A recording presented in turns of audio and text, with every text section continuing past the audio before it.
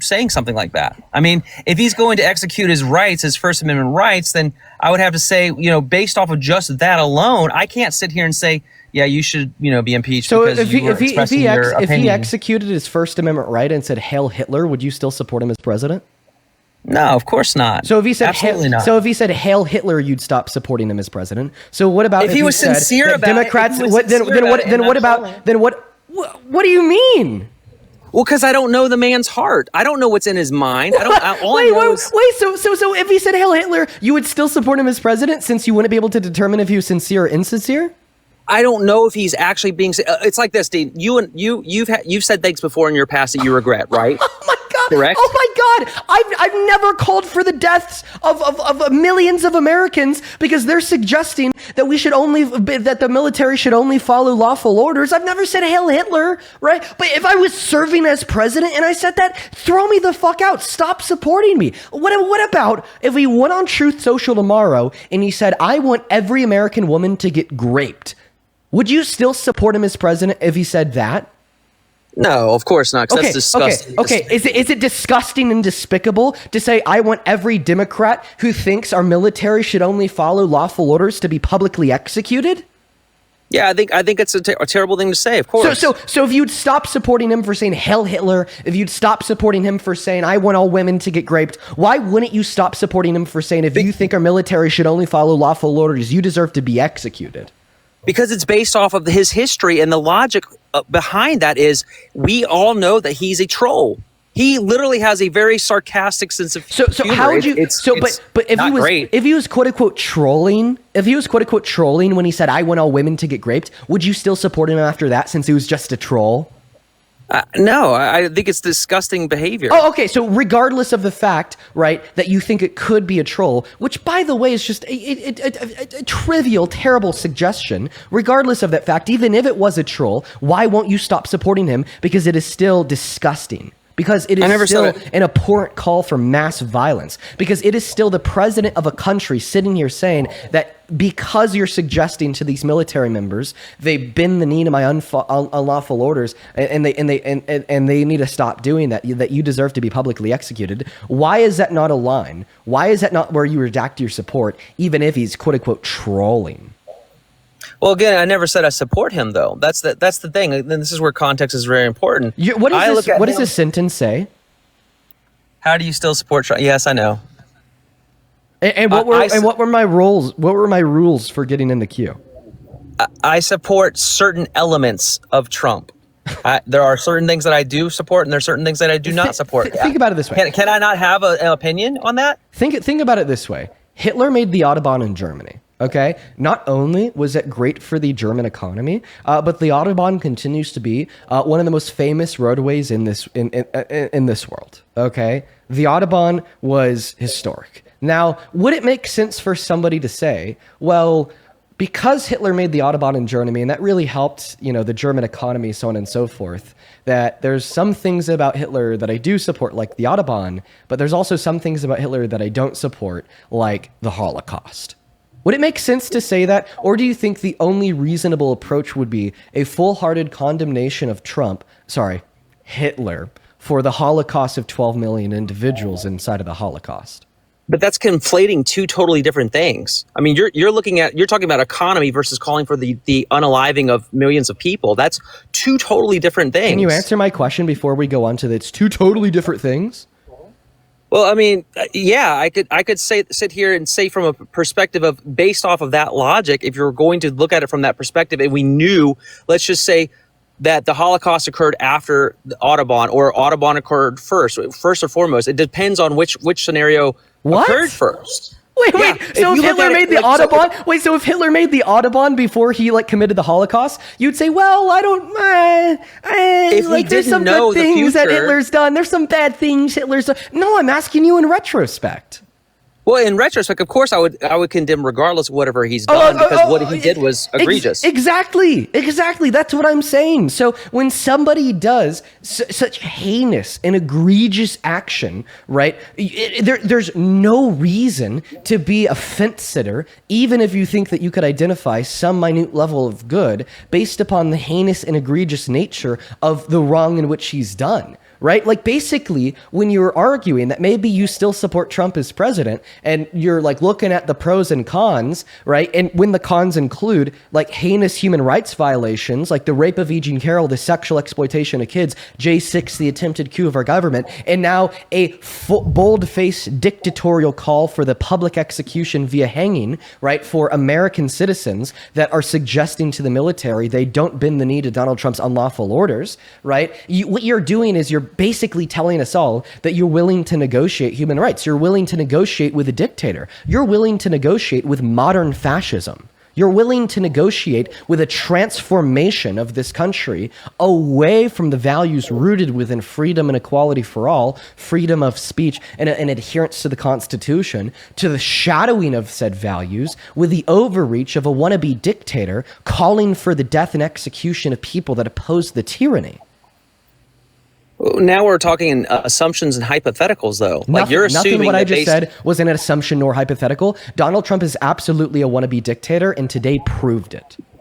Can we agree that only tyrannical dictators want to kill people for suggesting to the military they should only follow lawful orders? Historically, yes. And that's why you shouldn't support Trump. Thank you.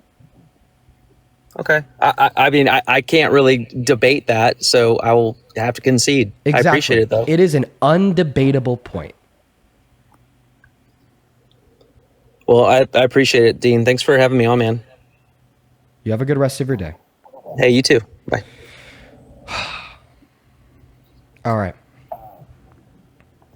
All right, folks.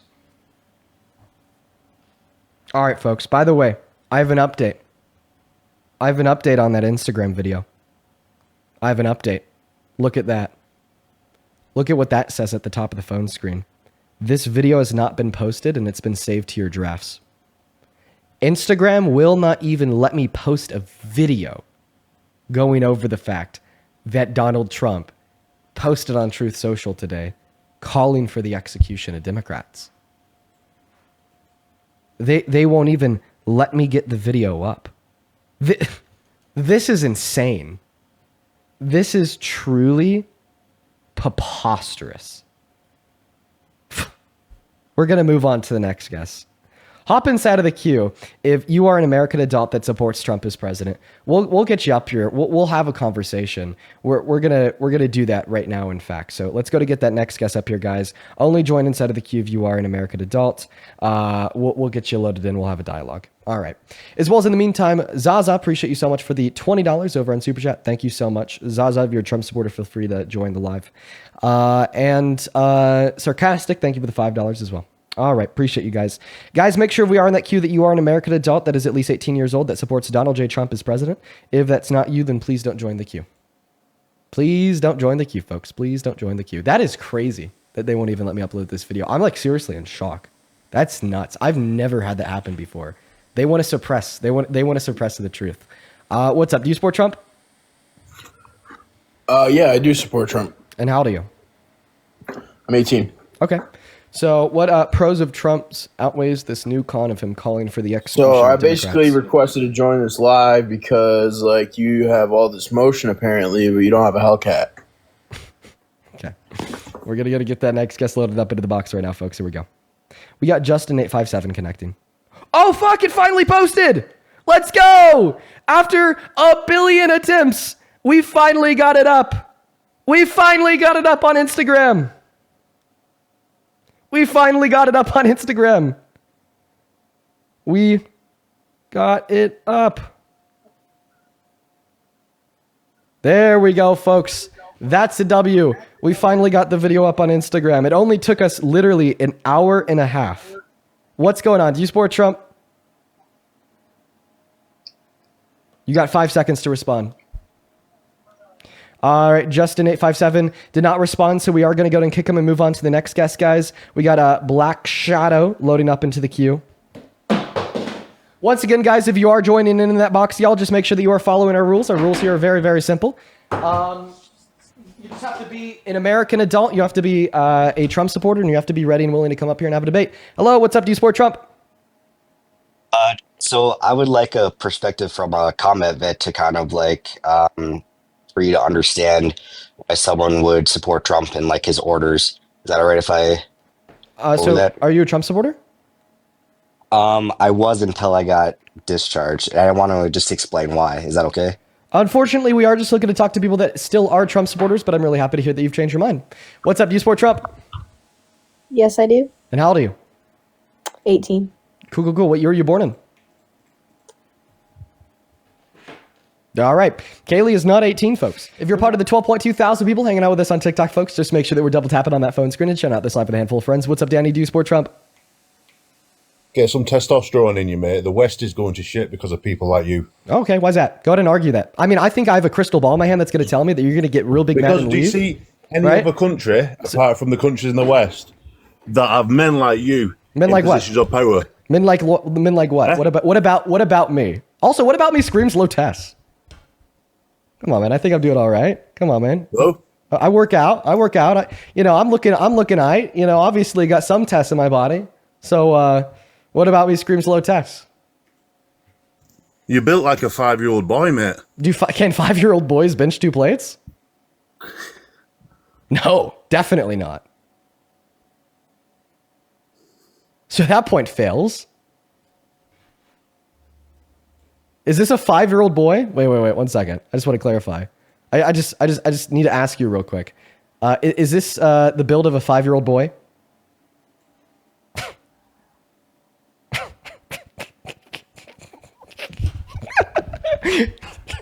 Liberals can work out too, right? You're real quiet now. He literally has nothing to say. He's not even muted. Fuck. Rip. He has nothing to say. Yo, you came up here with so much to say. What happened, brother?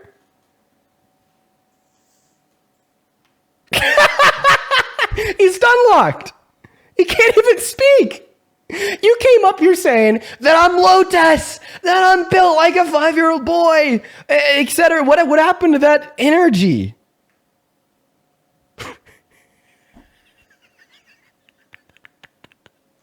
Oh my God, this is brutal. He's still shut up. What do we do? Any ideas, chat? He's still loaded into the live. He's just not saying anything. Do we just move on?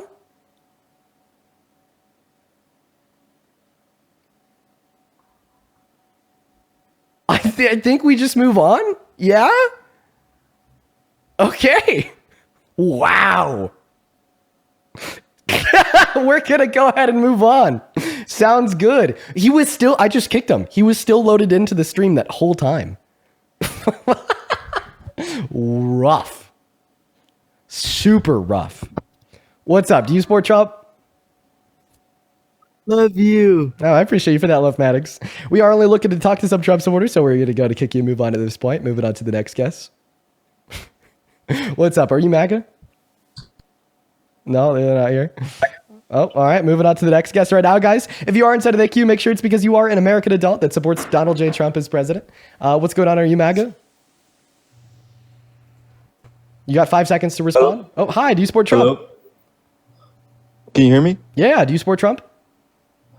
No, I just wanted to tell you I love you and you're doing everything great. I really appreciate you so much for that kindness, Garrett. You do take care. And Lone, I appreciate you for that motorcycle. Thank you so much, Garrett. For everybody that's in the queue that is a supporter, for everybody that's in the queue that's a liberal, for everybody that is in the queue that is anti-Trump, I will ask you all simultaneously to please leave the queue at this time just so we can hopefully get some debates going on. But just know that I do really love y'all. I do really love y'all. That is true. That is true. This person did the same thing as the last couple. Oh, hello. Do you support Trump? Yes, sir, I do. All right, man. How old are you?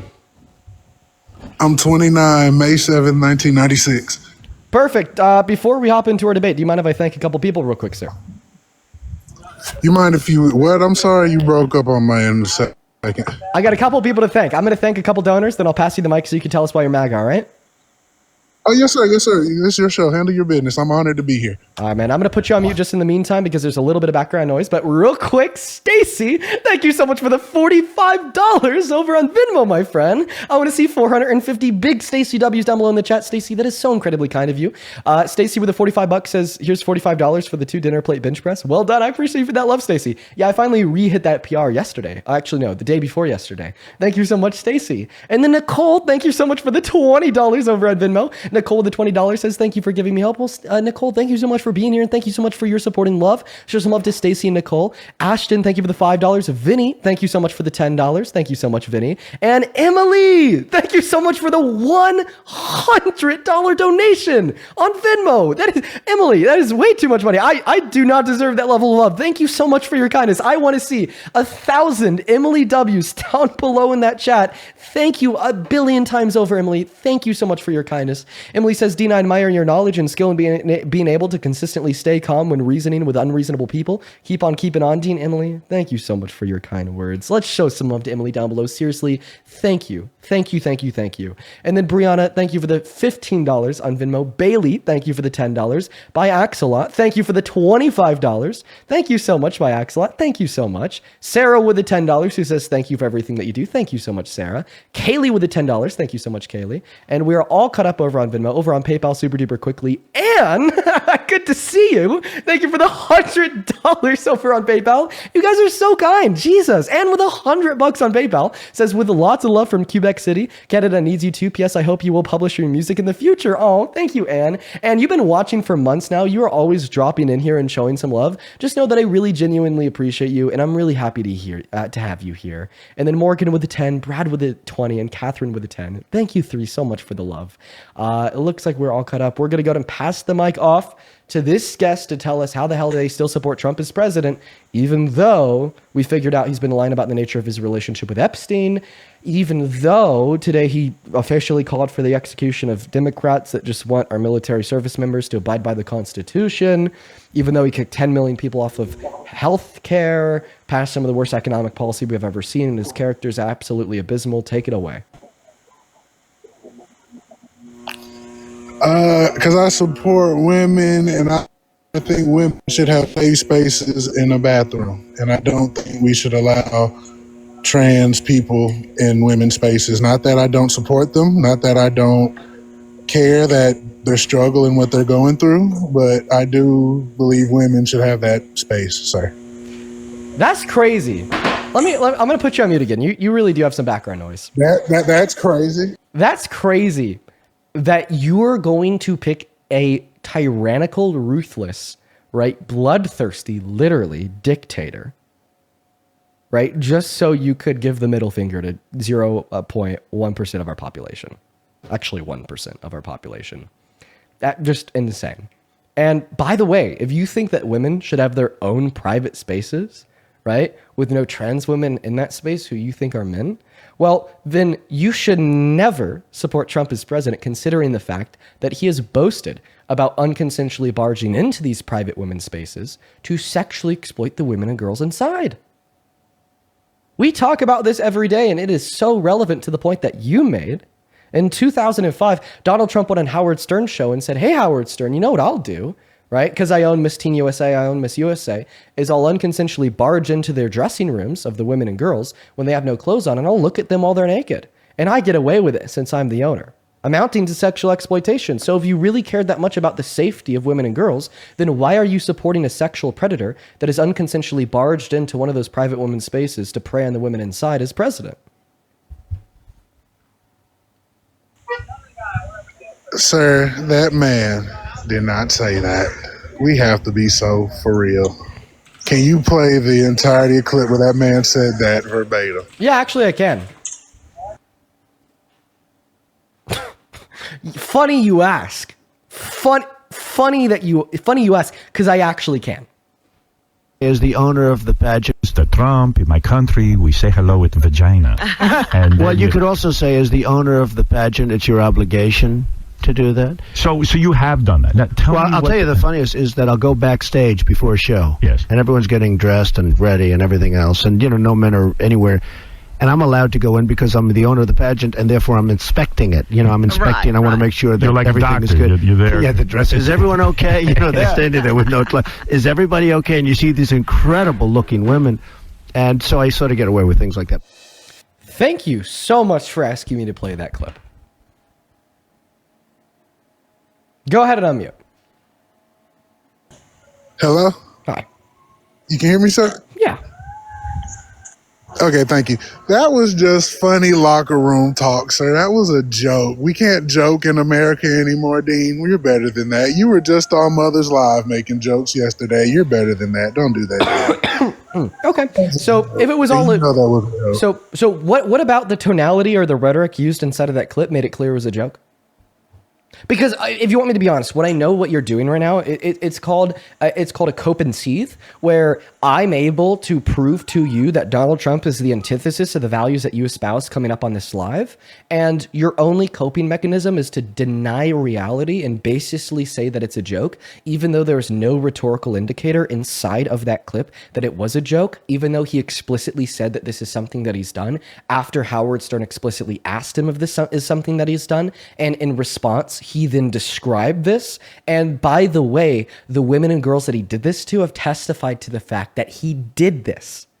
4 beauty pageant contestants and Miss Teen USA said that he did this to them in 1997. Miss Arizona, Miss USA, said that he did this to her in 2001. And that's just after 30 seconds of research.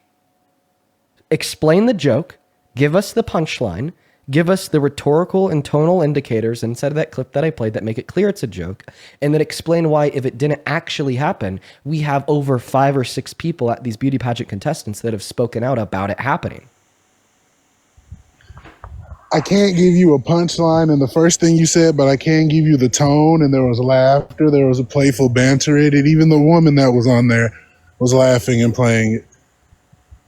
It was a joke. So you're saying that because the other people in this space laughed in response to Trump saying this, that therefore Trump didn't actually do it? What if they just didn't care? What if it wasn't a joke in the sense that this was presented as information that didn't actually occur, but rather they found it funny because they're insane? You'd have to prove that they're insane first. Well, okay. My proof that they're insane is that they laughed at Donald Trump telling them that he sexually exploits women and girls. That's pretty damning proof. But it was a Dean. Oh yeah. Go back to basically saying that it's a joke with no rhyme, no reason whatsoever. What you are engaging in is cult-like mental degradation. So you're not constructing your beliefs off of reality. You're trying to construct reality off of your beliefs. You can't justify that he didn't actually do these things when he explicitly said that he did, and you can't justify that he didn't actually do these things when the people that he did it to spoke out and said he did. Dean, that's crazy, Dean. That's crazy. I'm looking at the comments. Actually respond. Kids am I following? The comment section is saying that he follows kids. Okay. No, I'm just looking like this. Somebody check gonna is following this. I don't know. I don't know what they're talking about. We're going to do the same thing that we did yesterday with a guest that you guys had said the same thing about, which, by the way, you were inevitably right on. I have my Discord open to my lives chat on the right side of my screen so I could see everybody in there. If he actually is following children, feel free to take a screenshot and put it in that lives chat. And we could then act. So just keep that in mind. Now, if you are following children and they could prove that, I'm going to very promptly remove you from the live. Now, before that occurs, right? If it occurs, I want you to please respond to the last thing that I said. All right? I want you to please respond to the last thing that I said. What I said was a damning defeater to the argument that you tried to purport, basically assuming that what Donald Trump said in that clip was a joke, and the defeater was, if it was a joke, why did he all right, and the defending him if he did it, and then why did the victims that he did this to speak out and say that he did it?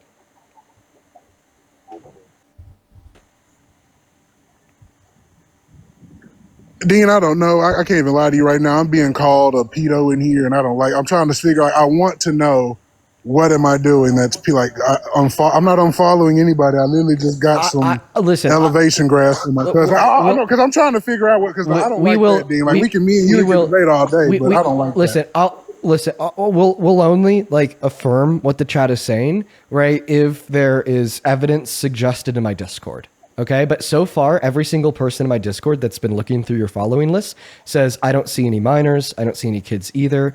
Sunny says, Dean, there's no minors. Gray says, yeah, I just see grown women. Brooklyn says, just MAGA ladies. So I think that you're clear. All right.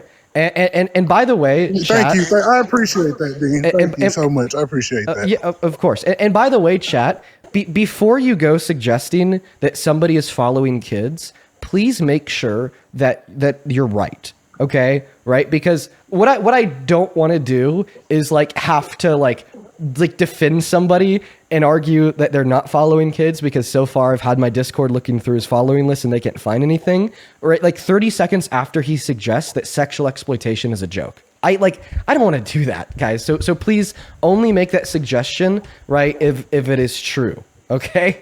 But now please respond to the last thing that I said.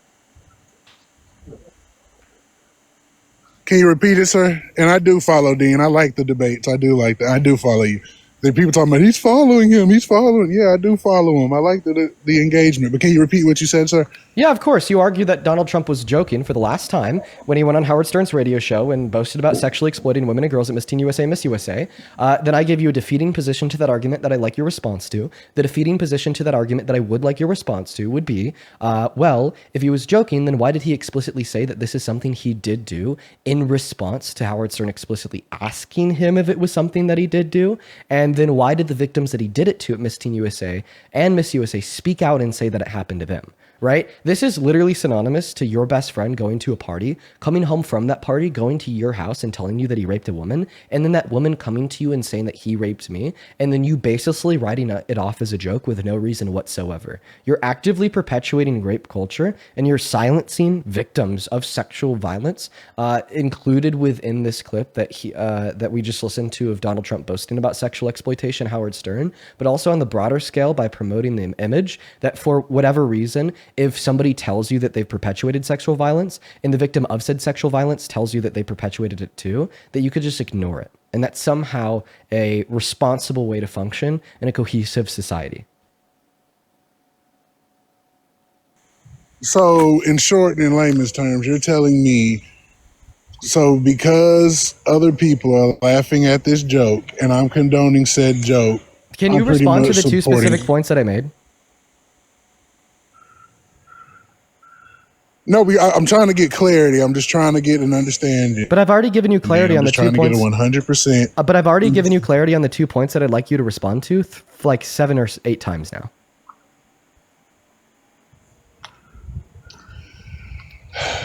Dean, again, it was a locker room joke. It was just like the grab him by the cat situation. I'm going to interrupt you. But Dean...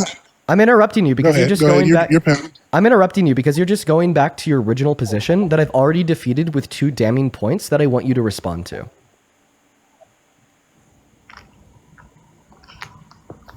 Oh, man.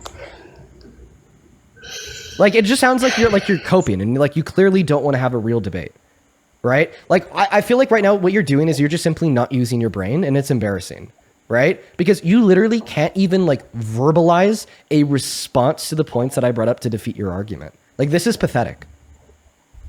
Because it's a dry joke, Dean. Like it was a joke. Right. You're back to repeating your original claim that I already debunked, and I understand that because the claim stands the same. No.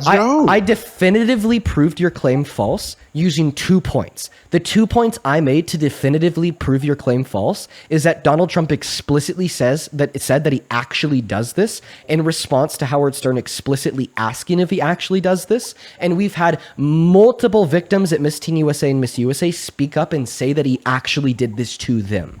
Okay? Until you could give some type of response to those 2 points. What did the victim say? This is just what did like the victim say?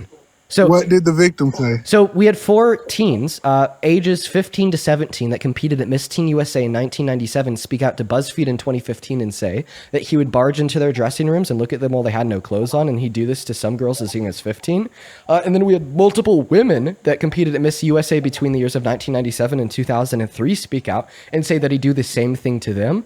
One of these women, her name is Victoria, and she'll actually join this live time to time and tell you personally how he did this to her, alongside Miss Arizona at 2001 that spoke out and said he did this to her too.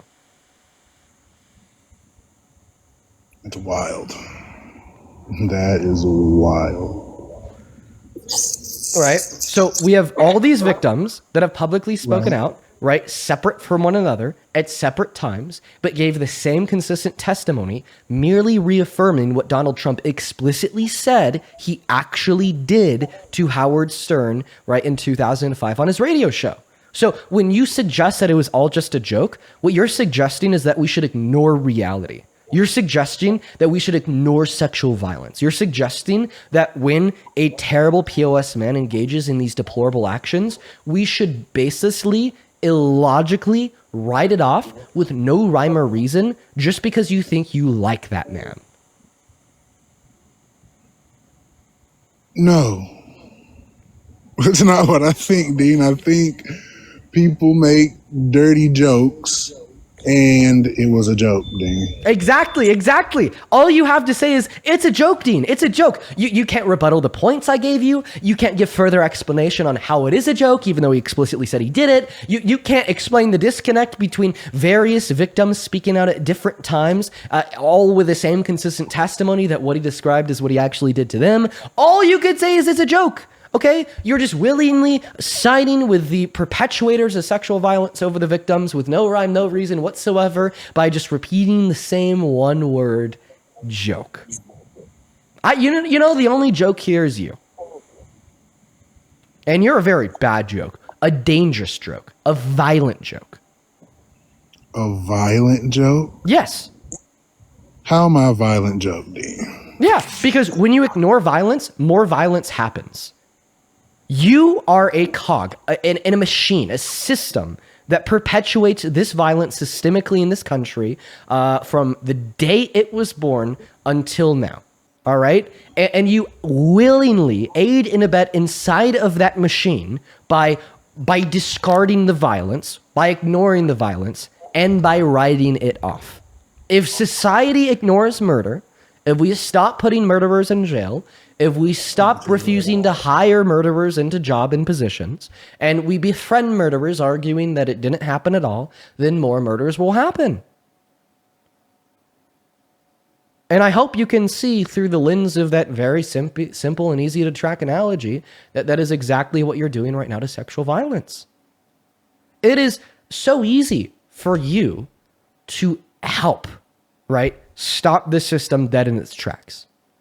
All that you need to do is to acknowledge that sexual violence is wrong, and then to acknowledge that it's something that should be taken seriously. That's all you need to do. Wrong. I never said it wasn't wrong. I never said it wasn't wrong. But you're saying that it doesn't need to be taken seriously. I'm saying, okay, so Dean, with that logic, right? Are we going to take, okay, let's say, for example, Family Guy, how they have the little funny little old pedo man.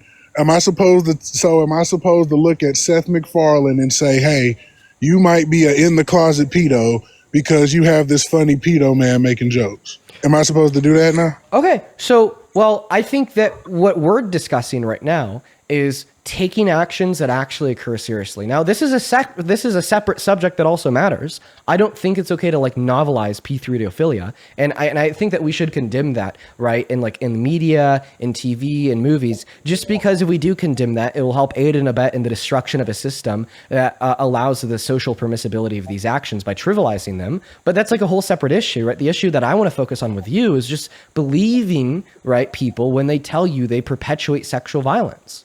Right? Like that's all I want to convince you of. Right? Like, can you please give me any other scenario where a boastful, prideful, egotistical man that cares about nothing more than his own self-image to other individuals and the power in which he wields and possess made a quote-unquote joke about sexually exploiting women and girls when in all reality he didn't actually sexually exploit women and girls? I can't give you that off the top of my head, Dean. No, I cannot say. Exactly. So basically what you're saying is that Donald Trump is the first person and the last person that you've ever seen in the totality of your life, right, apparently joke about sexually exploiting women when he didn't actually do so. Keep in mind, this is the same guy that was held civilly liable for the rape of E. Jean Carroll. Best buddies with Epstein, knew what he was doing to the girls and said and did nothing. Sent him letters depicting the naked body of a girl with a statement, "May every new day be another wonderful secret." And you're just going to sit there and call it a joke. You're pathetic. You're not even worth my time. You're not worth anybody's time.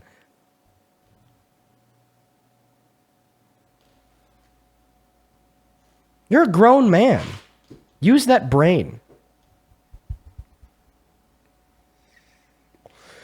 And what is he going to say in response to this, Strat? He's going to say it's a joke. He's ignored every syllable of every word that is. Okay, He's ignored every syllable of every word that has left my mouth since the moment this conversation started, because all he knows So is how do you those feel three about words. your friend Harry Sisson doing it? Joke. So how do you feel about your friend Harry Sisson doing it? How do you feel about your friend Harry Sisson doing Well, it? I'll happily talk to you about Harry Sisson the moment that we can finish our conversation about the Let's president wake of the it United up, States then, of Dean. America. Let's wake it up, Dean. For sure. Let's wake it up. Y'all tap Dean's screen. Y'all wake it up. The moment we could finish our conversation about the president of the United States of America, we could talk about some 23-year-old political influencer from New York. Let's do it. Okay, so then respond to all of the damning reasons I gave you and more to demonstrate that it wasn't a joke. I guess it wasn't a joke, Dean. I submit. You got me. You got your gotcha moment. You can clock it. It wasn't a joke, Dean. Okay, so then you no longer support Trump as president, right? Sure. We're getting to a point with these debates where the Trump supporters have to concede. We've had 2 Trump supporters up on this live so far today. Both of them ended up conceding. Do I think that their minds have legitimately changed? I am agnostic. That didn't sound too serious to me. I don't know if he just had this pivotal moment of an eye-opening experience. But it is a step in the right direction, because both that last guest and the guest before him, like mentally came to the recognition that the only way to move forward was to give a verbal concession. But keep in mind the cognitive dissonance between the logical conclusion that one must concede and the emotional feeling that they still support Trump. What's up, Freddie? Do you support Trump as president? Hello, Dean Paul Johnson Withers. Hello, do you support Trump? Why wouldn't you debate Nick Fuentes? I debated Nick Fuentes for like 2 hours on Nathan Rawson streams like a year ago. What about Clav? What's that? Debate Clav? Yeah, I'll debate Clav. So how Well, old are yeah. 17. Okay. I'm not even from America, but debate Clav. Yeah, I will happily have Clavicle up on the stream. I said that. I said that in a video. I was like, hey, Clavicle, get your booty up here. He hasn't yet, by the way. He knows that I said that. He reposted a video about it. But he won't come up. What's up, Bao? Do you support Trump? Bao is not here, so we're going to go and remove them from the live and move on here to the next guest. Only up and said that Q, you are a American, be at least 18 and C, ready to come up here and have a conversation with me. Angela, thank you so much for the $100 over on Venmo, Angela. Thank you so much for your kindness. Oh my goodness. Guys, show some love to Angela down below in that chat for the $100 on PayPal. Angela with a $100 says, I appreciate your work. Angela, I appreciate you. Thank you for being here. Thank you so much for showing some love and kindness with just outrageous support. I want to see 1,000 Angela W's down below, as well as Felicia. Thank you for the $5 over on PayPal. And you can find the source for that Howard Stern radio show by going on YouTube, type it in Trump, Howard Stern, Miss Teen USA. It'll be around around a 7-minute video posted by CNN 9 years ago. And Susan, thank you so much for the $100 too on PayPal. You guys are going crazy today. Susan with $100 says, Dean, second time this week, but you deserve it. Keep preaching. Love you, Susan. I love you too. Angela and Susan, you guys are absolute icons. Thank you both for the $100 donations. Like, just absolutely, like, insane. I've said this a billion times, and I will always repeat it because it's never going to change. I don't deserve that much love, and I truly and band the insane level of kindness that both of you have just shown. Thank you so much, Angela and Susan. What's up? Do you support Trump? No, but I wanted to say that I love you. Well, I appreciate you so much for that love, Mary. Thank you so much. We are only looking to debate Trump supporters, but you do take care, Mary. Moving on to the next guest, Diego. Let's go to get that next guest, Diego, loaded up in here. As well as Allison, thank you for the $10 over on PayPal, who says Maga needs to stop bringing up points about trans people in bathrooms. As a woman, the only threat to us are cis men. Yep. Appreciate you for that love, Allison. Okay, they sound about 3.5, so we're going to go to kick them out. Moving on to the next guest, guys. If you happen to be a part of the 15.1 thousand people hanging out with us on TikTok, guys, go to and hop inside that queue of your MAGA. Then over on Venmo, Christina, thank you for the $5, who says listening to your life has become a nightly tradition in my home. Let's go, Christina. And Hannah, thank you for the $15, who says it's Trans Remembrance Day. Thank you for fighting the rhetoric that perpetuates anti-trans violence. We need more people sticking up for the community. Hannah, I couldn't agree more, okay? The third largest place where Republicans spent money in the last election cycle was on convincing people that trans individuals were, like, demonic, right? Like, I think that we do need a little bit more social advocacy. Hannah, I really appreciate you so much for the $15. And I appreciate you for that love, guest, but please only join in the queue of your MAGA. Thank you so much. As well as Kelly, thank you for the $50 over on Venmo. Thank you, Kelly. Oh my goodness. Kelly with the $50 says, from this boomer who lived through Nixon, proud of you for calling out the MAGA corruption. Keep on going, friend. Thank you so much, Kelly. I want to see 500 big Kelly W's down below in that chat for the $50. Thank you, thank you, thank you. Thank you, guys. What's up? Do you support Trump? Yeah, I do. Age right now. Deanie, how's it going? Okay, well, they sound underage, so I'm going to kick them. Hello, do you support Trump? You know me. Well, apparently... I made a video about you. Apparently you were on my live stream yesterday. You denied my love call yesterday.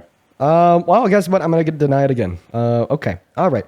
Moving on to our next guest right now is... Moving on to the next guest here, we got Madeline. Hello, do you support Trump? My brother would love to debate you. Is he with you right now? Yes. And you can put him on the mic. Okay. All right. Hey, well, she's putting her brother on. Bailey, thank you for the $15 over on Venmo, who says, sending love from Idaho. I truly believe that you've helped me help my sad state. Oh, I appreciate you for that love, Bailey. Show some love to Bailey down below. Thank you. Debate Dean. Oh, that fucking Dean Weathers guy? Yes, debate Dean. What, you get accepted or something? Yes, debate Dean. Why? Just do it. You know that we could hear you right now, right? Why do you support Trump? Why do I support Trump? That's the question. How about before we hop into things, let me ask you, what's your name? I'd rather not give that out. I'm going to call you Jordan, okay? Jordan. That'll be fine. What's that? That'll be fine. Okay, so Jordan, welcome in. We've been told by your sister that you are a Trump supporter. If you want to grab that This is phone, not my sister. It's not your sister. Cousin. Cousin. Grew up like brother, sister. Okay, we've been told by whoever that is to you that you're a Trump supporter. Now, if you want to grab the phone, if you're not holding it, just so like we could hear you clearly through its mic, that'd be great. And the mic is yours, man. Tell us why you support Trump as president if you want to debate, which of course, if you don't, we can move on. I'll put it this way. I support Trump for multiple different reasons, but the main reason is in a world where common sense is clearly at a loss and clearly on the decline, and things really need to be done, and our country needs to take care of itself instead of taking care of other countries, Trump's the only one that's actually doing that. He's the only one that's preventing this money from being sent out to these other countries when this money needs to be like spread out here in our country to fix things. Actually, common sense tells you that you're wrong. The largest single year package of foreign aid to another country was this year with the $40 billion that Trump sent to Argentina. Not to mention what you're likely discussing here is the money that the Biden-Harris administration sent to Ukraine. Donald Trump resumed all of that funding in July. Yes, I'm very much aware of that. And for those things, those are actually needed. But I'm talking about just the random outputs of money that aren't Ukraine, that isn't Argentina. Just these random outputs of money that are going to these random... why do you exclude Argentina from this conversation about money going to other countries, considering the fact that the stimulus that he sent to their country is the most money ever sent in a foreign aid package in a single year? Because currently their country is either already in or on the wake of an economical crash. And if their country crashes, it might cause a chain reaction that'll cause other countries around them to crash. And Donald Trump is seeking to prevent something like that. Okay, so basically what you're saying is that you're okay with sending billions and billions of dollars to other countries around the world if it somehow benefits their country. If it somehow benefits their country when they need it. So what money do you think we've seen previous administrations send to other countries around the world, right, that were like more necessary than the economic stimulus for Argentina?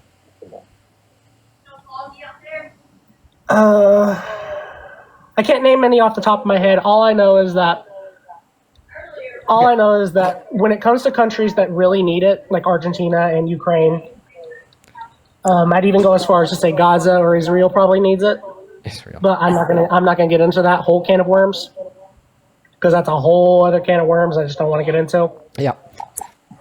So, I mean, here's where we're at. You came up here saying that common sense is at a low. We need more common sense, and we need to stop spending unnecessary... Common sense in the United States, yes, is at an all-time low. Well, I mean, wouldn't common sense tell you that you should only believe something if you have evidence for it? And considering the fact that you just failed to answer... I've got plenty enough evidence. So if common sense would tell you that you should only believe something if you have evidence for it, well, then obviously you don't have common sense, considering the fact that you believe that Donald Trump has stopped sending money to other countries in the world that don't need it. But then when I asked you for one example of us sending money to other countries in the world that truly don't need it, and need it less than Argentina needed our $40 billion, you're unable to come up with a single example. But that example would be the evidence, therefore you don't have evidence. Therefore, because you believe in that without evidence, you don't have common sense, according to your own methodology here, that common sense tells you that you need evidence to formulate your beliefs. Dean, would you like to talk to him about the breaking news for today? Oh, yeah, for sure. So, Jordan, because remember, that's what we're calling you. Do you think that the left is violent?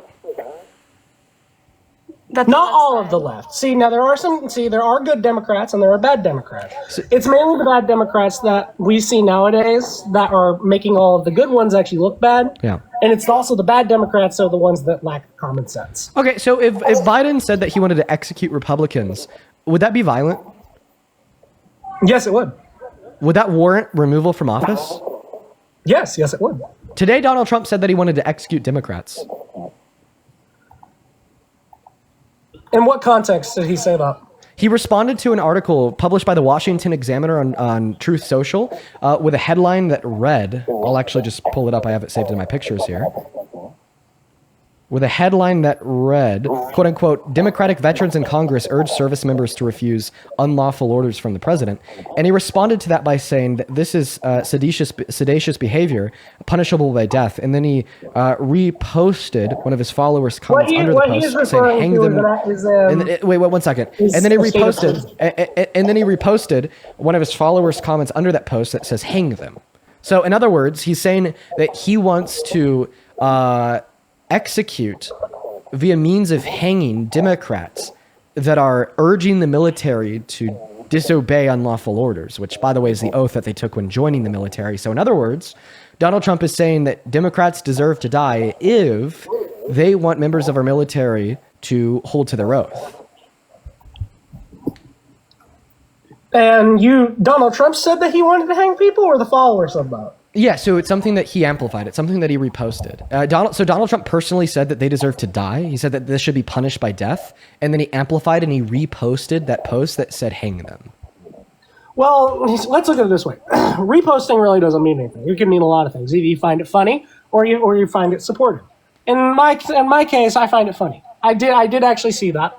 I did see that, and I got a good laugh at it. Wait, I'm so sorry. So we know that in this circumstance, he's reposting that because he supports it and agrees with the message, considering the fact that he personally said that they should die. He said they should personally be punished with death. So then obviously when he reposts something saying they should be punished to death via hanging, right, that means he supports it. Right? And then also, like, hanging people is not funny. I've never found that funny before. Have you ever... Well, clearly you haven't seen the Inglourious Bastards. I've seen Inglorious Bastards, right? Inside of that movie when they were like, doing what to the Nazis? I'm gonna feel. Yeah, I don't want TikTok to ban me. When they were doing things like that to the Nazis, I didn't find it like funny. I found it like enjoyable. It put a smile on my face, right? Not because it was, not because it was like funny, but rather because it was like historically relieving. Yeah. I also would love him to switch his mind because I am gay. And Maddie, I've already told you my stance on this. I have no problem with it. I have no problem with the LGBT, with the LGB. It's the TQ plus is what I got a problem with, and what they're trying to push on the children. But Trump tried to ban same-sex marriage. But he didn't. The fact is that he didn't. And I already told you, Maddie. I don't have a problem.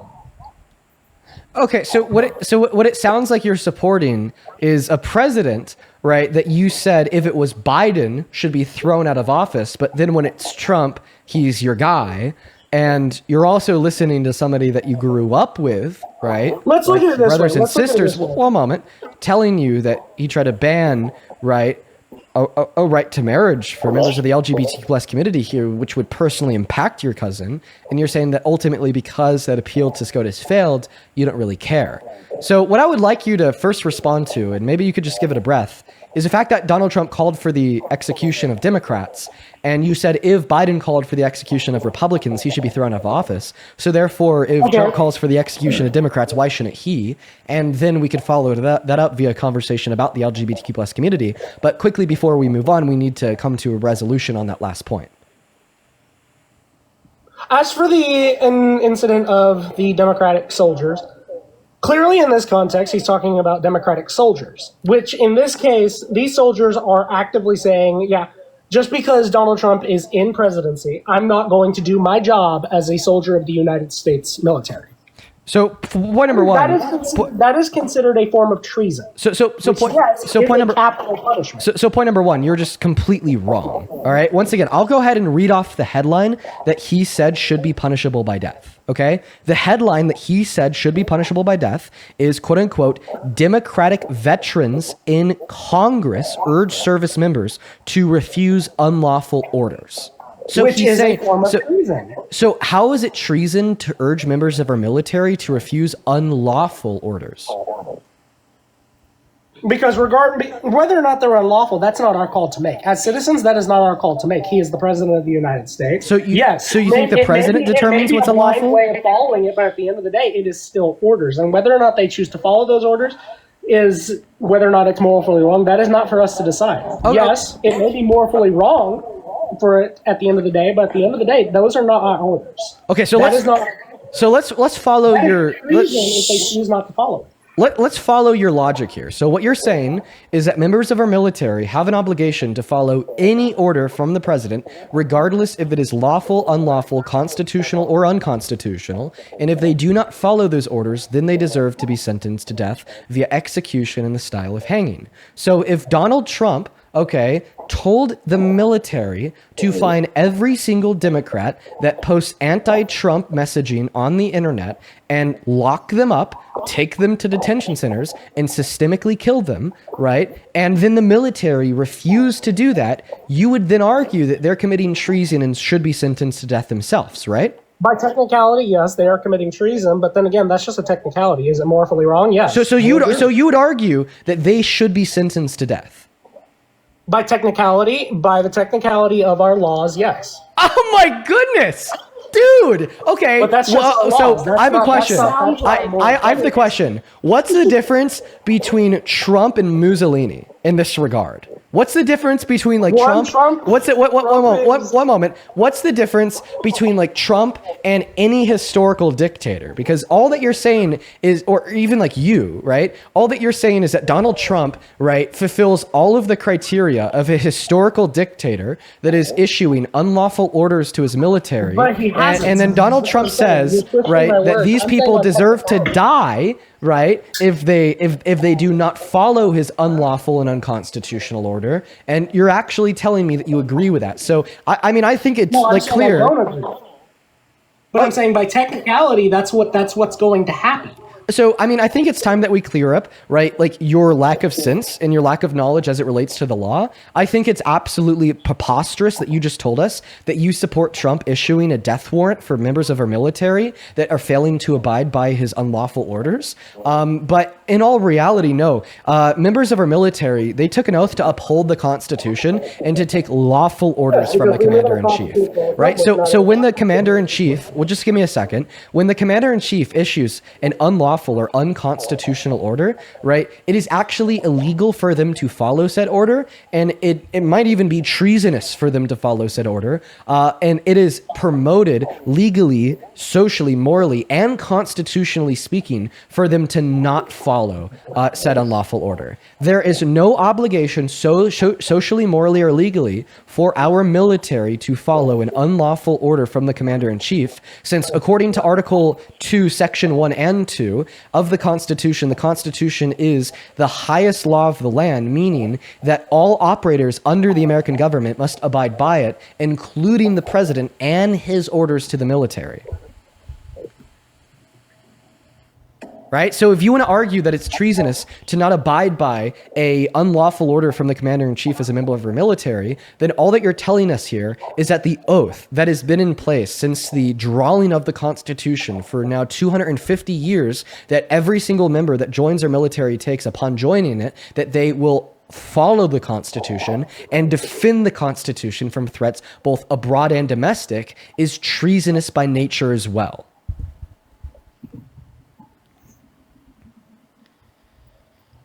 When you put it like that, no, you're in the right. You're right. I'm wrong. Right. But here's and by the way, remember, a second mistake that you made there was in arguing that what Donald Trump is doing is issuing these death warrants, right? This mandate of execution to members in the military that disregard his unlawful order. That's not who he's issuing it to. He was issuing it to the Democrats that have urged the military to abide by their oath and not follow any unlawful directive that he gives. In what case would this be an unlawful directive? Let me give an example of that. Are you talking about how he's issued troops in the state of, like, what was it, Ohio? Or Sure, I could give you an example, but keep in mind, like, according to the wording of, like, the article and Donald Trump's response, there doesn't even need to exist any specific unlawful orders that he's already made. Because all they said was, hey, if he does issue an unlawful order, don't follow it, that he responded to by saying, well, I think you'd need to die. Right? So even if he hasn't issued any unlawful orders yet, right, he's still saying that they deserve to die just for suggesting to the military that if he does in the future, they shouldn't follow it. But he has issued unlawful orders, one of them being an order to the National Guard to violate the Posse Comitatus Act of 1878 when he told them to function as a domestic law enforcement agency and arrest citizens in the streets of this country without a declaration of an insurrection. That is illegal. That is unlawful. by citizens of our country, what do you mean? Are you talking about the illegal immigrants that currently plague our lands? Well, no, I'm talking about citizen and undocumented immigrants, and I think the real plague to our lands is you and other people that support the tyrant in the Oval Office, not the hardworking families that contribute trillions of dollars to our GDP, pay hundreds of billions of dollars per year in taxes, and are multiple times less likely to commit any and all crimes. But I mean, just to clarify here, it's illegal for our military to arrest an undocumented immigrant on American soil. It's illegal for a military to arrest a citizen on American soil because they do not have the legal right to function as a domestic law enforcement agency. Let me explain something to you. The term illegal immigrant means that they are here illegally. Means that they broke a law when they came into the country, right? They broke federal USC code 185-3, I think. But they've ultimately chosen to stay as an illegal immigrant status, but yet are choosing to still gain these rewards and benefits that they gain through by staying here illegally. Which then puts an even further hamper on the already legal citizens of the United States of America. Well, that was misinformation, and I'll address that misinformation in a bit, right? But before we address that information, I just don't want to use it as a deflection. Address the fact that an unlawful order that Trump has given to the military is to arrest people in America when they can't legally do so, unless there's an insurrection declared, which there's not.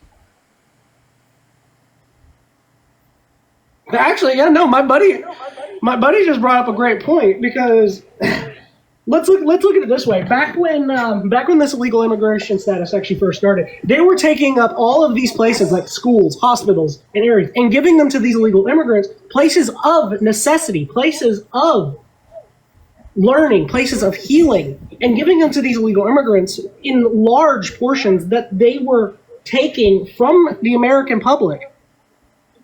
As a medical student, it's a part of HOSA that you're not allowed to ask them questions about their immigration.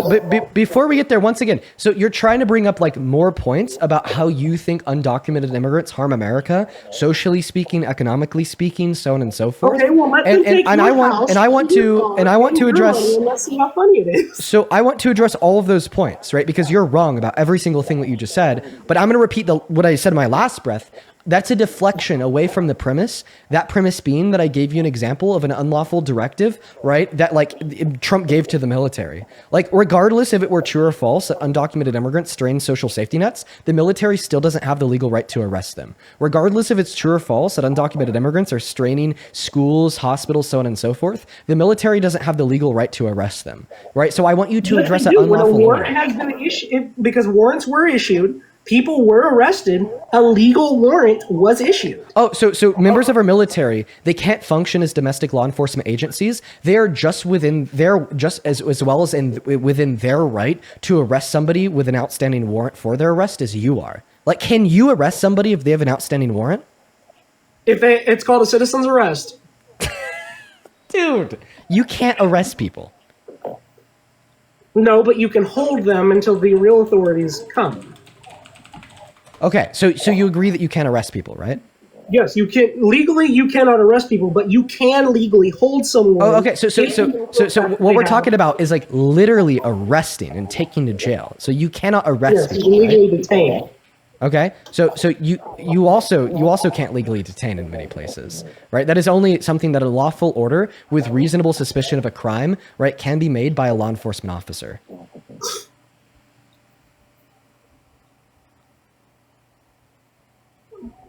You lost for words? No, I just didn't hear him. Right? So once again, so do you know what the Posse Comitatus Act is? You have to refresh my memory on that one. So the Posse Comitatus Act is something that our Congress passed in 1878 to prevent America from devolving into a martial law type state.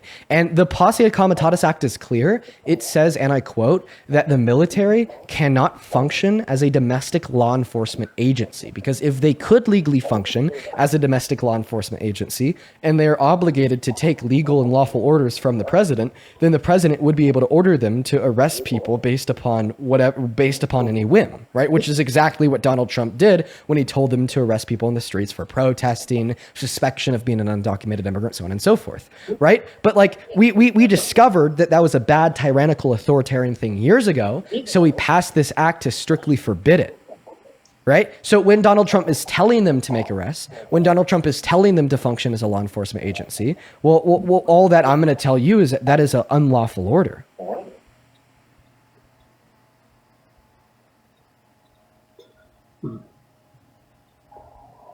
Well, let's look at it this way.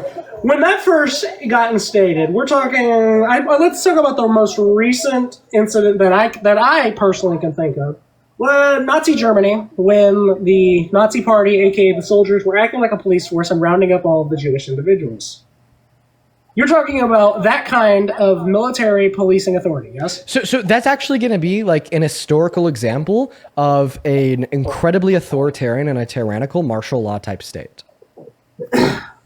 Yes, but see, the massive difference between that and what's happening now is people aren't actually being gassed or killed.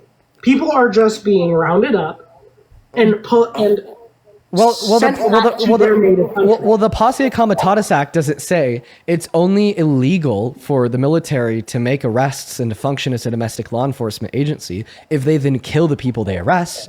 It just says that it's always illegal for them to function as a domestic law enforcement agency, point blank period. So regardless if they arrest, detain, and deport them, arrest, detain, and kill them, it's illegal per the Posse Comitatus Act. Okay.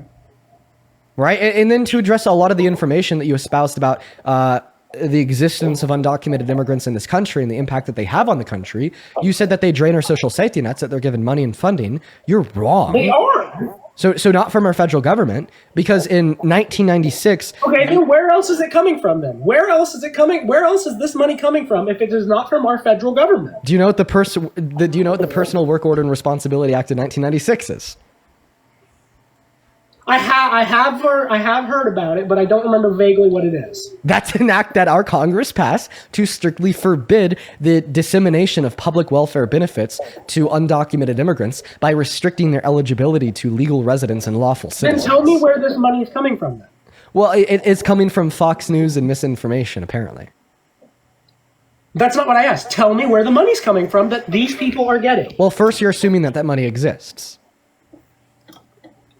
We do know it exists because there's plenty of information out there on the public web, on the internet, everywhere that these people are bragging that they're getting this kind of money from our government. Okay, so go ahead and prove it. Prove it? Yes, I asked you for proof. Remember earlier you told me that you had common sense and that common sense would dictate that you need evidence for your beliefs? All that I'm doing is I'm asking you for your evidence, and since you said that you're a man of common sense, obviously you should have it, right? Okay, how am I going to prove something when we're on live? Oh, so you're saying that you said that with no evidence?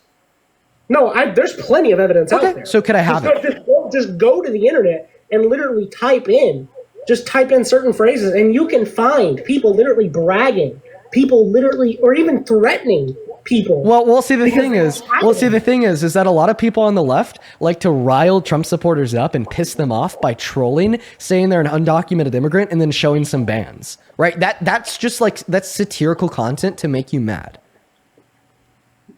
Bans. You just used the word bans. Who uses the word bans anymore? Well, I'd say it's much more embarrassing to support a rapist as president than it is to use the word bans.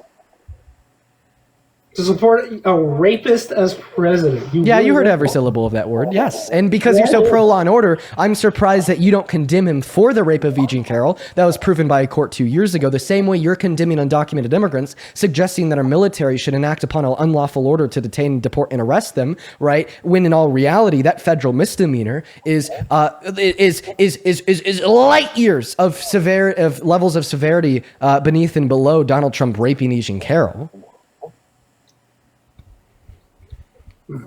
Not to get started on the Teen USA and Miss USA. Yeah, or as your cousin brings up, the sexual exploitation of naked women and naked girls at Miss Teen USA and Miss USA, or the fact that he was sued in New York for lying about the valuations of his properties to a bank, or the fact that he intentionally concealed classified documents of his property in the state of Mar-a-Lago after his first term ended, or the 4 infringements and violations on the law of the land, the American Constitution, the last 10 months, including but not limited to the First Amendment, the Second Amendment, the 10th Amendment, the 14th Amendment, or the 22nd Amendment. But what I'd like to hear first from you is a response to the first claim I made, which is Donald Trump is a rapist, and a court proved it 2 years ago in 2023, in the civil case, E. Jean Carroll versus Donald J. Trump, where all 9 unanimous jurors agreed that yes, he did rape her.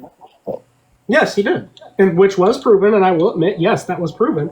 And yes, did he not serve any jail time? As far as I know, no, he didn't. Well, it's because it was a civil court, not a criminal court, but you just agreed that it was proven, so now the burden rests on you to stop supporting a rapist as president. What do you got to say about that? Isn't that fair? You use the term support very loosely in that sentence. See, what I support is a president that is actually willing to get things done for our country. What is one thing he's got done for our country in the last 10 months that is good? What? What is one thing he's gotten done for our country in the last 10 months that is genuinely beneficial? He has banned men from participating in women's sports, which honestly to God. So you think it's genuinely beneficial to one thing he has banned? So you think it's beneficial to keep men out of private women's only areas? Yes. So if a perverted cis man, not a trans woman, because they're not men, nor are they perverted.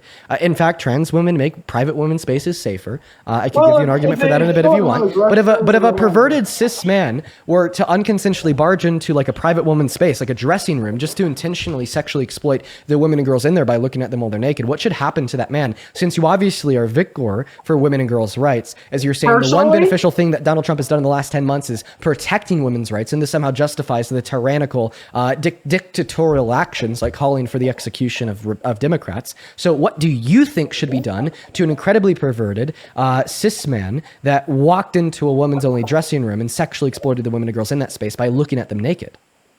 Beaten within an inch of his life. Okay, all right. So would you do that to Trump? Let's go ahead and roll the clip. You say hello with vagina.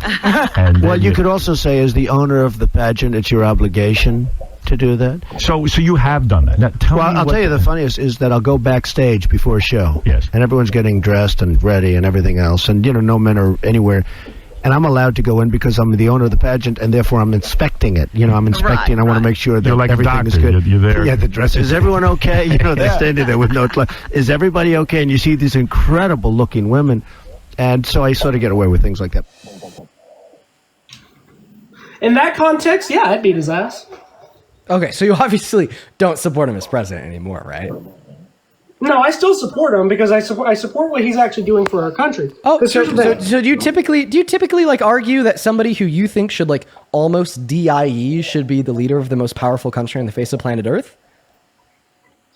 Like which one is it? Like which one is it? Should we like punish? Should we punish him and BEAT him to like an inch of his LIFE? Or no, we have to. We have to for TikTok. TOS. It's taken. I think it's taken as like violent and criminal behaviors. It'll get the live stream taken down. So I have to. I understand it's not that fun, but I have to. So should we BEAT him to an inch of his LIFE, or should we make him POTUS? She just took the phone away. Give me a second. There you go. Let's look at it this way. Let's look at it this way. Let's get back to the topic. Do I support Donald Trump? Yes, and I'll tell you. So let's run away. Okay. You know what? Obviously, you still support him as president, even though he's raped Eugene Carroll, sexually exploited his women and girls. So let's look at it this way. Would you still support Donald Trump as president if he raped a kid? No, I wouldn't. If he raped a kid, no, I wouldn't. So why would you support him if he raped an adult, but not if he raped a kid? What is a relevant difference that makes one wrong enough, but the other one not wrong enough? Yes, he did just say that. Can you answer my question?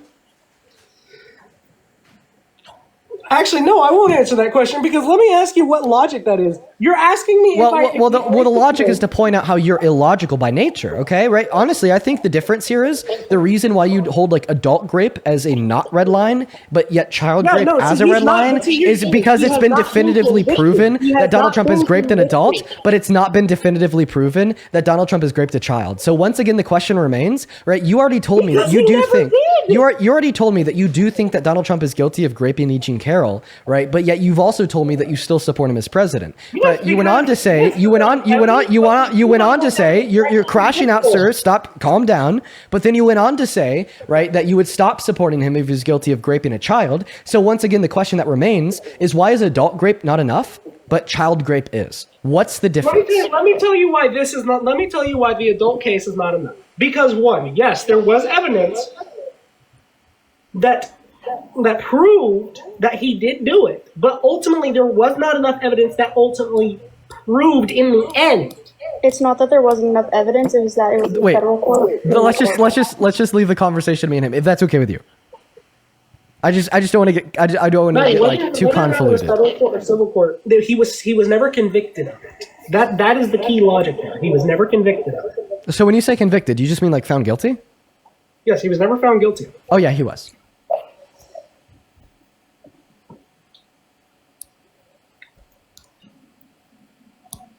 Do you want to see the verdict form? I would like to see the verdict for it, actually. Perfect. I can pull it up on screen. Let's go ahead and do that. Give me 20 seconds. Here is the verdict form from the jury. Let's go ahead and look at question number 1 and question number 2. Question number 1 says, did Trump rape Miss Carroll? Jury selected no. Question number 2 says, did Trump sexually abuse Miss Carroll? Jury selected yes. The reason why they selected no to rape but yes to sexual abuse is because what he was found liable for doing was forcefully penetrating her female member with his fingers against her will and consent. And the legal definition of rape in the state of New York at this time 2 years ago was the forceful penetration of the female member with the male member, which did not include the finger. fingers. However, under their statute of what they legally define sexual abuse as, that included the penetration of the female member of the fingers.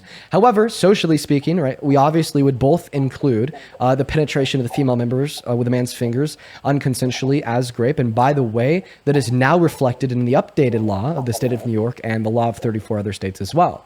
And like, I don't think that we should always say the law determines what is and is not grape, since in many states in America, they've determined that it's not grape for a 45-year-old to have sex with a 14-year-old, given that 14-year-old's parents consented to child marriage first. Well, that law's just stupid and doesn't need to exist. Right. So do we see here how, yeah, it has been proven through a jury verdict, through a conclusion of guilt, that Donald Trump is guilty of the grape of Eugene Carroll? Yes, I do see that now.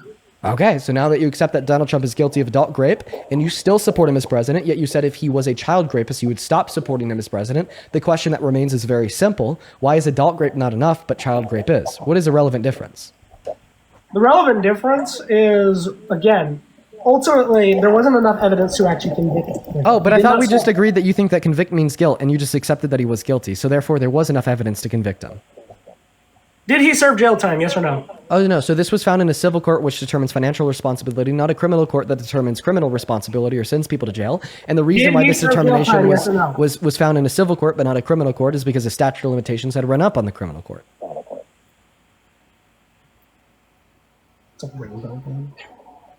If that was too much nuance for you, I could dumb it down. Just ask.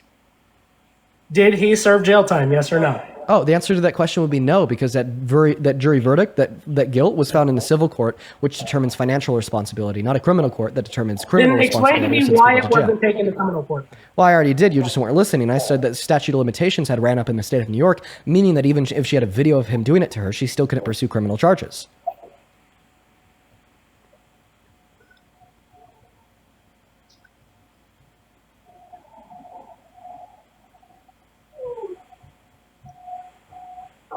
I got no words, honestly. Well, you're going to have to find them. Find them or concede.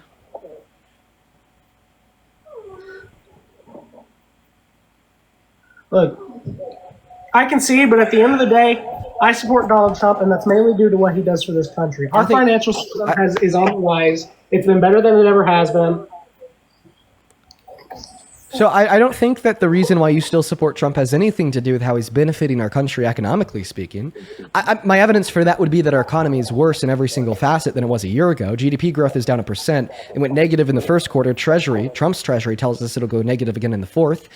Business investment is down from a boom under the Biden-Harris administration, according to the U.S. Bureau of Economic Analysis. Same thing with inflation. It's up. Unemployment is up. Our economy lost 50,000 jobs a month before September, and now they're refusing to release the jobs report for October, not to mention the fact that we now have more unemployed Americans and open job opportunities. But back to the first thing that you said, which was at the end of the day, I still support Trump because I think he's beneficial to the economy. I'd argue that it's rather because of your own cognitive dissonance. Okay? Right? You can't use your brain to connect the logical dots between Donald Trump. You do know why our country is in the state of it's in, right? It's because of the Trump presidency imposing tariffs on every other country in the world. Our country is in a state of downfall that can only be solved through multiple, if not dozens of different decades worth of presidents. So then why was everything going up until the day Donald Trump was elected? What? Then why was everything going up until the day Trump was elected? Your argument would only bear weight if it was the case that we saw an economic downfall at the end of the Biden-Harris administration. But all we saw was booming success. GDP growth was soaring, okay? Investment in American manufacturing was soaring. Inflation was going down.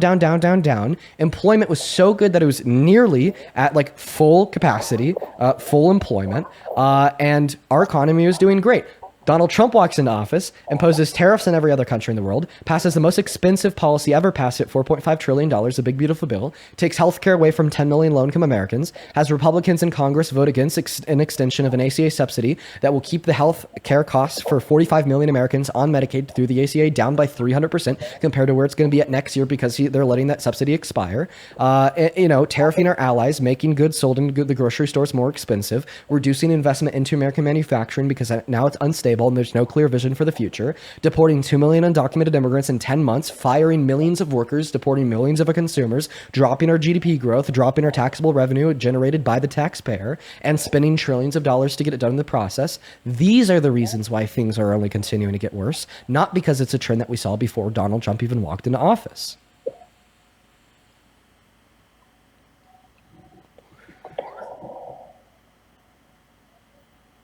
He said he's done.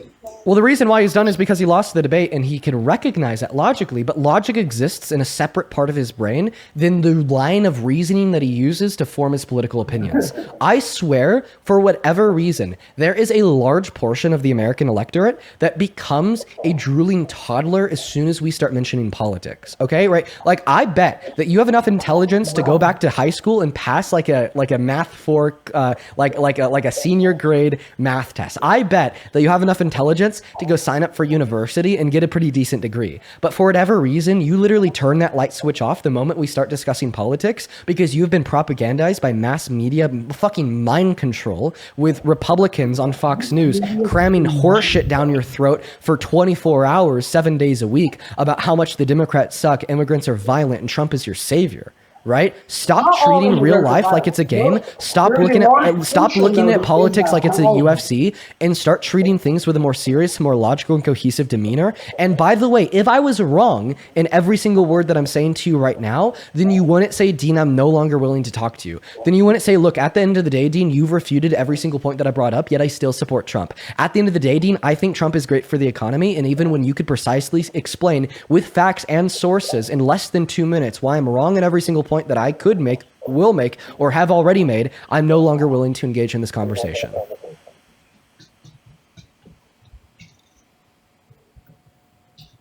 Sci-fi, I appreciate you for the galaxy.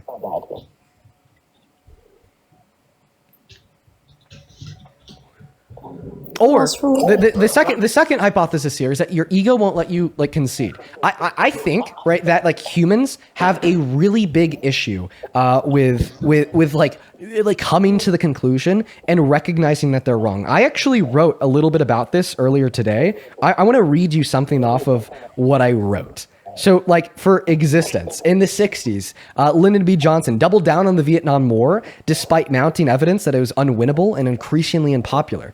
A gambler goes to the casino and immediately loses his cash, only to deny the idea that he came there to lose and ultimately gambles his life away. Napoleon refused to retreat in Russia, even when it was clear from early on that his troops were doomed to starve, freeze, and annihilated by the country's climate. Right? Why? Well, because of the male ego, okay? It is an impenetrable force that perpetually puts people like you in between a rock and a hard place, that rock being truth, and that hard place being the falsehoods in which you've come to treat as truth, even if you recognize them as such.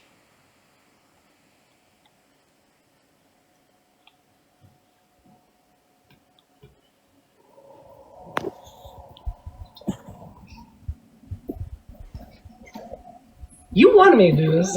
I did not prepare for this. You wanted me to do this.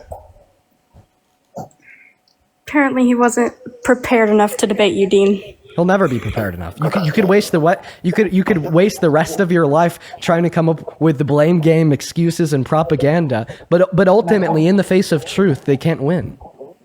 This is like trying to argue that you could use that you could use. Oh, go ahead. Now that's ego. What's that?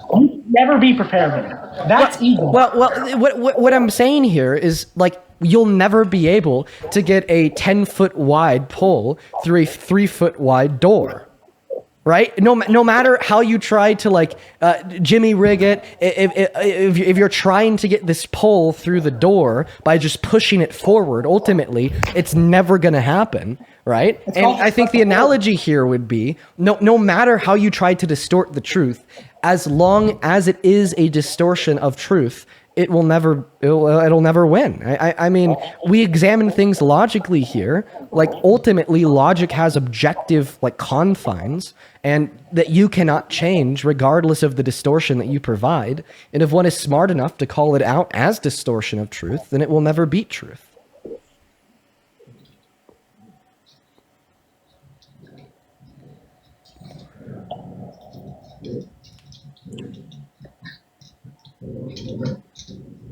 The only way to get the pull through the door is to turn it around and take it in the long way. The only way to get you on the winning side of the debate is for you to concede and recognize the truth, buddy. And that truth is Donald Trump is a terrible, tyrannical, dictator-esque authoritarian fascist who fulfills all 14 defining tenets in accordance with the literature, was held civilly liable for the rape of the woman, criminally convicted of 34 felonies, has infringed on the 1st, 2nd, 10th, 4th, 14th and 22nd Amendment in the last 10 months, launched a coup on our government in 2020, onset an unprecedented attack on our democracy when he tried to install fake votes for himself in Congress because he was so mad that he lost to Biden. He tried to rig it and void the voice of the vote in the people. As long as you're on that side of history, you will forever be wrong. Now, if you don't have anything else to say, I can move on to my next guest. Very sorry about that, Dean. You had a great debate, and I loved all your points. Sounds like he's done. We're going to go to get that next guest loaded up inside of that queue, guys. Only hop in that box if you are an American adult that supports Trump as president. We'll get you loaded in here. We'll have a conversation. I think I'm cooking today. I'm feeling all right. Guys. Let me tell you. Moving on to the next guest right now. So although we have 19,000 people hanging out with us in the stream on TikTok, I actually think that it's going to be difficult to find a Trump supporter to come up here and debate, right? Like, let's see how long it takes us, Chad. I want y'all to, like, seriously count the minutes here, right? Like, hopefully, like, for whatever reason, the next person we, like, load up is a Trump supporter, right? Like, that'd be nice. But I just see us taking a while because I just think that they're too scared. What's up, Zin? Do you support Trump? Yeah, Dean, you're lip. Right? So, I mean, one guest down, guys. You got to be at least 18. Come on. That's common sense, guys. You got to be at least 18. You got to be an American adult, and you got to be MAGA. What's up, T. Dunby? Do you support Trump? No. Okay. All right. Please stay to that queue then, T. Dumby. Only join in that queue if you're here to debate, guys. Only join in that queue if you're here to debate. Like I said, I think it's going to take a while for us to find that next guest. What's going on, SWS? Oh, SWS is gone. Okay. Goodbye. Moving. Oh, hello. Moving. Oh, hello. Test. Test. Please, Dean, I need this. Can't do it with the echo. Moving on to Mason. Here we go, folks. Let me know down below in that chat if you're MAGA. We'll get you loaded up in here. This is going to take a while. I can feel it. Hello, Mason. Are you a Trump supporter? Yes, sir. Age. Huh? How old are you? I don't even need his response. He's like a kid. He's like 14. Moving on to the next guest, guys. We got Kyle loaded up into the box, guys. Like I said, it will take a while to get the next Trump supporter up here. Even though we have 19,000 live viewers, right? The thousands of Trump supporters watching right now are too scared to debate. What's up, Kyle? Do you support Trump? Hell no. Fuck Trump. All right, base Kyle, but please just stay out of that queue. Please stay out of that queue. Please. So we can hopefully just get some debates going on. Moving on to the next guest right now, folks. What's up? Do you support Trump? Hi, yes I do. How old are you? I'm 18. And what year were you born in? February 22nd. That's a month and a day. What was the year? 27. Hold on. 2007. Perfect. 2007, yeah. And you're seriously a Trump supporter? I am seriously a Trump supporter. Okay, do you mind if I take a second here to thank a handful of donors? No problem. All right, so before we hop into this debate, I just want to thank a couple of people that have donated, guys. By the way, if you want to support me, you can find the Venmo and the PayPal right there. You can also find it in the link tree in my bio. And at the pinned comment over on that YouTube stream. Over on YouTube to start with the super chats. Purple, thank you for the $10. Who says, Dean, I love seeing you explain to people how the propaganda has damaged them. Thank you for shining a light onto this. That is seriously what needs a light shined on it. Thank you so much for the $10. As well as Kirsten, thank you for the $5 over on Venmo. Larissa with a $1. Carissa, CRYSSA, thank you for the $20. Let's go, Carissa. Carissa with the $20 says, I just appreciate everything that you do to educate the youth and even older to know the truth. Have moral compass. Much love, Dean. All the love in the world to you, Krista. Show some love to Chris in that chat. Then Shannon and Shaylee, I appreciate you both so much for the $5. Larissa with another $5. James with a 1. And Devontae. Sorry, not Devontae. Devani. There we go. Devani. Thank you so much for the $50 over on Venmo. Devani, you're fucking crazy. In a good way. Thank you so much for your love and appreciation. That is insane. That is Devani, spelled Devonie. Devani with a $50. Thank you for the support. Says, keep preaching facts and truth. Proud to donate to your cause. Devani, you're fucking awesome. I want everybody watching right now to show some love to the GOAT, Devani. And then Ashlyn and Krista, appreciate you both for the 5. Alyssa, thank you for the 5. Kendall with a 3. Kirsten, thank you for the 15, who says, listening to you on a road trip. Hey, have fun on your road trip, and I hope that life can help you pass some time. Thank you for the $15, Kirsten. All right, we're all caught up over on Venmo, over on PayPal. Kathy, thank you so much for the $100. Oh my goodness. Kathy, it's so good to see you again. If you don't know, Kathy comes in here every single day and drops some love. I love you to hell and back, Kathy. Thank you so much for your kindness and your generosity with 100 big ones. Let's get 1,000 Kathy W's. Kathy says, thank you for brightening my afternoons. You know what, Kathy? Thank you for brightening mine. I really appreciate you for supporting what we do here. Huge shout out to you. As well as Kristen, thank you for the $10 who says so much respect for what you do. And thank you, Kirsten. Sonia, thank you so much for the $10 who says thank you for teaching and spreading the good word. All of the love to you, Sonia. I really appreciate you for being here. Addie, that is ADDY, thank you for the $25 over on PayPal. Good to see you again. You're also here with us every day. Huge shout out to you, Addie. Show some love to Addie in that chat. Danielle with a $15 says, I'm here so much I can listen to a color and know what facts you're about to hit him with. Let's fucking go, Danielle. You are here. I remember you too. I'm starting to really remember a lot of you guys. And then Sharon, thank you for the $25 who says, I appreciate young voices fighting for the truth. Thank you, Sharon. Let's get 250 Sharon W's. Naomi with the $13 says, keep up the great work, Dean. Thank you so much, Naomi. Mario, thank you so much for the $20 asking me where I get my news from to stay informed. Honestly, I just listen to Aaron Parnas and then I fact check Aaron Parnas on AP and Reuters. I understand that may not be the most practical way to go about things, but it's what works for me. Thank you so much for the love, you guys. We're all caught up. Go ahead and take it away. Tell us why you support Trump as president. Yeah. Okay. So I have a few notes here. Let me pull this up real quick. Oh, okay. Here it is. Looks like MAGA has no self-respect.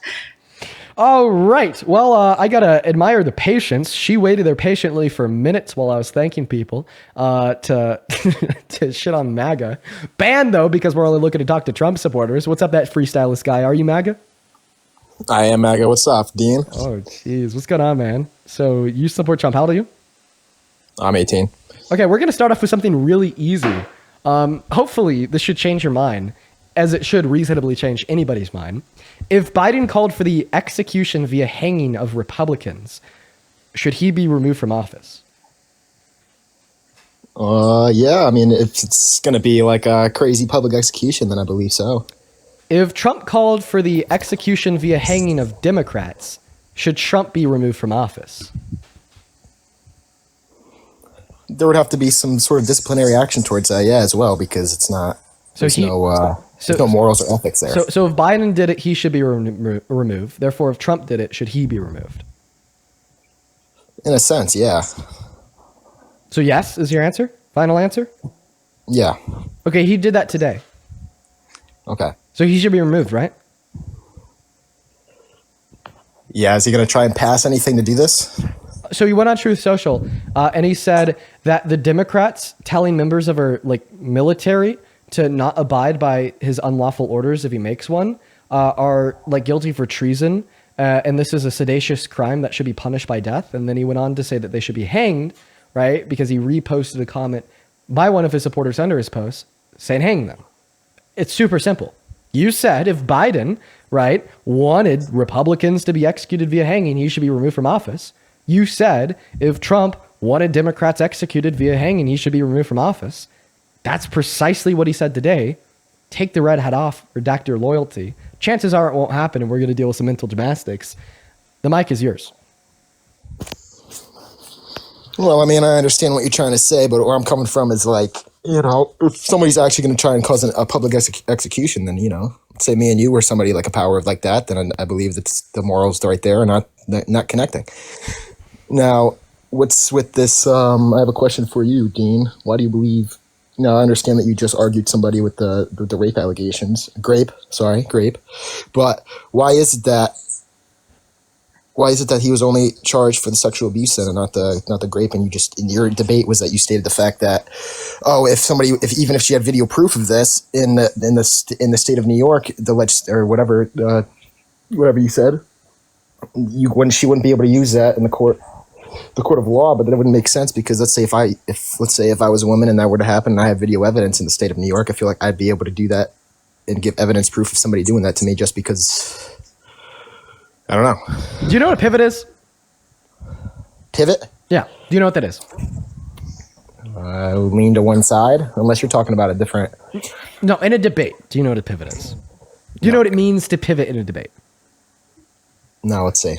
It's when the person that you're debating makes a really compelling point that you can't refute, so then you just try to completely change the topic of conversation. It's a bad faith debate tactic. Okay? But what am I supposed to say against it? Well, what you're supposed to do is concede, right? Because what you said is that if Donald Trump, right, called for the public execution via hanging of Democrats, you no longer support him, right? Because he should be removed from office. He did that. You should concede. You're no longer a Trump supporter, like hopefully, right?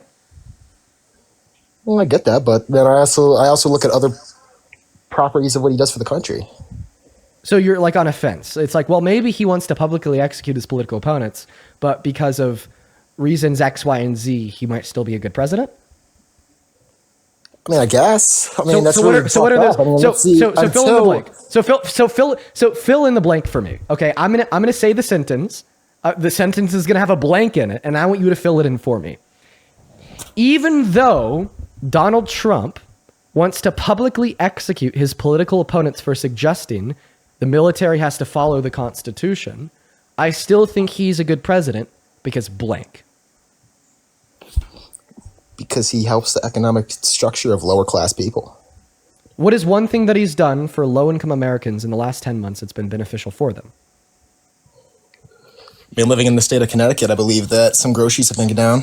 Connecticut is the richest state in the country. Okay. But grocery prices are not down according to the Bureau of Labor Statistics. They've actually gone up. Okay. So that's not a good reason. Let's play the game again. Even though Donald Trump has called for the public execution via hanging of his political opponents for suggesting the military abide by their oath and uphold the Constitution, I still think he's a good president because blank.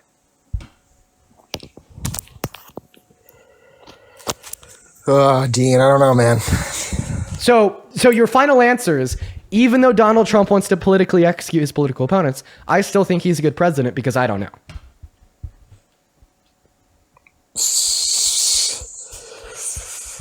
I don't really look into politics like that as much as I do now. Okay, well, Are you vaping, Dean? Yes. So if you don't know, I guess the question that would remain is, then why isn't him calling for the public execution of his political opponents enough? Enough? Yes. Enough to stop supporting him? Because that's just public execution of somebody. It's Right. like a dictatorship. Exactly. Now you're stating facts that I have not seen today. Now I came on here not knowing that you're going to argue that because I didn't even see that Twitter post. Okay, but now that you know this is true, right? That should be enough, right? Well, I'm going off of what you're saying. I have to do my own research on that. Oh, wait, actually, I'll make it even easier. How about I quickly play a easy to track walk through video of me describing this and providing evidence for it. Are you ready? Okay. Perfect. Let's go ahead and do this together. Do give me 1 second to pull it up. Where is it at? Let's see here. Home, screen recordings from YouTube. I think this is it. No, that's not it. Let me go ahead and quickly download it. Is it on my... Let's see here. 1 second, sir. I do have to find where in my files I have this saved. Here it is, Dystopian 2.0. That's the title of the file, funny enough. Dystopian 2.0. We're downloading it right now from my Google Drive. We're going to go ahead and upload it to this TikTok Live.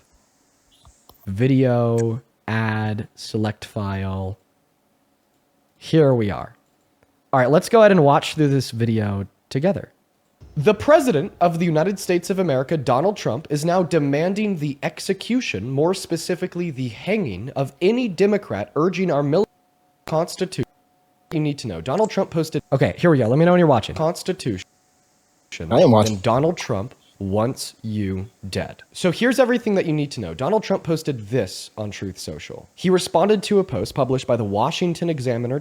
I'm going to make that a little bit bigger for you just so you could actually see the tweet. Titled, Democratic Veterans in Congress urge service members to refuse unspecified unlawful orders by saying that this is really bad and dangerous to our country and that their words cannot be allowed to stand. He then followed that up with a second post that reads, this is seditious behavior, punishable by death. And then he reposted a comment that reads, quote unquote, hang them, George Washington would.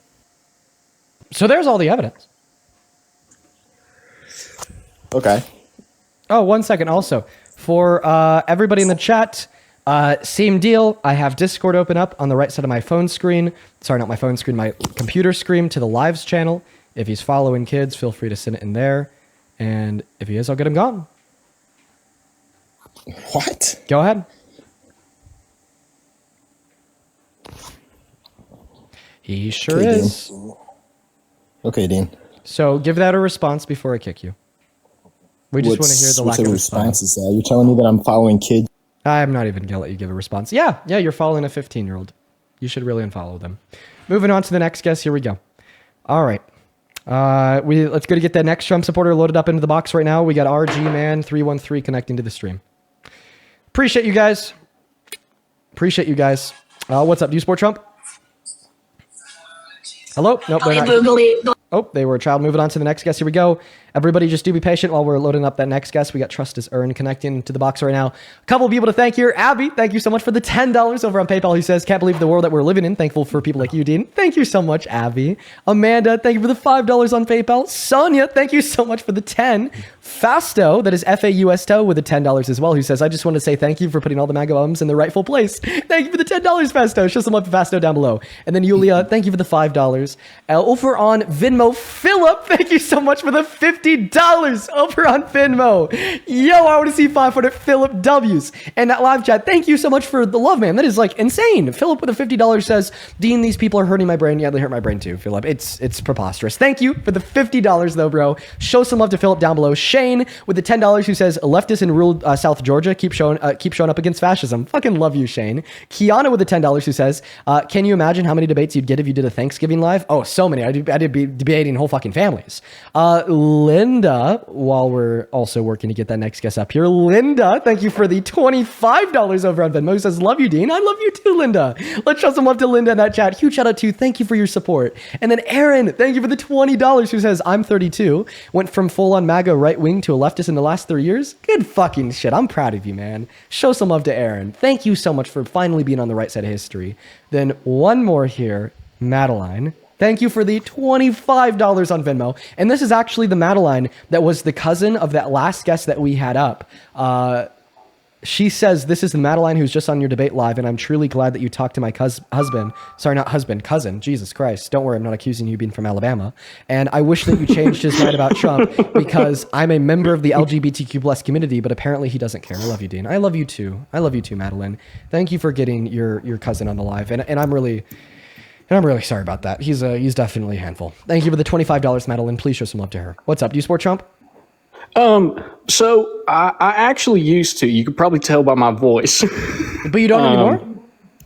So, not so much. I've definitely kind of fallen off. Steve, please do not take me kicking you as a symbol of disrespect. That's actually a symbol of respect. You were literally too cool, too goated, too base to be on the live stream. We're just looking to talk to Trump supporters. Huge shout out to you, man. I'm proud. What's going on, Jay? Do you support Trump? Yeah, I do. How old are you, Jay?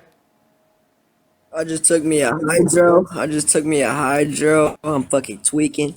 And you're banned. Moving on to the next guest. Here we go, guys. We got Nikki loaded up in the box, guys. The rules are very simple. You got to be an American. You got to be at least 18 years old, and you got to support Trump as president. And by the way, if you're like watching and you want to support me, you want to support what we do, you can find my Venmo, my PayPal, and the link tree in my bio. I get 100% of the proceeds over there. They're also at the top of the phone screen and in the pinned comment on YouTube. You can attach a message and I can give you a shout out. Hey, shout out to you, Nikki. Unfortunately, I'm going to ban you. Just kidding. I didn't actually ban you. I just kicked you because you're not a Trump supporter. Let's go ahead and move on to the next guest. Yo, Daniel, thank you for the $5 over on PayPal. I really appreciate that, man. You shout out to you. And Andrew, thank you for the $15. Who says it's actually insane how narcissistic some of these Trump supporters are. Dude, it doesn't make me. Honestly, like, I'm just like, I expect it now, but it is insane. Oh my God, the largest egos ever. Thank you for the $15, Andrew. Let's show some love to Andrew down below. What's up? Do you support Trump? Yes, sir. Oh, geez. How old are you? I'm 18. Okay. Can you go into a little bit more of a private space, into the bedroom and close the door? We could just hear the dogs barking in the background. Yeah, hold up. Let me get him to calm down. Stop. All right. Okay, what year are you born in? 2006. Okay, you actually can't be 18, born in 06, my friend. Peace out, Liam. Moving on to the next guest. We got Alan loading up to the box. And Honey, thank you for the $10 over on Venmo. Honey didn't attach a message, just the love. Thank you so much. Let's go to show some love to Honey down below. Let's get 100 Honey W's. Thank you. We got that next guest, Rate Chaser, connecting to the stream, guys. Right now, we're looking for a Trump supporter. I mean, we have an unfathomable viewership right now. We have 20,000 people on TikTok. We have close to 7,000 people on YouTube. That is insane. First of all, I just really appreciate so much for people for being here. I'm really happy that we could, spread the good word. Now, chat, he said that he was 18, or did he say that he was 19? Because 06 is 19. I thought he said that he was 18.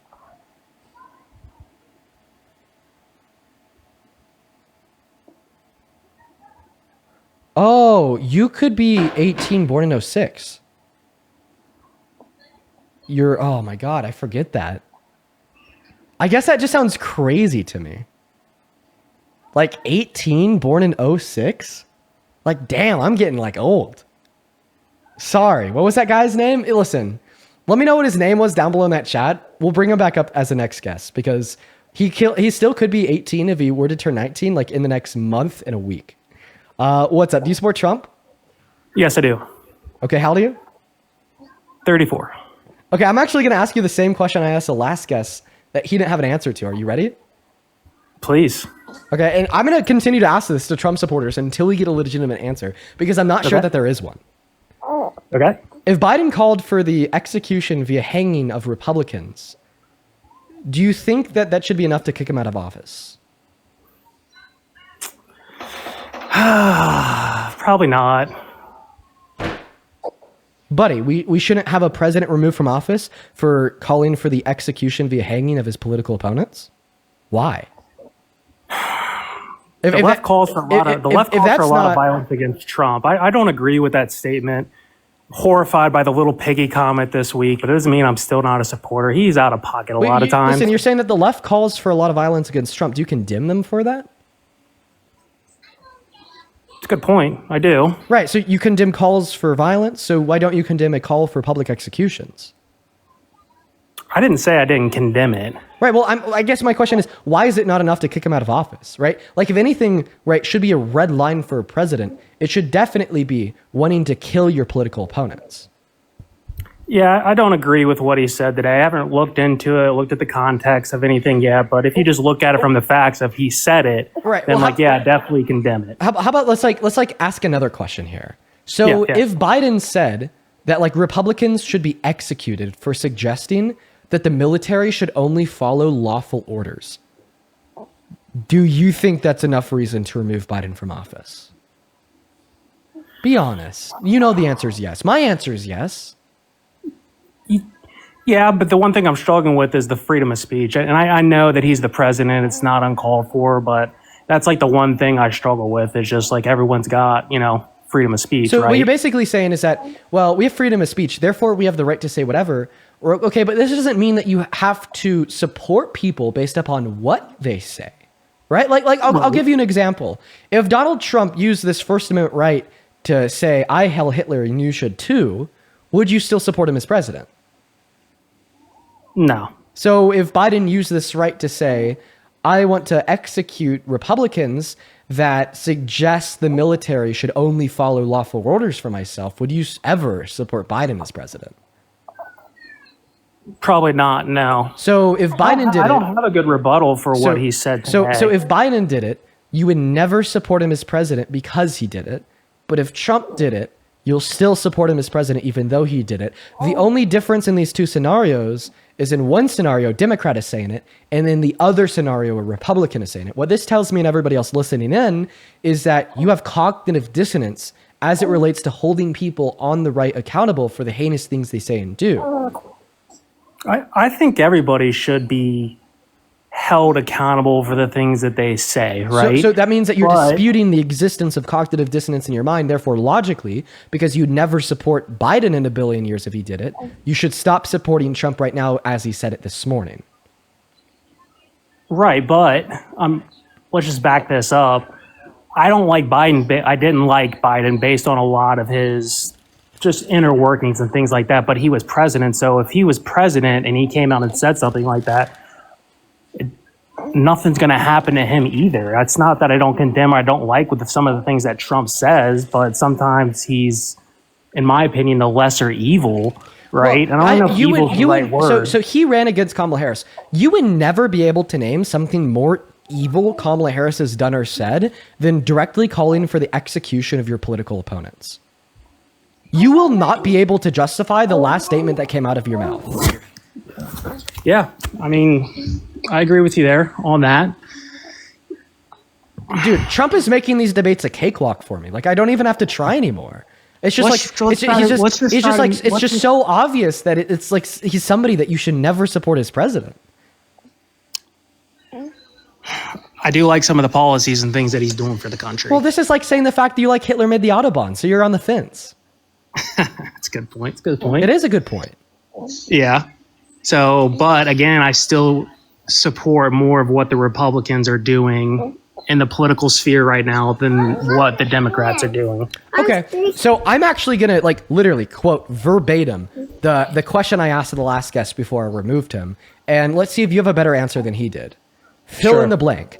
I still support Trump as president, even though he's directly calling for the public execution and hanging of his political opponents, the Democrats, because of some of the good things that he's put into place since coming into office, like implementing the tariffs, bringing in the additional funding, the 19 or $9 trillion, I forget the number right off the head, of additional investments into American infrastructure through AI pushes and things like that, the closing of the border. There's a lot of things I do support on that end. Okay, so you said tariffs, investment, closing the border. Tariffs, yeah. He's repealing them for affordability. Investment has gone down according to the U.S. Bureau of Economic Analysis, with statistics available to us publicly through the Federal Reserve Bank of St. Louis. Investment into American manufacturing was booming under the Biden-Harris administration. Went up every single quarter. Trump wins the election. It's gone down since. Closed border. The only thing Donald Trump has done to reduce undocumented entry is to play fascist and to violate the constitutional and human rights of the undocumented immigrants in this country by illegally deporting them to Sica and El Salvador, where they're beaten, tortured, and starved like Abrigo Garcia, black bagging college students and illegally taking them to detention centers 1,000 miles away, or illegally deporting Venezuelan immigrants with no due process in violation of an order from a federal judge to that same place in El Salvador, the Center for Terrorists, and by attempting to repeal their constitutional rights, such as he did on day one with the executive order number 14160 to take the right to birthright citizenship away, even though they've had that right guaranteed to them by the 14th Amendment since its ratification in 1868. So in totality, to keep my response short, the tariffs are failing. He knows it. That's why he's repealing them. You are wrong when you said that we have more investment into American manufacturing now. According to the best data available to us from our government, it's going down. And the only way he's been able to reduce undocumented entry is by scaring it away, by violating the human and constitutional rights of the undocumented immigrants that are already in this country. So there's a very weak reasons to still support him as president, even though he's actively calling for the public execution of his political opponents. Yeah, you're just stuck on the public execution thing. I've been listening in the shadows for a long time. I like you. I support you for what you're doing. I think there should be open debate on both sides, but you're like really hunkered in on that exact thing today. As we all should be. We should all be hunkered in on that. We should be. Okay. So, is that all we're going to talk about then? Well, I mean, I just gave you 3 succinct and unique rebuttals to the 3 points that you made surrounding tariffs, investment in America, and closing the border. It doesn't sound like you had a word to say in response to those. No, I don't. Right, so it's like you're telling me that you want me to talk to you about something other than him calling for the execution of me and other Democrats, but then the moment I give you rebuttals to other points like closing the border and immigration, investment into American manufacturing, I'm going to mute you just while I finish this breath because we could hear the children, investment into American manufacturing or the tariffs, you literally explicitly say, no, Dean, I don't want to give you a response. Like, let's face the facts, my friend, you sound kind of lost. I sent you an invite to unmute. Devontae, thank you so much for the galaxy. Sorry, didn't mean to mute. I just thought I'd try to step up and see if I could take a shot at Dean, but I don't know if I could beat you, to be honest with you. Doesn't change how I feel about Democrats versus Republicans or where I'm at on the side of the aisle. It should. I don't think I can convey my message in a way to beat you. Well, you can't convey your message at all. I mean, I gave you a few reasons on why I support Trump. And I rebutted them and you didn't have a response. Because remember, like, the thing that I'm beating you in is a debate about the facts. Those facts being, is Donald Trump a good president? Yeah, I still believe that. So that's an example of cognitive dissonance, the same cognitive dissonance we've seen in every guest on this live so far. It's no longer a question on, well, maybe these millions of Americans support Donald J. Trump as president because he's doing something good. There's reasonable arguments to be made that he's a good president, and the logic tracks. But rather, the only reason millions of Americans still support Donald Trump as president is because they're suffering from a chronic condition of cognitive dissonance and exertion of the male ego.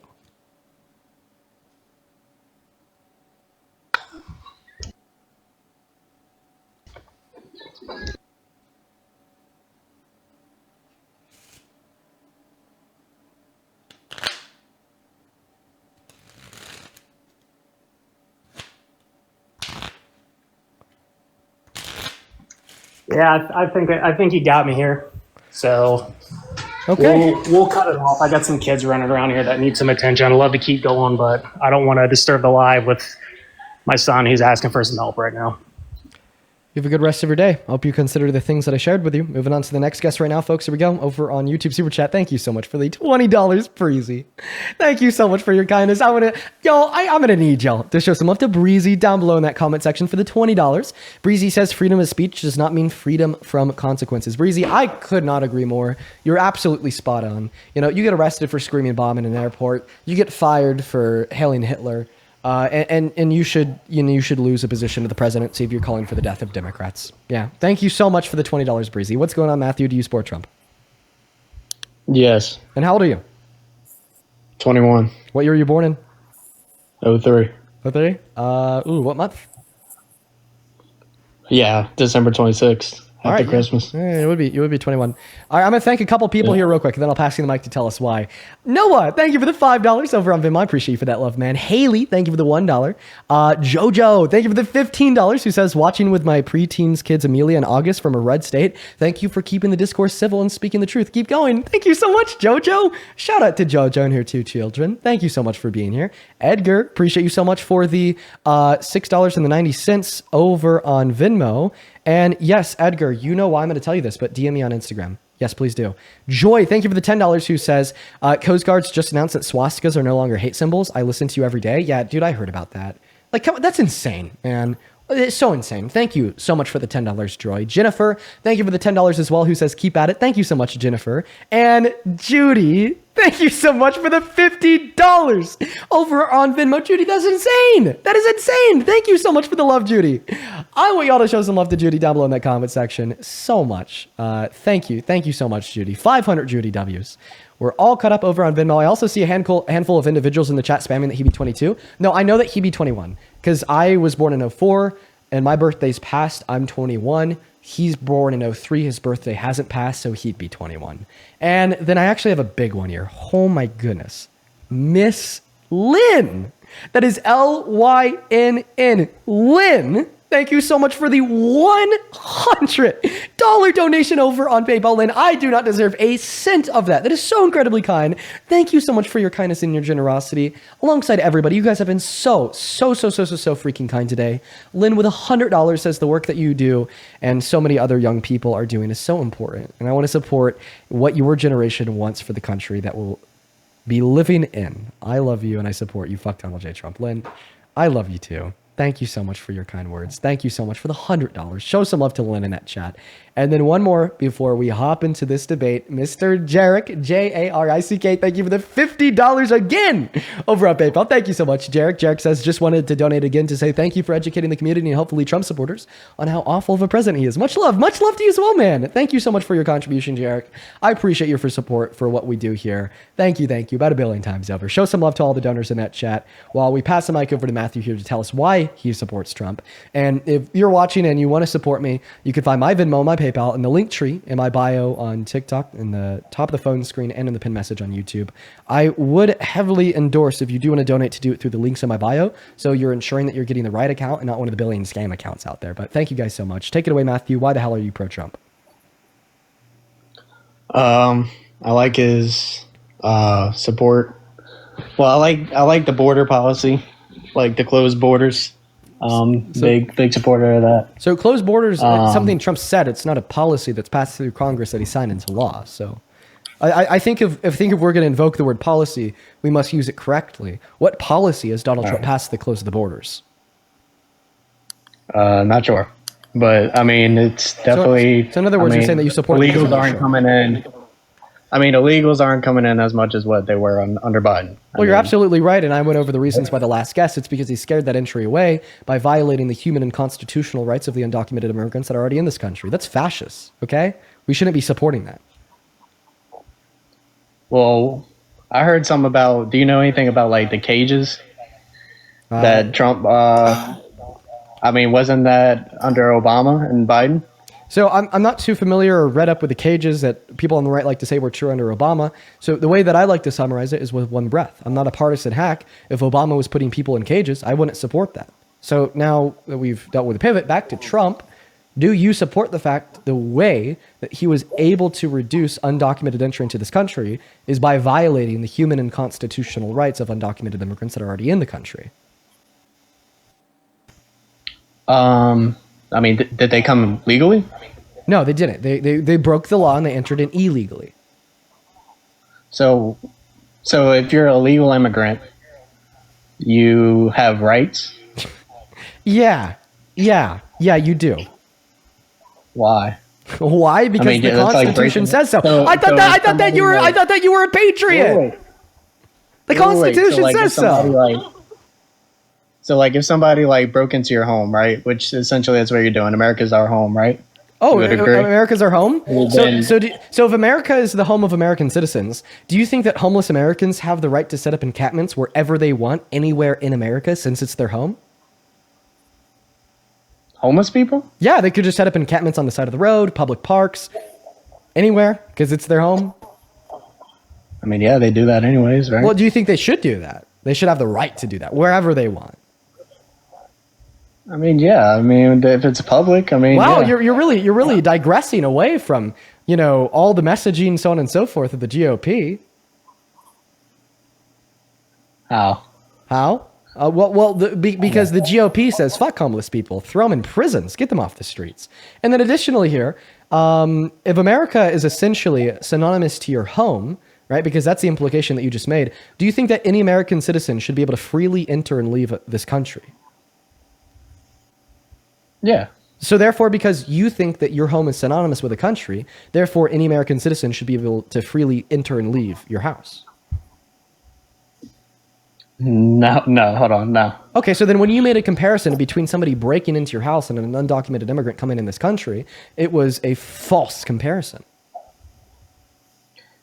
All right, so my point was like, why should illegals have rights? So they do have rights because of the Constitution. Are you arguing that we need to eradicate the Constitution? No, I'm not arguing that. I'm just the Constitution says that they have rights. Okay. Right? Are you saying that they should lose those rights because they broke the law?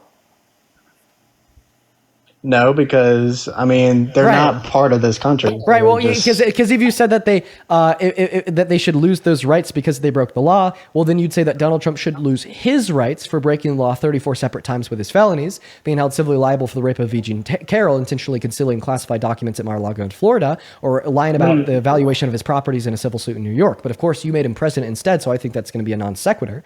Now, if you're rather arguing that undocumented immigrants shouldn't have rights as they're not citizens, then this would make you pro-choice all 9 months in all 50 states, because fetuses aren't citizens either, therefore they shouldn't have rights, therefore the woman should be able to kill it with no legal recourse whatsoever. All right, what I was saying, like, I guess I didn't know that they had rights. That was I didn't think that they would lose rights. I just didn't know they had rights. Yeah, if that makes sense. Well, I'm happy I could clarify. So you got it now. I'm happy I could clarify. I'm happy I could clarify that for you. So now you don't support the means that Donald Trump has used to reduce undocumented entry since they've led to rights violations. So obviously that's not going to be a compelling reason to support him as president. If anything, that'd be a reason to not support him as president. Yeah. So what's next? I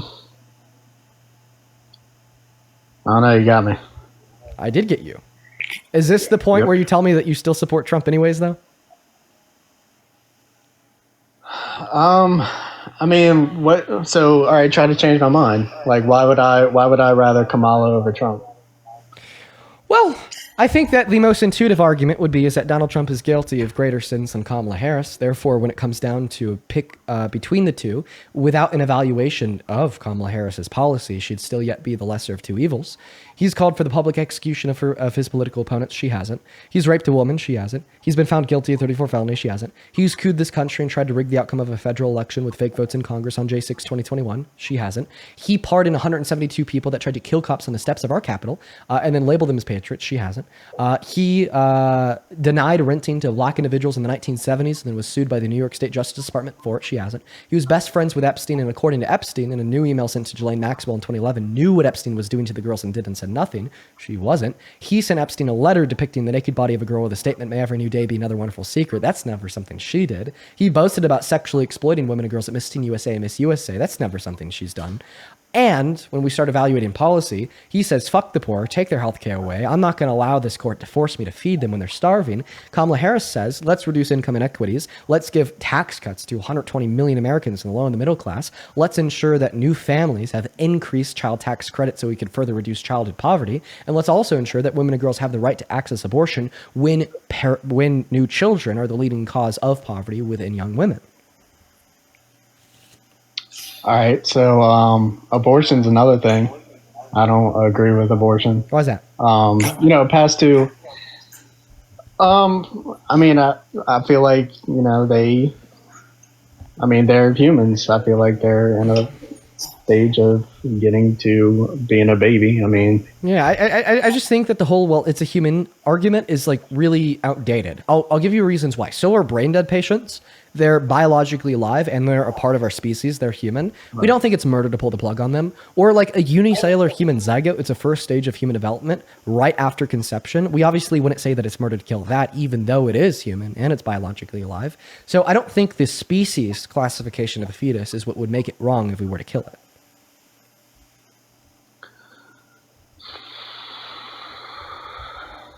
And other people who are humans too are the women getting the abortion because they don't want to undergo the stress, physical pain, and mental turmoil of 9 months of pregnancy, childbirth, and the obligation of parenthood for the rest of their lives.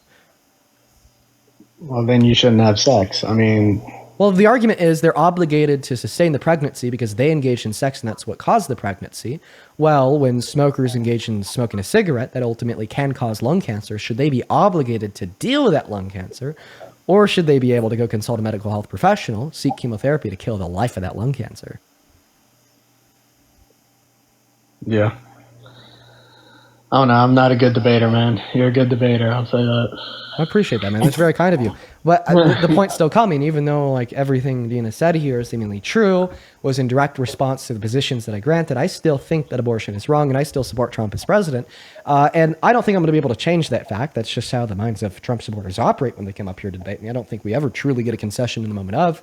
Point number one, I just ask you to consider what I have to say to you. And point number two is to be conscious of your own cognitive dissonance.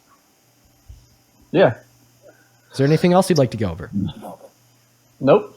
All right, you have a good rest of your day, Matthew. Let's go to now load that next guest up into the stream right now, guys. Only join in that queue if you are an American adult that supports Trump as president. Please, please, please, please, please. Only join in that queue if you're an American adult that supports Trump as president. Wow, a couple of people. Thank you. You're over on Super Chat. Thank you for the $20 VQXZR. Thank you so much. We're going to call you VQ. Let's get 200 VQWs. Thank you so much for your kindness. Seriously, VQ. VQ with the $20 says, what's up, Dean? I've been watching for a while. Love you and fuck Trump and fuck MAGA. Appreciate you so much. Oh my God. Sorry. Appreciate you so much for that. Love, VQ. Thank you so much for supporting me. Thank you so much for supporting the stream. You're awesome, awesome, awesome. Let's go. All right. We got the next guest in. What's up? Are you MAGA? Yeah. And how old are you? I'm 20. 20. I'm going to thank a couple people real quick. But before I do, what year are you born in? 2005, September. Okay. All right. Lindsay, appreciate you so much for the $15 over on Venmo. Thank you so much, Lindsay, to make up for supporting the undocumented immigrants. Thank you so much. Show some love to Lindsay down below in that chat. Same thing with Jamie. Jamie with the $10 says, thank you for your service, MAGA exterminator. Thank you for the $10, Jamie. Tommy, thank you for the $18, who says, thank you for what you're doing. I get more and more pissed at Trump and his message machine at what they've done to their own supporters. They've literally brainwashed them. Yeah. I hope that, millions of Americans can snap out of it. Thank you for the $18, Tommy. Show some love to Tommy, Jamie, Charlotte, and Lindsay. As well as Shiloh and Savannah. Appreciate you guys for the 5. Bailey with the 5, you're awesome. Tabitha with the 5, you're awesome. And Ariana with the 1. Over on PayPal, a couple of people to thank over here as well. On PayPal, thank you so much for the $15, Timothy. Timothy with the $15 says, regarding Trump's order to kill the Dems, if orders are given to soldiers that are all fair and legal, then why should the administration care if the Dems remind soldiers their right to disobey an illegal order? You make a great point, Timothy. That's because they're not all fair and legal. Appreciate you for the $15, my friend. Cherry, thank you for the $10, who says, much love from a young queer woman. Thank you so much, Cherry. Show some love to Cherry. Show some love to Timothy. You guys are awesome, awesome, awesome. And Miko, that is MIKO. Thank you for the $17 and the 38 cents, by the way, over on PayPal. And queer woman. Thank you, TikTok. You're awesome, man. Miko with the $17 says, been a couple months. Happy to see that you're still speaking for human rights and the truth. And thank you for still supporting my country, Ukrainian flag. You're awesome, Miko. It's good to see you. I remember you. It has been a while. I hope that you're doing all right. Okay. All right. We're all caught up. Show some love to all of our donors. Seriously, I really do appreciate you guys. If you want to support me, you can find my Venmo, my PayPal in the link tree in my bio on TikTok at the top of the phone screen and in that pin message over on YouTube. Go ahead and take it away, man. Tell us why you support Trump, even though he just called for the execution of Democrats. What's up, my boy? I support him because of the tariffs. Wait, you cool? So you're fine if he tries to coup the government, calls for the execution of Democrats, as long as he's imposing these tariffs. That's unacceptable. The same way it's unacceptable. So then why do you accept supporting Israel like any other president? It's unacceptable. So then why do you accept it? I don't accept it. You do, but this is my option. But these are my options. Well, you had another one that didn't call for the execution of individuals on the other side of the aisle. Yeah, but you're gonna call me misogyny, but I don't support women. I don't think women should be president. But if we can talk policy, we can. Oh my goodness gracious! So that's funny. That's it's so terrible that you're telling me the fact that Kamala Harris is a woman is worse than Donald Trump trying to. Not that simple fact. So please tell me, sir, why do you think men are better leading than women? That's not what I'm trying to argue, but I'm trying to argue about what I'm trying to ask you, sir. Are you going to give me a response, little bro? Dean, do you know what a pivot is? Yeah, it's something that I didn't do since I'm asking you for. No, that's something. So can we talk about tariffs and then bring up the whole thing? No. We're gonna talk first. Oh, about so you want to pivot? Well, it's not a pivot. So you can see the tariff point. You can see the tariff point. So the reason why it's not a pivot is because you said it. If you didn't say it, then it would be a pivot. But considering the fact that you said you can see the tariffs, sir. If you interrupt me again, I'll have to mute you until I'm done speaking, and that's not something I like to do. Is it okay if I finish without an interruption from this little man child on the live? Yeah, if you could bench 225, yeah. Well, I actually can, so I need you to shut the fuck up. Okay, all right, go ahead. Yeah, that's right. Good boy. Pipe down. Pipe down. Pipe down. Yeah. Dude forgot that liberals can work out too. Thank you so much. Now back to what I was saying. You said that the reason you didn't support Kamala Harris in the election was because you think that men are better at leading than women. You don't think that women should be leading at all. So I'm done with it dancing around the point. Debate me on tariffs first, and then we'll talk about this. No, what we are going to do is I'm going to challenge the notion that you set forth, which is that men are better at leading than women. Does this mean that I concede to you and I think that Donald Trump's tariffs are awesome? Absolutely not. The only reason why I want to talk about the first point you made, which was the fact that you said men are better at leading than women, is because Trump supporters that argue Donald Trump's tariffs are awesome are a dime a dozen. Okay? I could replace you in a moment and go find somebody else that will give the identical argument to you insofar as why those tariffs are good. In fact, the last two people have argued that the tariffs are good. It's kind of getting old. What I want to challenge is the succinct and obvious misogyny that you just shared with us all by telling us that you think that men are better at leading than women. If you are scared to tell me what your argument is for that claim, feel free to run away. If you know that there's no cogent, articulatable evidence for that claim, feel free to follow this up by saying, so Dean, concede that Donald Trump's tariffs are good, right? But if you're this big, strong man that you make yourself out to be, Remember, you're elevating yourself on top of 53% of our population merely between what's in your because of what's in between your legs, right? Let's go ahead and hear the big strong argument from the big strong man down here. Why are men better at leading than women? Take it away. First things first, I want to congratulate you on that monologue. That was a great monologue, Dean. Congratulations. So you do understand that biology. You understand biology, correct? Yeah, I also understand that in biology there's some sexual dimorphism. Please don't cut me off. You asked me a question. Oh, you're right. You're right. I can see on that point right there. So, you understand biology, right? And that how men naturally don't listen to woman authority. Do you understand that? No, there's nothing about our biology that makes us quote unquote not naturally listen to women. No, men are natural leaders in biology. No, you understand that? That's a claim that you could give me evidence for, but it's definitely not. No. Men are natural leaders in biology. There's not been like men naturally look up to other men. They don't look up to women. Okay. They don't listen to female authority. So what is the argument? So if we're listening to biology, so what's the argument? What's the argument? Listen to Kamala Harris. So what's the no strong leader would care about Kamala Harris. You think Xi Jinping would care about Kamala Harris or listen to Kamala Harris or any of her demands? So would you think Putin listen to Kamala Harris or any of her demands? No. So what about the biology? And that's just the biology of humans. So what about? And I accept that biology. So what about the biology? Men are natural leaders. They're the most intelligent. They create 99% of everything. That phone. You see what you're looking at me from? Guess who created that? You see that phone, the iPhone you have? Guess who created that? Is this a question? Argument is men are leaders and are inventors and are naturally biology basically superior in every way. Okay, so you went on there to argue that, well, because you can name more things that men have invented, that therefore men are better at inventing. Well, that's not what I only said. I also said that men naturally don't listen to female leaders, and you can understand that. And that is what misogyny is, I guess, in a sense. I'm aware but that's how men naturally are. I'm aware of the 2 points you made. If you want me to respond to both of them, you're going to have to let me speak for more than 4 words. All right, since you benched 225, I'll let you. Go ahead. Good boy. Good boy. All right, good boy, Dean. The only good boy here is you because you just listened to me. Thank you so much, Pipsqueak. Let's go to put you on mute. You just listened to me too, Pipsqueak. Oh, my friend, I didn't listen to you. I asserted my will, that will being that I'm going to continue to speak without interruption. Good boy. I'm not a good boy for listening to myself. You're a good boy for listening to me. So thank you so much. But anyways, to go back to addressing your 2 positions, your first argument was, well, men are better at inventing because you could think of more inventors that are men. So point number 1, the reason why you could think of more inventors that are men is because men didn't let women invent. Women didn't have the legal right to get a credit card until the 70s. Women couldn't open up a bank account. Women couldn't own property or land. Women couldn't start a business. So how the hell could they invent?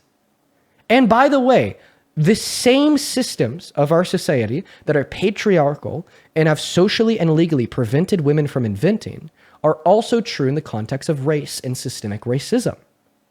You will be able to think of more white inventors than black inventors because white individuals have oppressed black individuals and taken away their opportunity to invent the same way men have oppressed women and have taken away their opportunity to invent in many scenarios. Therefore, in accordance with your logic, if men are better at leading than women, then white people are better at leading than black people. So let's see if you're racist too. You have a logical fallacy. That men are better at leading.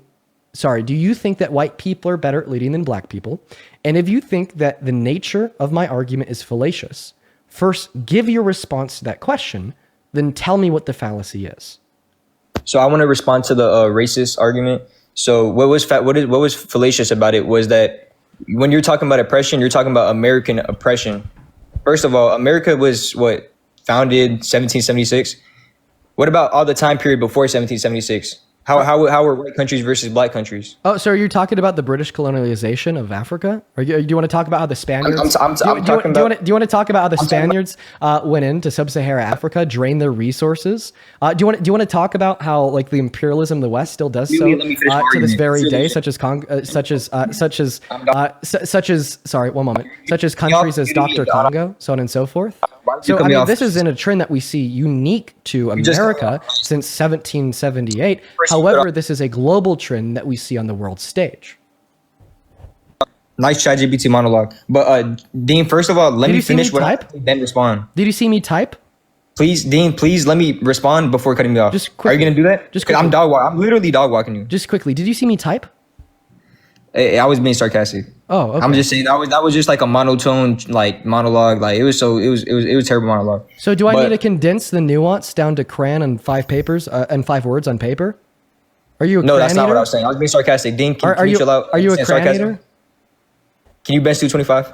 You've already asked me that. I already responded yes. What seems to be the case Okay, to but- me is that you know that Come you on. don't have a cogent argument to make. You know that you believe in things emotionally, not Yeah, let me- reasonably. So let me speak. therefore, when I give you the facts, when I don't job me. debunk your own misogyny, when I'm able to point out the holes in your logic, you go, nice chat GPT monologue, instead of going, Dean, here are the reasons why you're wrong. You go, Dean, can you bench 225? Instead of going, Dean, here's why I disagree with your argument. You go, Dean, that was monotone and hard to listen to, instead of going, Dean, here's my rebuttal to your position. So I think that when you make the suggestion, men are smarter than women, it Here's is my rebuttal. embarrassing to come up here and position yourself as a sub 30 IQ toddler by giving no rebuttal and only big emotions to every word that's coming out of my mouth. Dean, here's my rebuttal. So first of all, you cut me off on my first rebuttal. You pointed out oppression. I pointed out American oppression has only been since before 1776 slavery. That's before America was existed. Naturally, white men have naturally and have invented more than black people. That doesn't mean I'm saying black men are not superior or less smart. And that's terrible to what your first argument was. We're saying that how white men oppressed black men and didn't allow them to vent. White men did invent more. Yes. Because of said oppression, right? No, not because of Then oppression. what's the reason? What's the reason? Yeah. It was just natural. It was just location. It was just how white people were in Europe. They had different eras, different it was just natural. Like So you're saying access it was all natural. You're saying access to more resources? In a sense, and to the culture. It was how the European culture progressed in comparison to the African culture. So what about the culture makes white individuals invent more? It was just innovative. A lot more innovative. So what do you think? They just naturally innovated more. So what do you? That's think, just how it worked. And it's not. I'm not saying there's anything wrong about you're it. saying- That's just how the culture. You're saying that naturally white people have a culture of being innovative, meanwhile black people don't. Expand on that and give an argument. So do you know like the Romanticism era? You know about the Enlightenment era. These are all eras that Africa did not go through. Romanticism? What? Yeah, I'm just saying these are all eras that. What's the Romanticism era? I've never heard of that. You didn't take history? Yeah, apparently not. What's the Romanticism era? It was a cultural movement in Europe, and it was just like emphasized emotion, imagination, individual experience. You can look it up, and over reason and strict logic. It was just. But my point is, it's just how the cultures naturally developed. Your argument would say it was due to oppression. No, it was just due to how the cultures naturally developed. That's why white people invented more than black people. I'm not saying they're superior. I'm just saying their cultures and what they. Did you mean to say the Romantic era? Romanticism, Romantic era. It's from the 1700s to the 1800s. So no, this was 1820 to 1850.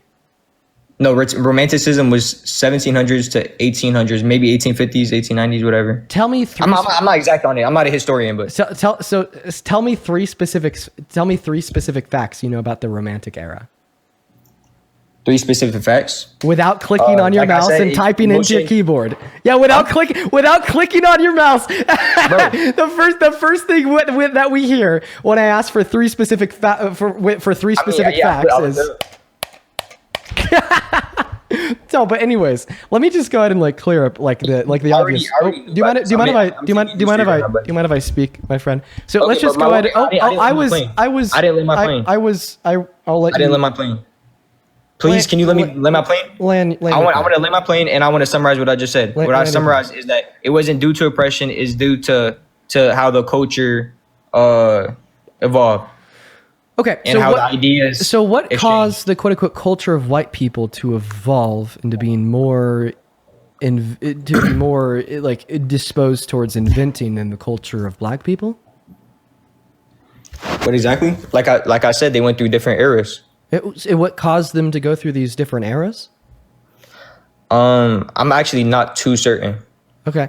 Well, I mean, hey, point number one, I think like an argument about like culture is like always reduced to racism, right? But an argument born out of access to resources and opportunity is born out of fact. So I think the reason why you could think of more white people that have invented compared to black people is, as we already went over, maybe like the oppression that we see in America today and historically through the transatlantic slave trade, but also through the exploitation of the available resources in Africa, right? So like what happened was we had all these all these people with their colonialist mindsets going into the incredibly resource rich sub-Saharan African countries like the Congo, so on and so forth, to exploit the people that live there and to take their resources.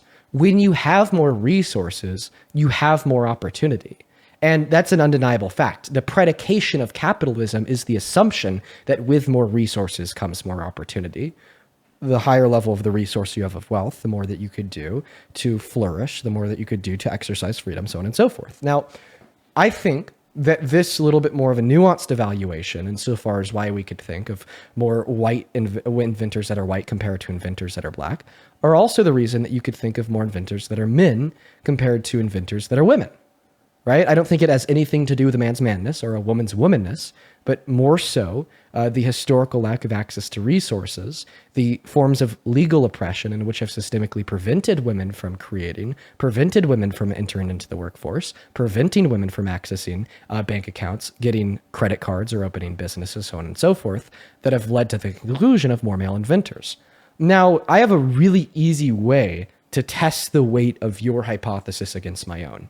Okay, because remember, your hypothesis is not anything I said, but rather that there's been more men that have invented than women because you think men are literally better at inventing. So let's test that hypothesis. What are the relevant biological differences between men and women that make men better at inventing? If you cannot answer this question, then your hypothesis loses all footing and you're exposed as a low IQ misogynist. Take it away.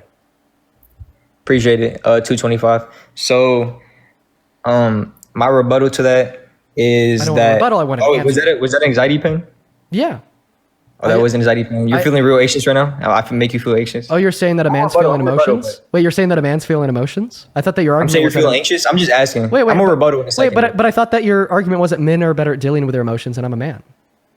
I know, but the feminist movement and the LGBTQ, like, it's bad. It's just. Oh, wait. You're just a subject to that. Wait. So you're saying I'm subject to a social pressure that makes me feel more emotions. Therefore, the lack of emotions in yourself isn't because you're a man, but rather because of opposing social pressures. Therefore, we could chop this whole argument up to women, right, being more emotional than men, apparently, according to you, to social pressures, not womanness and maleness. But by the way, even in society, we just simply don't see that women are more emotional than men, as men are significantly more predisposed towards just about every action that one can engage in society that are indicative of emotional thought processes, such as violent crime.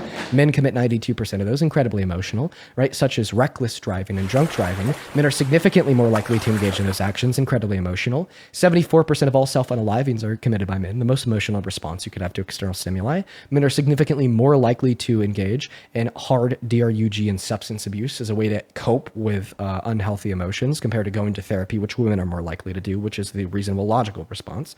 Not to mention on IQ and EQ tests, women outperform men.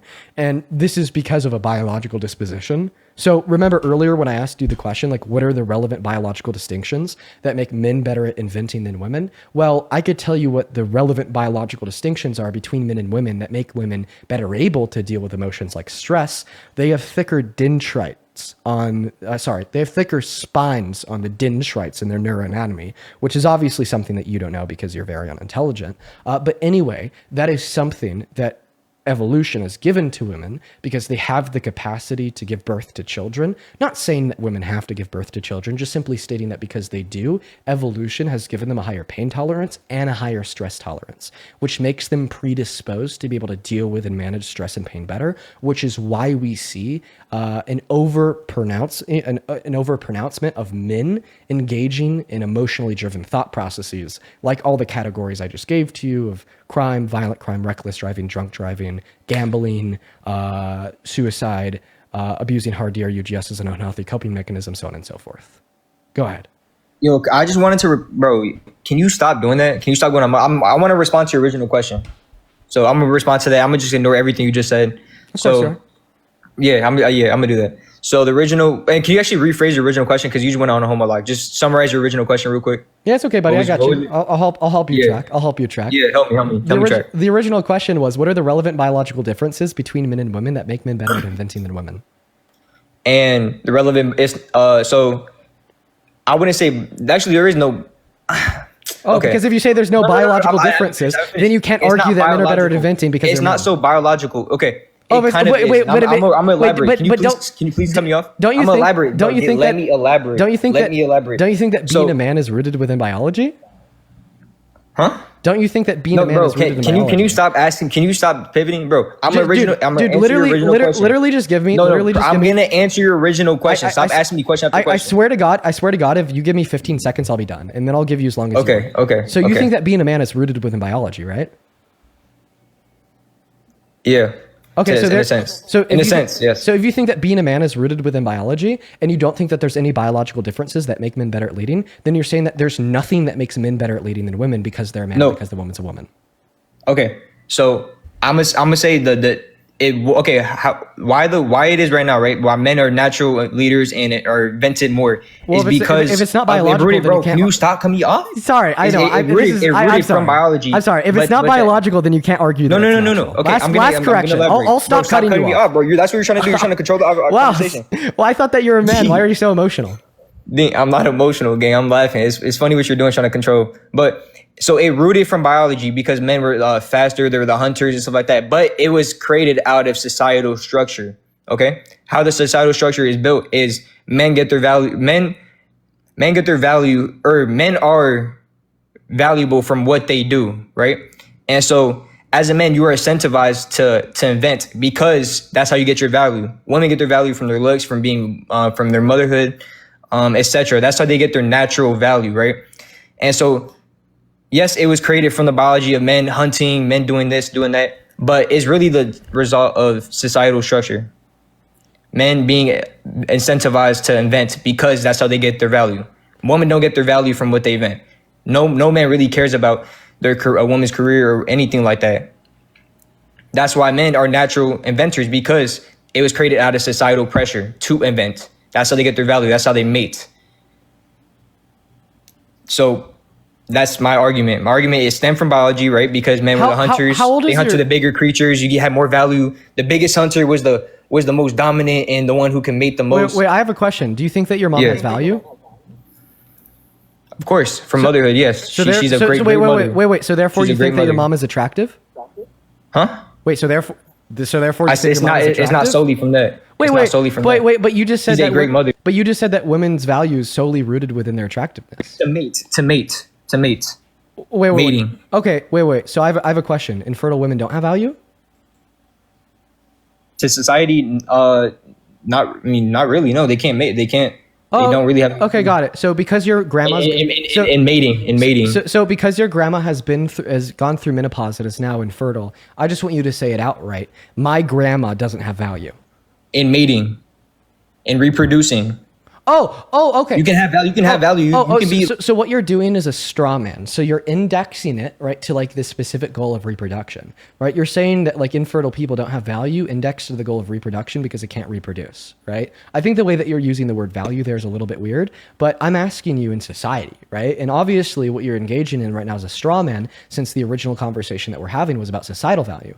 You said that women get their societal value from attractiveness. I then asked you if your mother was valuable, and you said yes. Therefore, according to your logic, you find your mom attractive, then you started fucking like going crazy, right? Because obviously that'd make you pretty insane. So then you went on to say that women get their societal value from an ability to reproduce. I then followed that question up by asking you, so therefore infertile women don't have value. You said yes. So then I hit you with the defeater argument, which would be that you fucking hate your grandma and think that she has no value since she's infertile as she's undergone menopause.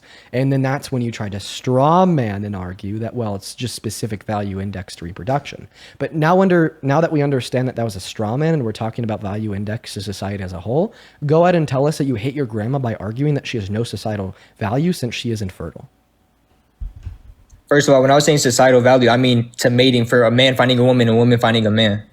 Oh, wait. So you think that all that society is reproduction? That's not what I was saying. I was saying in that context. Okay, well, then you can equivocate between the phrase societal value and reproduction. If you don't think that all society is reproduction, then you can't say that societal value is purely rooted within one's ability to reproduce.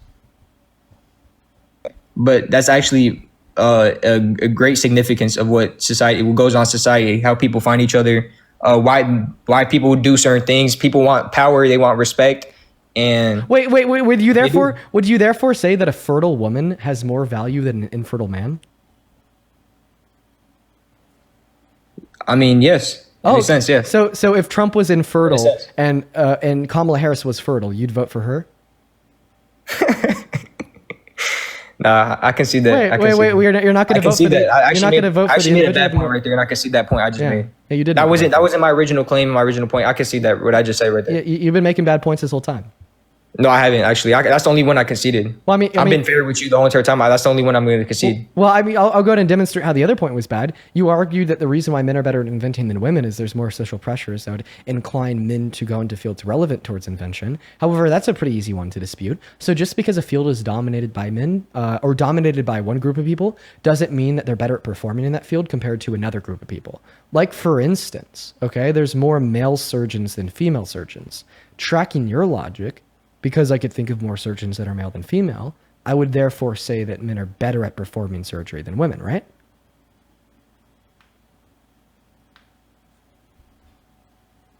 Got it, I'm out. You could just click on your profile picture, right? Yeah, I thought I was talking. So tracking your logic, a conclusion of your logic would be that men are better at performing surgery than women, right?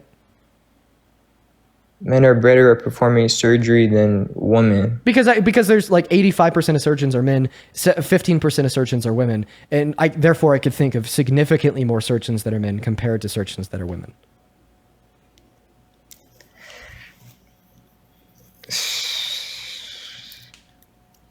I don't even know. I'm gonna be honest. Nah, I don't think so. This was your logic. You said, Dean. You said, Dean, this phone's made by man. Dean, this computer's made by man. Because I could think of so many more inventors that are men than I could think of inventors that are women. Men are better at inventing. That was because that's just not true. If an area is dominating more. Can I just? Okay. Yeah. So therefore, when you argue that because there's more inventors that are men than there are inventors that are women, that doesn't imply that therefore men are better at inventing. Inherently no, but society they have been. Oh, okay. So then when I asked you what is the argument? Wait, we're going way back. I'm telling you, they are better inventors. We're going way back to the beginning now. So now that you've conceded that just because there's more inventors that are men compared to inventors that are women, that doesn't mean that men are better at inventing. That therefore your original claim that you think men are better at leading than women because they can invent more, right? And then your evidence was, let's name all the inventions that were created by men. Now name one that's created by a woman, right? That argument ultimately fails. So let's go back to the base bone here, little bro. What is the argument that men are better at leading than women? No. What I'm saying is they're biologically, for the brain wise, no. I'm saying inherently, because of societal pressure, men do invent more. That's what I'm saying, because of societal pressure. And inherently in America, because of societal pressure, white people invent more than black people. Because yeah. So therefore white people are better at inventing than black people? No, but so therefore because of these societal pressures because of these societal pressures of the patriarchy, right, that lead to more men inventing compared to women, right, that does not mean that men are better at inventing than women. Well, they are because of society. Wait, but you just refuted because that this is logic. Society. When we're talking about biologically, no, but you just refuted that logic as it relates to systemic racism. Huh? You just refuted that logic as it relates to systemic racism. I'll repeat the defeater. So like you're not racist, so you agree that white people are not better at inventing than black people, which I'm very happy to hear. Just wish you weren't It's like either. I don't want to, bro. Even I don't though wanna there's say social, it, bro. I don't want to wait. It's like, bro, it's the knowledge and the logic and what's been passed down. It's naturally because of how society's been developed. I would say honestly, yes, not inherently, but because of how society is, yes. Inherently, no. Inherently, we're equal in a sense, but because of how society is, because how the cultures are developed, yes. And you're gonna call me racist? I'm okay. It's cool. Wait. So therefore, because how the culture is currently, yes, white men are. White men are, yes. So therefore, you told us that you would never vote for Kamala Harris and you support Trump today, right? Because Kamala Harris was a woman, and you think that men are better at leading than women because you think that men are better at inventing than women because of societal pressures. But now you're also saying that white people are better at inventing than black people because of societal pressures. Tracking your logic, that makes white people better at leading than black people. Tracking your logic, you think that every American should have voted for Romney over Obama, the same way you think that every American should have voted for Trump over Kamala Harris. So therefore, would you argue that when Obama was running for president in 2008, nobody should have voted for him because he's black, and you think that black people aren't as good as leading it as white people because you think that white people are better inventing than black people? And you just said no to that logic, meaning that you do not think that just because Obama was black made him any worse of a leader than Romney because Romney was white, correct? No, not correct, because that's not my argument. You're taking. I'm not asking you. I'm not asking you. One second. I'm not asking you for an argument. I'm asking you for an answer to my question. Please ask me, cut me off. So I will. I want to elaborate. I will if you do not answer my question. Do you think that white people are better at leading than black people? No. You're taking my argument out of context. Can I just have an answer? I'll let you elaborate on whatever. Just answer the question. Do you think that white people are better at leading than black people? In general, not absolutely. In general, yes. Not in an absolute sense. You're taking my argument as an absolute. Okay, we're gonna move on to the next guest. Go ahead and hop inside of that queue of you, an American adult that supports Trump as president. Yeah, he's gone, bro. He's fucking gone. Hey, what's up? Do you support Trump? Oh, they're gone. Okay. Moving on to the next guest. Jesus Christ, dude. All right, let's go to get that next guest loaded up into the box right now, folks. Everyone just hop inside of that queue if you happen to be an American adult that supports Trump as president. We'll get you loaded into the live. We'll be able to have a good conversation. There's quite a few individuals that did donate while I was talking to that last guy. Let me thank a couple people right now. Lady Teapot, thank you so much for the... Oh, hello, do you support Trump? I'm going to go ahead and assume not. You take care.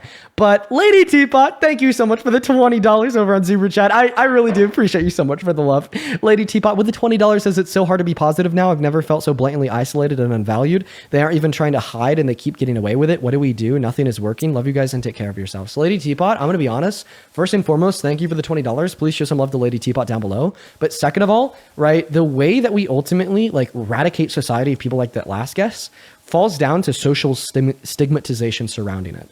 So when we could reduce a belief to be held by such a small minority that the populace disagrees, and we do that with education in school, we do that through critical thought, rhyme, and reason, once it reaches that inflection point of the only people that believe these things being an incredibly small group, we just stigmatize them, okay? Education won't break through to people like that last guest, right? Rhyme and reason won't break through to people like that last guest. The only solution is for a total societal condemnation.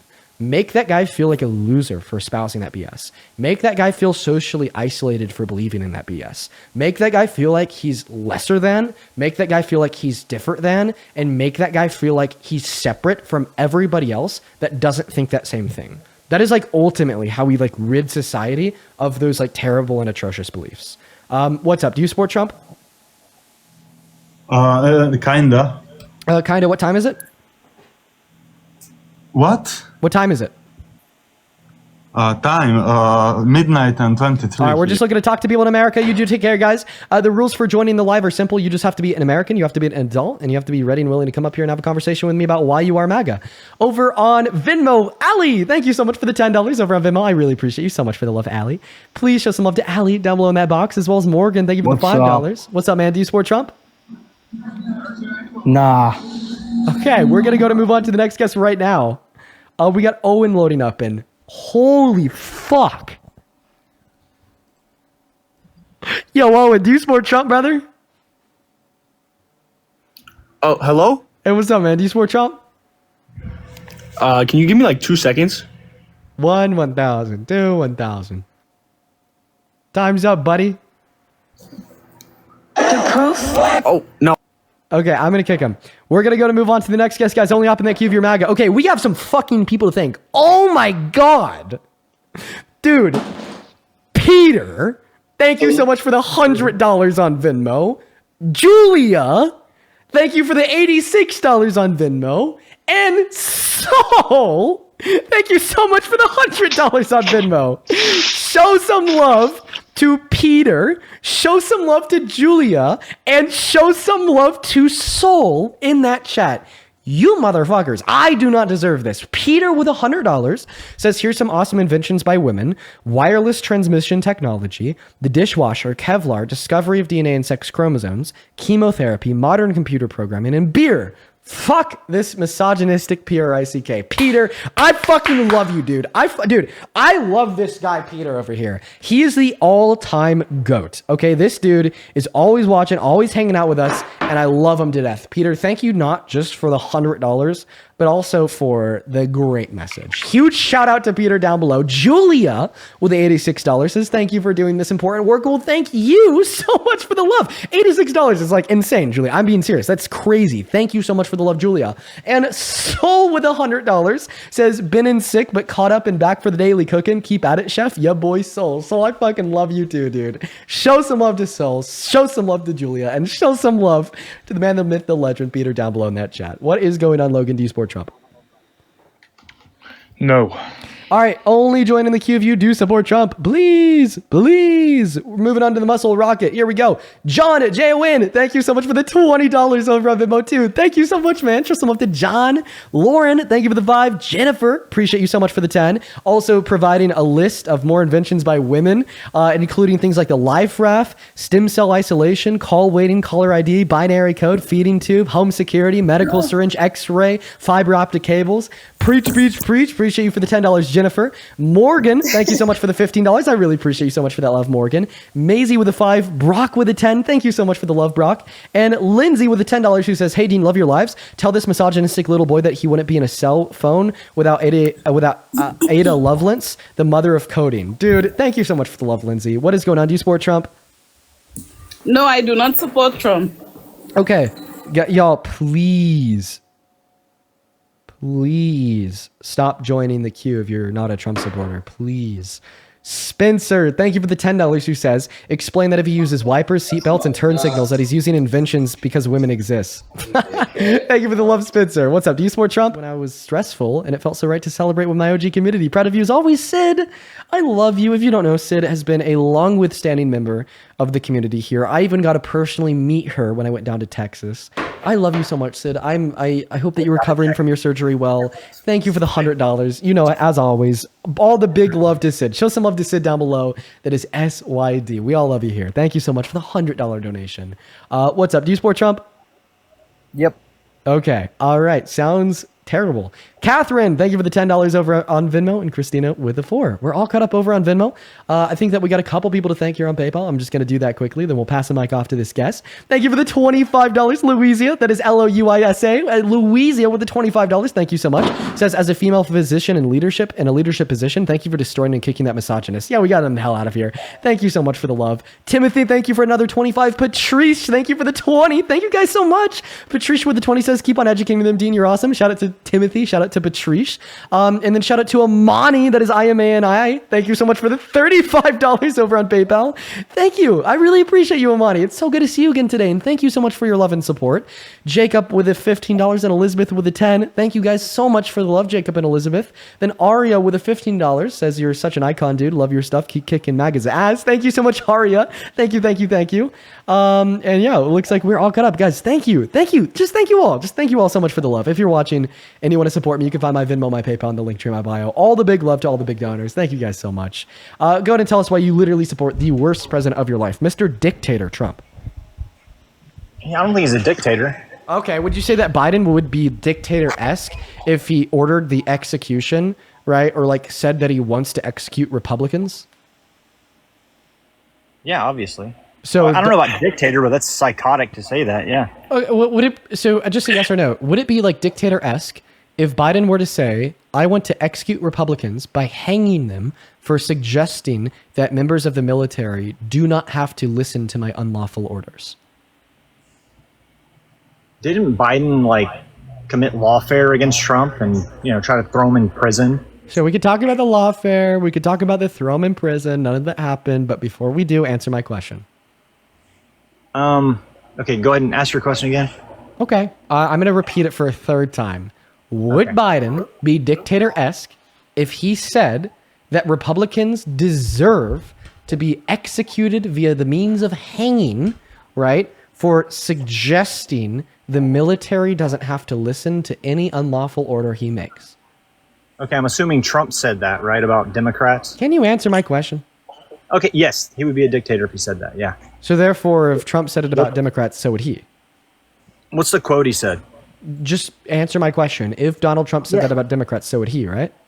If he said people like Democrats that tell soldiers to disobey my orders, my lawful orders, need to be executed, then yeah, that would be a dictator thing to say.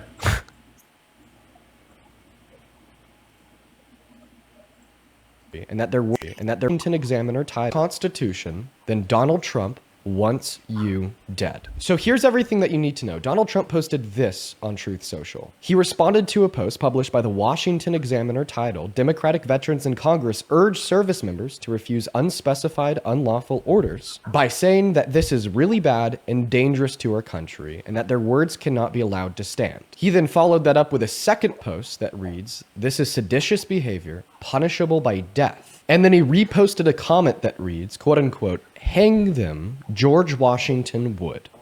According to this guest, Trump is a dictator. Okay, he didn't say hang them, Washington would. He just retweeted that. Oh, yeah, which means he agrees with it. But he said that it should be punishable by you death. can retweet things you don't agree with. Well, we know that he agrees. We know that he agrees with this, considering the fact that he personally said this should be punishable by death, and then he just reposted somebody else that said, "Well, it should be punishable by death, by hanging." Trump is a whimsical guy. All right, he says but if Biden said it, you'd be a dictator. Yeah, if it was if it was anybody but Trump, they'd be a dictator. But if Trump says that, he's just a whimsical guy. I like Trump, but I'm not a diehard Trump guy. So then why are you making excuses for Trump when you said if Biden said exactly this, he'd be a dictator? Well, if Trump said, yeah, they should be hung, George Washington would, but he didn't say that. Oh, well, he said it should be punishable by death and reposted somebody else that said they should be hung. Obviously, Donald Trump agrees that they should be hung because he said that they should be sentenced to death and executed, right? Should the Democrat senators or congressmen, should they have said that? Oh, yes, they should have. Why? Why? All that they said was that the military doesn't have to listen to unlawful directives by the president. Okay. But what kind of unlawful directives has he given them? Well, number one, what they said didn't hinge on any unlawful directives already existing. They do. Well, they said it for a reason. They just simply said that, well, you don't have to listen to any unlawful directives that the president makes. But this is a pivot in the conversation because remember, you said if Biden said Republicans should be executed, right, for suggesting that members of our military don't have to follow unlawful directives, he would be a dictator. Now, Trump said Democrats should be executed for suggesting that members of the military don't have to follow his unlawful directives. That makes him a dictator. In accordance with your own logic, there's no way out. If you start talking and you say, Dean, well, what are those unlawful directives? Pivot. If you start talking and you say, Dean, was it right for the senators to say that? Pivot. If you start talking and you say, Dean, well, Trump is a whimsical guy. Well, when it was about Biden, he was a dictator. Therefore, you're engaging in obtuse sophistry when you say anything other than that for Trump. Respond to the argument. That is a dictatorial thing to say. So, but he's a dictator. You said if Biden said it, he would be a dictator. But apparently when Trump says it, it's merely a dictatorial thing to say. So why didn't you say it just would have been? Why didn't you say it just would be a dictatorial thing to say if it was? But no, you said Biden would be a dictator. Obviously, because I have preconceived notions of like the person Biden is. Oh, okay. But I asked you that question based upon this one statement. My personal bias made me say that Biden would be a dictator instead of saying that would be a dictatorial thing to say. Okay, so now you admit the only reason why there's a disconnect here is because of your personal bias in obtuse cognitive dissonance. Everybody has cognitive dissonance at some point. Do you think that if Biden were to have said that, should he have been removed from office? My answer would be yes. So if Biden did that, if Biden said that, you think he should be removed from office? Are you kidding me? Fuck yes. Come on. I'm so sorry. What do you mean, come on? If Biden said we need to start executing Republicans. He didn't say we need to start executing Republicans. Yes, he did. No, he didn't. Yes, he did. He said that. Well, I guess he didn't, because he said we need to start executing Democrats. Okay, yeah. You know what I mean. That's what he said. He said this should be punishable by death. Death is execution. Okay. Can we move past that? No. Is it Why fair not? to say that if Biden was like, we need to start executing Republicans, that we definitely should automatically, in emergency speed, remove Biden from office? Okay. Let me rephrase. Okay, Biden saying that would be a dictatorial thing for him to say. Should Biden be removed from office for saying this crazy dictatorial heinous thing? No. Why? Is he executing Republicans? Is Trump executing Democrats? I think him just saying that he wants to is enough to remove him from office. Because we don't want to chance him actually doing it. You really think he's going to start killing Democrats? Listen to what I'm saying. Even just saying that you want to disqualifies you from being able to serve as the president of the country. If you want to kill half of our country, how could you possibly serve in their better interests? Listen, if I literally think that somebody should DIE, that means I do not care about them in the slightest. I would say they should eat shit. I could care less about their health. I could care less about their well-being. I could care less about anything to do with them because I think they should DIE. So when Donald Trump says Democrats should DIE, right? He could care less about their well-being. He is not qualified to serve as a customer service representative on the phone. So he's definitely not qualified to serve as the president of the most powerful country on the face of planet Earth. Do you think Trump's really going to start executing Democrats? I already said, regardless if he does it or not, he said he wants to. That's enough to get him out of office. Regardless if Biden did it or not, he said he wants to. That's enough to get Biden out of office. Well, Biden didn't try to kill Republicans, right? Because Biden's not like Trump. So now answer my question: If Biden was like, Republicans need to die, we need to execute them, literally was reposting Biden supporters being like, hang them, Biden should be removed from office, right? If he's reposting people saying hang them, he's like, and then he's like personally saying that they should be executed. Okay, look, I will say that Trump shouldn't have said that, obviously. That's not the question I asked you, though. Okay, I agree with you. I've conceded that. So you agree that Biden should have been removed from office if he said that, so then why shouldn't Trump? No, I didn't agree with that. Oh, okay, well, that's the question that I asked you, so answer the damn question! He's not executing people. That's not what I asked you either. I didn't say, oh, is he executing people? I said if Biden said he wanted to execute Republicans, should he be removed from office?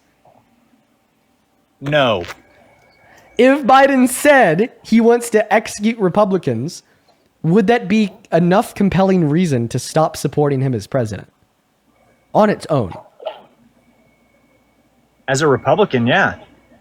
Oh, okay. So if Biden saying that he wants to execute Republicans would be sufficient reason to stop supporting him as president, therefore to maintain logical consistency, when Trump says he wants to execute Democrats, that would be sufficient reason to stop supporting him as president.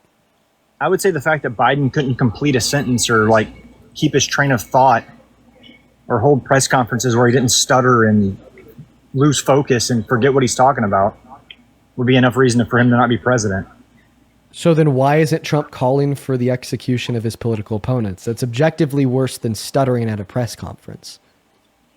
You can't have a president that doesn't know what's going on in the room, much less in the world. And you can't have a president that wants to execute his political opponents. He doesn't want to execute his political opponent. That's what he said. He's hyperbolic. He says shit all the time. So you agree he said he wanted to execute his political opponents?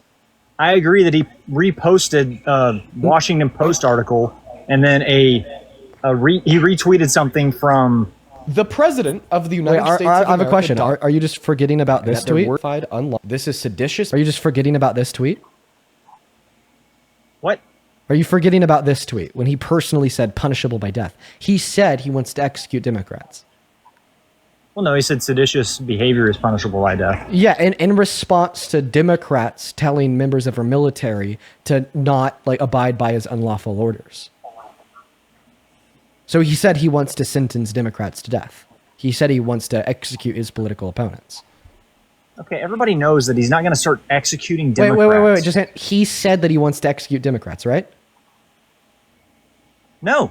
No, wait, explain to me how. Because he said that this is seditious behavior that's punishable. Wait, let's just look at the tweets again. Washington Constitution, then Donald Trump wants you dead. So here's everything that you need to know. Donald Trump posted this on Truth Social. He responded to a post published by the Washington Examiner titled, Democratic Veterans in Congress urge service members to refuse unspecified unlawful orders by saying that this is really bad and dangerous to our country and that their words cannot be allowed to stand. Okay, can you agree that in this tweet, he is directly saying that the Democrats, right, are really bad and dangerous to our country, and that these words of the suggestion, right, that the military doesn't have to abide by any unlawful order he makes, can we agree that he's saying that that's really bad? Can we agree that he's saying dangerous to our country? Can we agree that he's saying that their words shouldn't be allowed to stand? And can we agree that he's calling this seditious behavior? He's going to leave now, because in this tweet, Donald Trump calls it seditious behavior. I'm not leaving. I got a phone call. I'm not leaving. So can you agree that Donald Trump is calling it seditious behavior for Democrats to suggest that the military doesn't have to follow any unlawful order he makes? No, he's saying lock them up with a question. Okay, if we can't agree that he's calling it seditious behavior, then you can't read English. No, yeah, he's saying seditious behavior from traitors. So he's calling Democrats traitors for suggesting that the military doesn't have to follow any unlawful order he makes, and then he's calling that seditious behavior, correct? Okay, there's context to this. Could I just get a yes or no? Can we agree that he's calling that seditious behavior? No. No. It is that simple. It is that simple. Is he calling that seditious behavior? What did the Democrat congressman answer my question? Is he calling that seditious behavior? I can't answer your question until you... Okay, if you can't answer the question, then I'm going to kick you from the live because you're a despicable member of a cult with no spine that apparently won't even read English. Like, dude, this is unreal. It is seriously getting to the point that with this position, he has to deny his own eyes. Okay, he sees the tweet on his fucking phone screen. I just showed it to him. You have to deny your own eyes. Dude, you are literally willing to deny your own eyes to defend Trump as president? That makes you a despicable POS. That makes you a member of a cult. That makes you invaluable to me. Donald Trump is calling for the death of Democrats that are suggesting that this unlawful behavior... to your argument here. Buddy, the argument... Not only is there substance, I just showed it to you. Let's go through it again. Let's go through that substance again. If there's no substance, then don't interrupt me. If there's no substance, then do not interrupt me. Trump posted this on Truth Social. Okay, so let's start off with the first bit of substance. The Washington Examiner posts an article on Truth Social titled, Democratic Veterans in Congress urge service members to refuse unlawful orders. He responded to a post published by the Washington Examiner titled, Democratic Veterans in Congress urge service members to refuse unspecified unlawful orders by saying that... And then Donald Trump responded, right, to this article that's titled, Democratic veterans in Congress urge service members to refuse unlawful orders by saying this is really bad, dangerous to our country. Their words cannot be allowed to stand. Seditious behavior from traitors. Lock them up, President DJT. So in this tweet, Donald Trump is saying, right, that it is seditious behavior, right, that makes you a traitor and deserving of being locked up for suggesting that the military can refuse unlawful orders from the president. This is really bad and dangerous to our country, and that their words cannot be allowed to stand. He then followed. So then after he called that seditious behavior from traitors for the Democrats to suggest that members of our military don't have to, follow unlawful directives from Trump, he then tweets again, "Seditious behavior, punishable by death." So this was a direct and an immediate follow-up to his last tweet saying that these Democrats, right, that are telling people they don't have to follow unlawful directives from Trump if they're in the military, right, deserve to be punished to death. Now, what is a synonym to be punished but to death? Executed. Executed would be the synonym. Followed that up with a second post that reads, "This is seditious behavior, punishable by death." And then he reposted, right, somebody saying, "Hang them, George Washington would." So not only can we conclude with 100% certainty, because of all the substance and the facts that I just gave you, that Donald Trump thinks Democrats should be sentenced to death, right, if they suggest to the military, right, that they don't have to follow unlawful directives made by the president, but we can also reasonably conclude that Donald Trump wants them to be hanged. Once again, there's no substance in this discussion. You just want to get a Trump supporter saying Donald Trump shouldn't be president because he said Democrats should be executed. I just gave you the substance. Were you listening? I'm saying we're going around in circles here. There's no substance to the argument. Like there's no ground being made here. What the fuck? You don't have a brain. I just gave you all the substance. So the substance was the individual tweets that I just put up on screen, me reading them, right, and connecting synonyms to what it means to be punishable by death to execution, then following that up with him saying that he wants him to be hung. That was the substance. The substance was a screenshot of his tweets that I just showed on screen. Okay, I've already conceded that it's a dictatorial statement. Okay, so you agree that Donald Trump said that he wants Democrats to be executed, yes? No. You don't use your brain. You don't use your brain. I use my brain all the time. You don't use your brain. I just don't make thousands of dollars a day like you do doing it. Oh, wow. So now you want to talk about the income. Yeah, I know you make a shitload of money, dude. Where did my phone go? Oh, fuck. I just dropped it on my foot. So the shitload of money. You said that I make thousands a day? I know you do. There's no way you don't. I make trillions. That wouldn't surprise me. I make trillions. You know what? You know what? Could you actually thank a couple of them? Can you thank Nina for the $5? Hey Nina, go to hell. Dude, what? Buddy, don't tell my donors to go to hell. Okay, I'm sorry. Okay. Try again. Garrett, thank you so much for the $10 on Venmo. Who says thanks for your voice, love what you're doing, keep up the good fight. Thank you, Garrett. Can you thank Garrett? So how much money do you make, Dean? Can you thank Garrett for the $10, little bro? Come on, Pipsqueak, thank him. Pipsqueak? That's not very nice. Come on. Well, I wasn't very nice to deny reality. Now thank Garrett. Say thank you, Garrett. I haven't made fun of you, Dean. Garrett, thank you so much for the $10. Good boy. Who says thank you for your voice, love what you're doing, keep up the good fight. Darion, thank you for the $5. Victoria, thank you so much for the $10. And I'm working on a study guide for Thanksgiving. Thank you for the $10, Victoria. Randy, thank you so much for the $50 over on Venmo. Show some love to Randy down below in that chat for the love. Thank you so much for your kindness, bro. That is absolutely insane. I want to see 500 Randy W's for the $50. Clayton, thank you so much for the $10 over on Venmo. I use CapCut. Thank you so much for the love, Clayton and Randy. Let's also see here, Kayla, thank you so much for the $5. Thank you so much for the love, Kayla. Show some love to all of our donors down below in that chat, literally right now, folks. Over on YouTube Super Chat, thank you so much for the 27 Canadian dollars on Super Chat. Mered with the $27 says the brain cells shared by all Trump supporters is a total maybe of 5. At most, as soon as Trump does anything blatantly wrong, they suddenly lose the ability to read, write, or speak, or comprehend beyond the level of a newborn. We literally just witnessed that in real fucking time. Then over on PayPal, thank you for the $10. Jacob saying, hey, Dean, here's some fake money from the DNC. Thank you so much, Jacob. Brandolyn, thank you for the $5. And Milan, thank you for the $10 over on PayPal, who says sending love from Australia. Love to you. Love to Australia. Thank you so much, Milan. Darian with the $5 on PayPal. Martin, thank you so much for the $5. Igor, thank you for the $5, who says, Dean, keep cooking these MAGA fuckers. Justin with a $1. Thank you so much. I really appreciate you so much for your kindness. Lincoln, thank you so much for the $20 over on PayPal. who says, thank you so much for what you do. Without people, I'd still like be brainwashed and hurting the people that I now love. Oh, Lincoln, I'm really happy that you've been able to change your mind, man. Thank you for the $20. And Addie with another $30. Thank you so much, Addie. Addie says, keep up the good work. I was just myself debating a Trump supporter and she wanted me to bring evidence and I just tried, but she had to continue to interrupt me and throwing insults. Sad. Yeah, that's what it boils down to a lot. Thank you so much for your love and support. Thank you so much. As well as Amani, I appreciate you for another $15. Then over on Venmo, Karina, thank you for the $50 on Venmo. Thank you, Karina. That is Karina. Karina with a $50 says, Dean, quick question.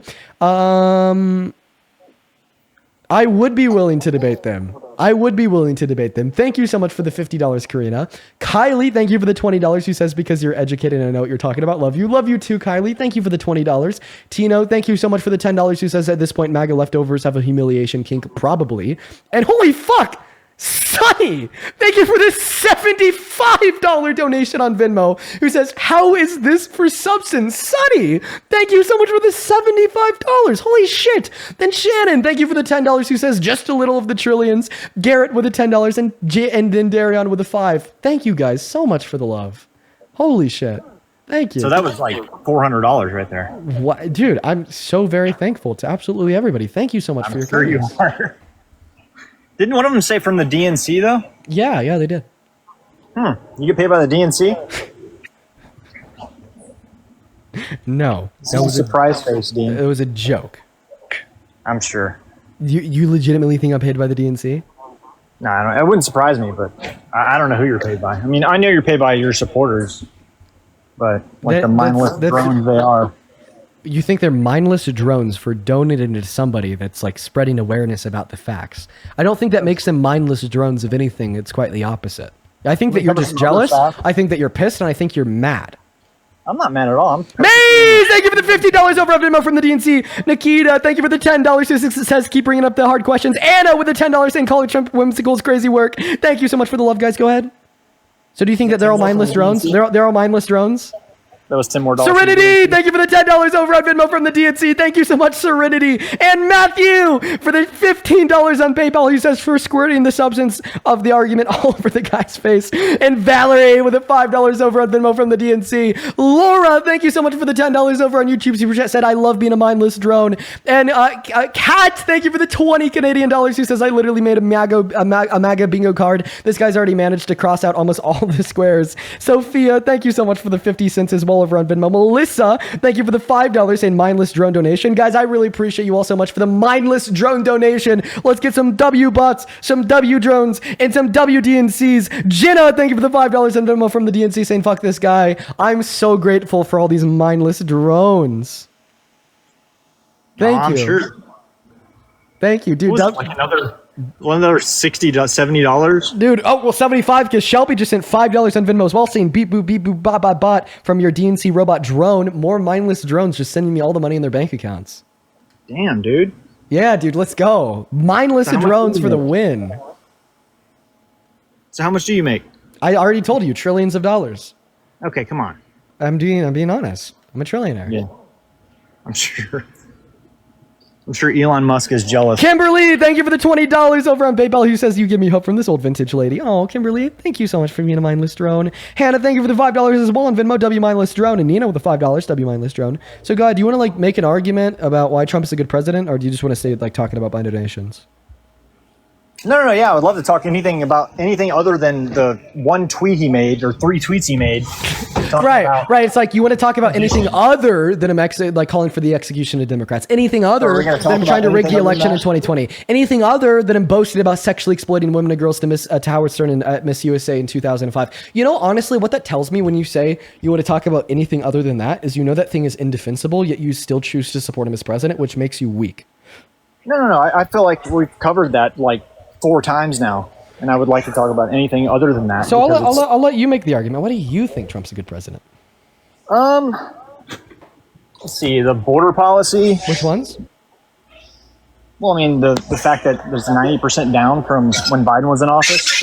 Oh, so we've already went over this like 2 times so far in the live. I don't think that Donald Trump's implemented any like good, proactive, long-term policy to reduce undocumented entry. I think that he's been scaring it away by violating the human and constitutional rights of the undocumented immigrants that are already in this country. What constitutional rights do they have? They're not immigrants, documented immigrants of the country. Yeah, for sure. So, like, one constitutional rights that the children born to undocumented immigrants on American soil would be birthright citizenship. Donald Trump illegally tried to take that away from them with EO number 14160, signed it into law's first day in office. They also have like a right to due process. Donald Trump has been infringing on that by deporting some Venezuelan immigrants to Sica and El Salvador without due process, alongside many other rights. In fact, they have just as many constitutional rights as you, per the 4th section of the 14th Amendment, which would be the Equal Protections Clause. Well, birthright citizenship is a mistake, honestly. So then you're saying that that the Constitution is a mistake and you're a traitor to this country. Oh, yeah, that's what it is. Is that in the Constitution, birthright citizenship? Yeah, the 1st section of the 14th Amendment. I'm happy I could educate you. I'm actually hitting my anxiety pin also, Dean. I know, I get you worked up. No, but so you think like thousands of Chinese tourists should come here every year and have children that are dual citizens so they can steal our intellectual property? Being a citizen of the United States of America doesn't give you the right to steal IP. What? Thousands of Chinese tourists fly to America in their 8th month of pregnancy, stay here, have their children. Their children are now American citizens. That's right, they are. Okay. Is that normal? Is that like an okay thing to happen? Yeah, it's completely constitutional. You think we should fly to China? You think we should have a bunch of Americans fly to China in their 8th month of pregnancy and have Chinese babies that are now Chinese citizens? Well, I mean, I don't think I'm judging if this is something that individuals like should or shouldn't do. I don't think I'm making a judgment on if it's normal or not. But what I am saying is that it's completely constitutional. Okay, but is it moral? Is it moral? I mean, I don't really see why it would be immoral. You don't see why it would be immoral if somebody has dual citizenship and their loyalty is strictly to one of the two countries? Well, I mean, if they have dual citizenship and they're willing to spend the money on a plane ticket to come here and have a child here, then I would assume they have some loyalty to America, considering all that they wanted to do for said American citizenship for the child, right? But I don't really think that not having loyalty to your country is immoral. That's like very like imperialist. Chinese citizens are not free people. Like, oh wait, so you're saying that they're coming over here to have their children here to give their kids more freedom? Not only would I say that's not immoral, I would say they're probably really good parents if what you're saying is true. That's not at all what I'm saying. What I'm saying is wait. Like objectively, wanting your children to have more freedoms is a good thing, right? Well, yeah, obviously, but that's not their goal. Their goal is so then what's their goal? Their goal is to have their children become American citizens, so they can steal American intellectual property, bring it back to China for the Chinese Communist Party. I thought I already clarified that because you're a citizen of a country doesn't give you the right to steal IP of the country. Well, no, it doesn't give you a right to, but they do it. But they billions of dollars of American intellectual property are wait. sold Why would they need to have the child here to like get the IP? Couldn't they just hop on a plane and come here for tourism and steal the IP? Well, no, American citizens have way more like interaction with the American society. Like what interaction is leading to the exposure of what IP for the Chinese Communist Party? They can send their kids to American colleges. You could go to an American college without being a citizen. That's called a student visa. Then. Okay, yeah. And they're also stealing intellectual property and sending it back to China. No, they're just getting more people. Wait, whoa. So you think that like international students shouldn't be able to go to American colleges? Not hundreds of thousands of them, no. Well, Jesus Christ, then you're just kind of ignorant, right? Because that actually hurts our economy. We should be very inviting of international students to come and study in America, because likely when they're done studying in America, they'll get citizenship or residency. They'll start a business in America. Then all of a sudden we have the best and brightest minds in this country, either working for American companies or starting American companies, which is incredibly beneficial to the average quality of life and the growth of the American economy. Do you know they hire people at like IT conventions to make sure that Chinese tourists don't come and take pictures of the inventions or software or whatever they're doing to send it back to the Chinese Communist Party? Do other people actually have jobs that like to prevent that from happening? Anything that's being shown at a public convention is public and can be accessed by the internet.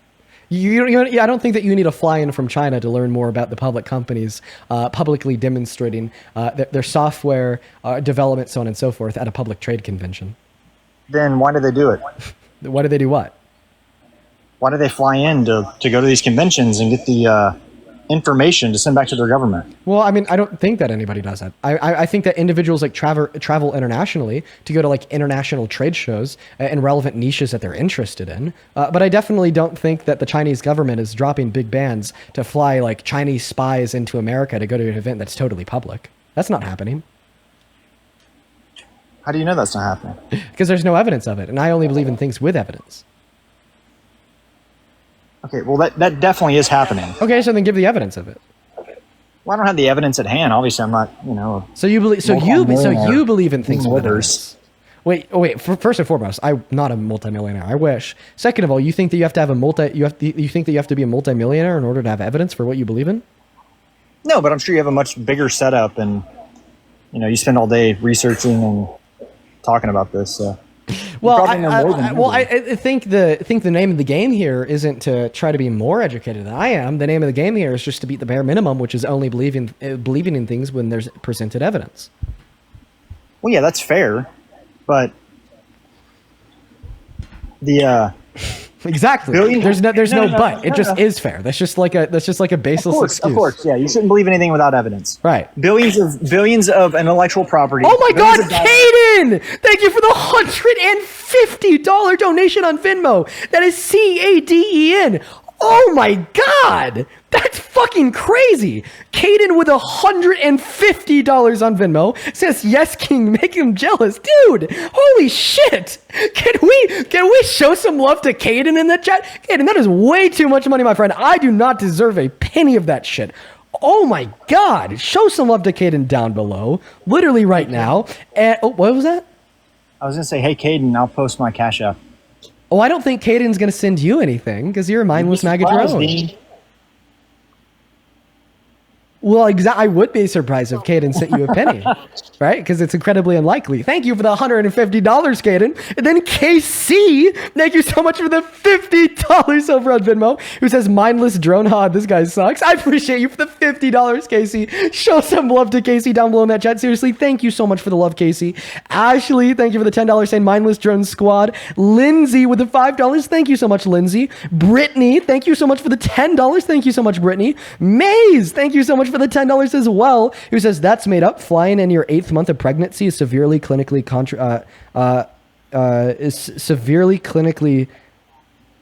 hard to do." You know what? Yeah, actually, I would love for you to provide me evidence of individuals flying into America on their 8th month of presidency to give birth here. I do agree. That would be incredibly hard to do. Why don't you go and give me evidence for that? Megan, thank you so much for the $10 on Venmo, who says you're fucking awesome. Hey, Dean, thank you for schooling another fastish idiot. Thank you for the love, Megan. Pete, thank you for the $10. I gotta go, Dean. Oh, okay. Well, before you leave, thank Pete for the $10 and then give evidence. I'll try to. So you're not gonna. I'll try to come back on tomorrow and discuss it. So you're not gonna provide any evidence of individuals flying in? I can't right now. I gotta go, dude. Take care. Good talking to you. Then Champs. Oh my God, Champs at a CHAMCE. Thank you for the $100 over on Venmo. Holy shit, Champs. Champs with $100 says, "It makes sense now. Trump makes these boring individuals feel special for worshiping him. Without their worship, they would have to admit that they're actually just too lazy to add meaning to their life through hard work and strife." Bro, okay, eat them up, Champs. Thank you so much for the $100. Seriously, man, thank you. Then Maya with a $10 who says, "This whole narrative is scary. This is just another thing to normalize racism and demonize immigrants." Yup. Ellie, thank you for the $20 as well over on Venmo. Thank you so much for the love, Ellie. Show some love to Ellie down below in that chat. And yeah, Ellie, I bet I will be doing that soon. And then Morgan with the $10 who says, "I adore your content." Well, I don't know what's going on with the camera. What the hell? Morgan with the $10 says, "Dean, I adore your content. Thank you for showing how mindless this guy is." Thank you, Morgan. Khalid, thank you for the $5 who says, "These people have the intellect of an acorn, bro, I swear." Dude, dead fucking ass. Dead ass, Khalif. Sophie.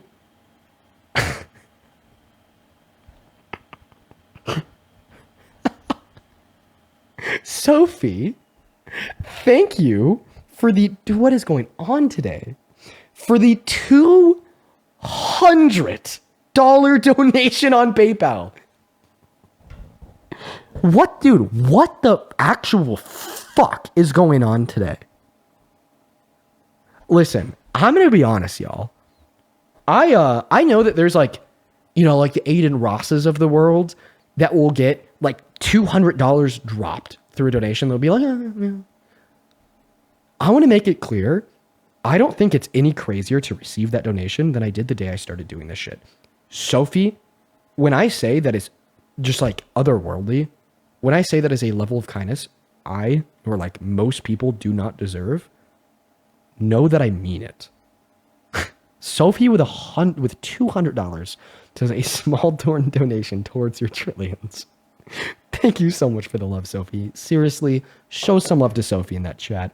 And Aaron, E-R-A-N, thank you for the $50 on PayPal, who says, I finally got my George Soros payment for attending a protest, so I'm paying it forward. W Aaron and W George Soros. Nadati with the $15 who says, tell this man to think this mindless drone. He's gone now. He left. I really appreciate you guys so much for the love. Like, seriously, like, fucking nuts, dude. Just, like, fucking nuts. I'm going to go ahead and shoot a text over to Parker and see if he wants to join up for a bit so I could use the restroom.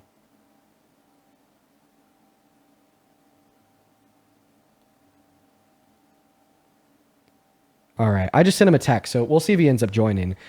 For now, we are going to move on to the next guest, guys. So show some love, some serious love to all of our donors. Thank you guys so much for the love. It's insane. While we get this next guest loaded up in the live. And Santana, yeah, for sure. I just sent him the text, Santana. If I don't get a response in like the next 3 minutes, I'll happily have you up. What's up, Toxis? Do you support Trump? Nope, Toxic isn't here. We're going to go to remove Toxic and move on to the next guest, Cynthia. Here we go, everyone.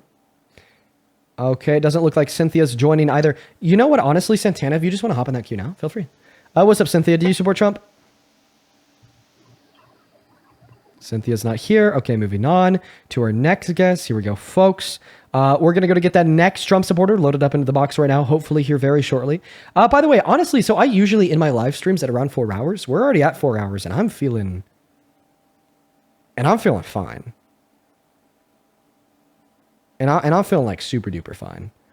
All right, Bella's not loading in. Moving on to the next guest. Here we go, everybody. Please, please, please, please, please, please only join the queue if you are a Trump supporter.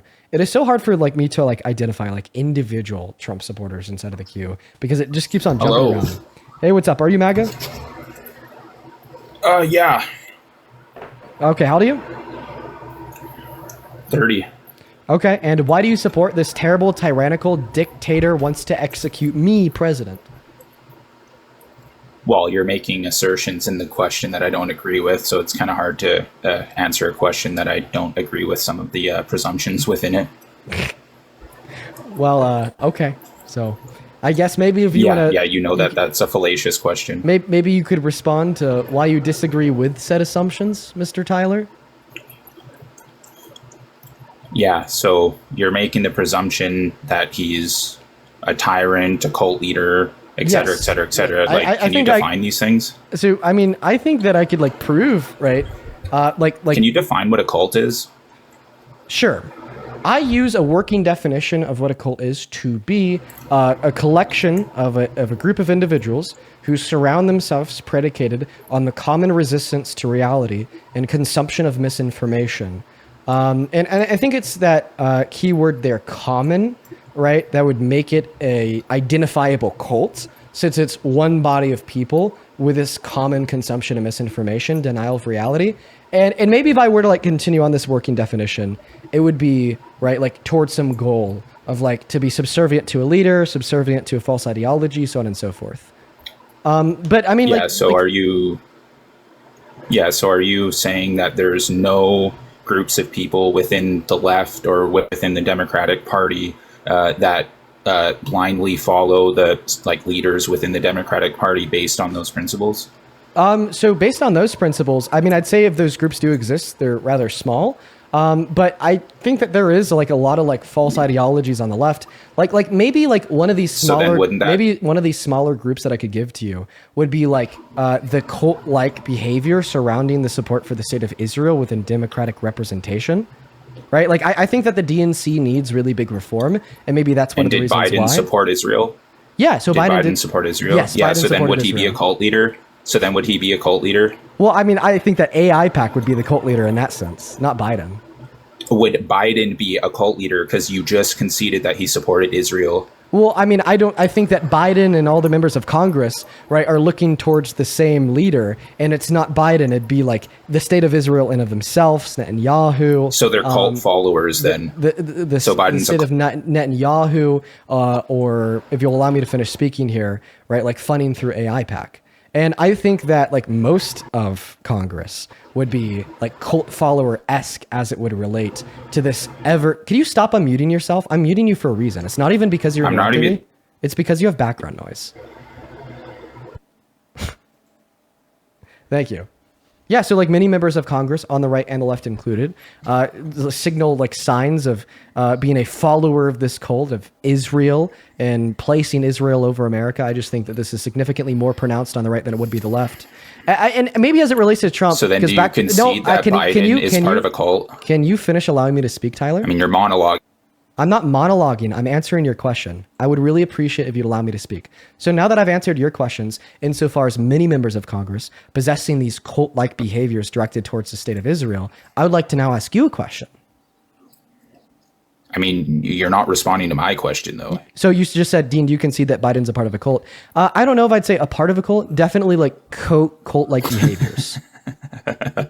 You're coping right now, bro. No, so I'm what's not coping. I'm just between answering being your a part question. of a cult and exhibiting cult-like behavior? What's the difference between being a part of a cult What's the difference between and exhibiting cult-like behaviors? For sure, because I don't feel like the totality of like who Biden is consumed by said cult-like behaviors. Like for instance, like one data point to represent this would be the fact that like Trump is significantly more pro-Israel when compared to somebody such as Biden or Kamala Harris, meaning that Donald Trump would represent these tendencies to a significantly higher degree, meaning that in some senses Biden lacks these tendencies. And because we don't see like I'd say a sufficient subservience to these cult-like tendencies within somebody like Biden, that I'd label him as a member of a cult. Now, if you ask me to identify what that arbitrary threshold would be, insofar as like how far pronounced would these cult-like behaviors have to be in order to be described as a member of a cult, I don't know if I'd be able to give you a non-arbitrary answer. However, in this sense, I just appeal to the fact that just because I don't know something doesn't mean that it's false, and this is going to be like a relative arbitrary threshold.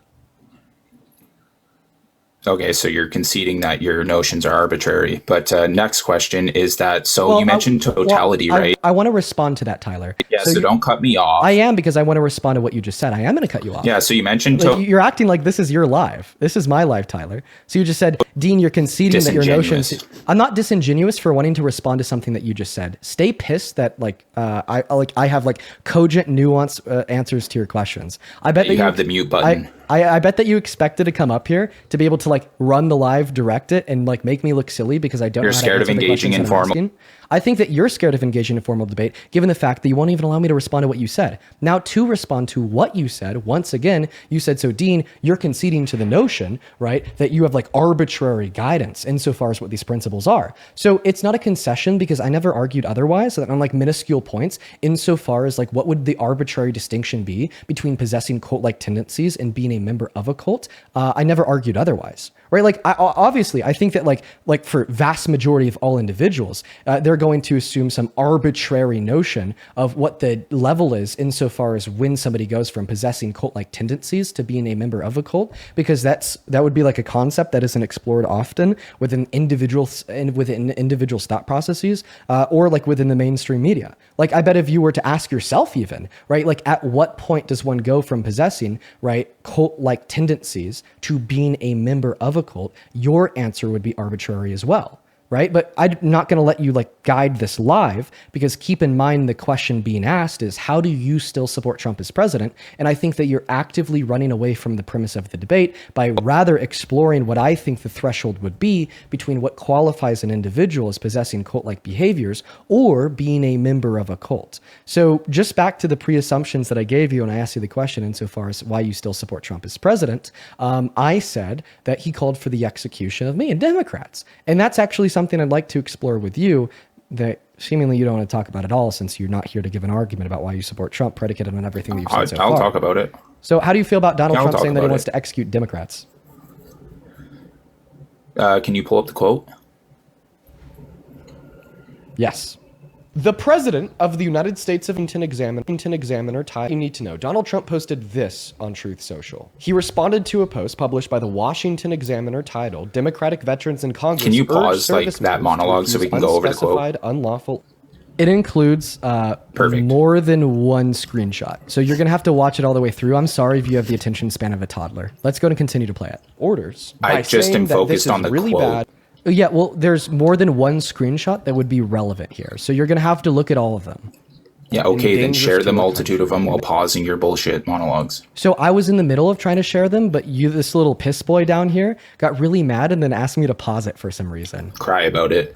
Well, I'm not crying about it. I'm just simply calling it out. I think that there's a difference between like demonstrating tears and just simply saying that the requests in which you're asking of me are seemingly like in opposition to your own goals. You can't simultaneously want me to pause on one screenshot and ask for all screenshots at the same time, right? Because, right, obviously this would be a video. I want to go over video, one quote at one at a time. Okay, well, let's just watch through the full video first, and then we could go back to the individual, to the individual slides. Is that okay? Washington Examiner titled "Democratic Veterans in Congress." That's what I thought. Good boy. Urge service members to refuse unspecified, unlawful orders by saying that this is really bad and dangerous to our country, and that their words cannot be allowed to stand. He then followed that up with a second. Wait, this motherfucker's Canadian. Can we engage with these quotes? How do you know I'm Canadian? What? Your bio says so. Oh, perfect. Anyways, you're getting slapped, and I'm supporting Trump. So let's. Are you going to kick me and run away? This mother's kick me and Canadian. run away?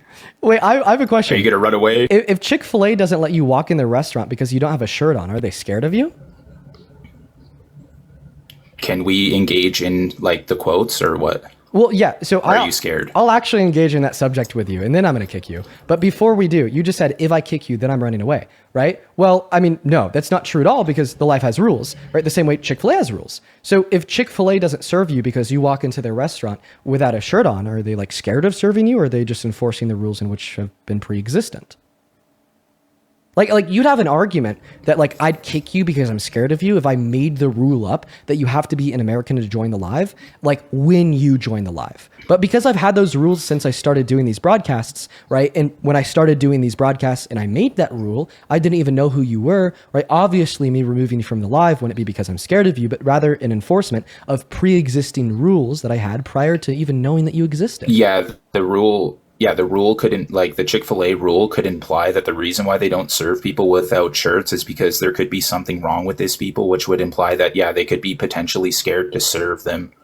That could be a reason why. Okay, so you're saying there could be a reason for fear, yeah. So would the analogy here be And the running reason and why I scared. don't debate Canadians is because I'm scared of Canadians? I think I think that you're just right, bringing exactly. up You don't think that? I think that that's a little bit like unintuitive to posit. Yeah, I think that you're just scared of my arguments right now. Well, I'm actively refuting that position as Can we get to the quotes, or are you going to keep running away from him? Well, sure. We'll get to the quotes as soon as you can concede that when I remove you from my Perfect. life. After we get to the quotes, it's not because I'm scared of you. Yeah, you're a little piss boy for needing a concession about something that's just meaningless right now at this point when I'm trying to get to the quotes. Well, I mean, I just don't like it when people come up here and then try to argue that I'm somehow scared of them. I know, find it because you're fragile.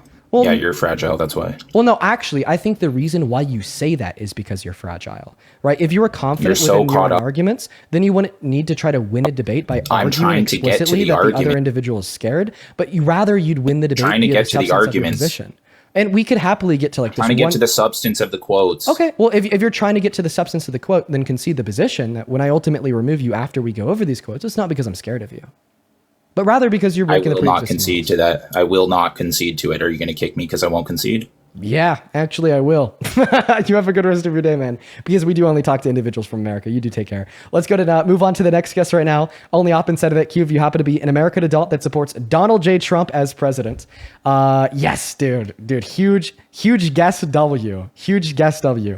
You know, honestly, he really had a good point there. I made those rules 2 years ago because I had a crystal ball in my hand, and I knew that in exactly 2 years from now, a Canadian conservative would join my live that would be able to refute my argument with precision, and those rules existed just so at some point in the future, I would be able to justifiably kick them.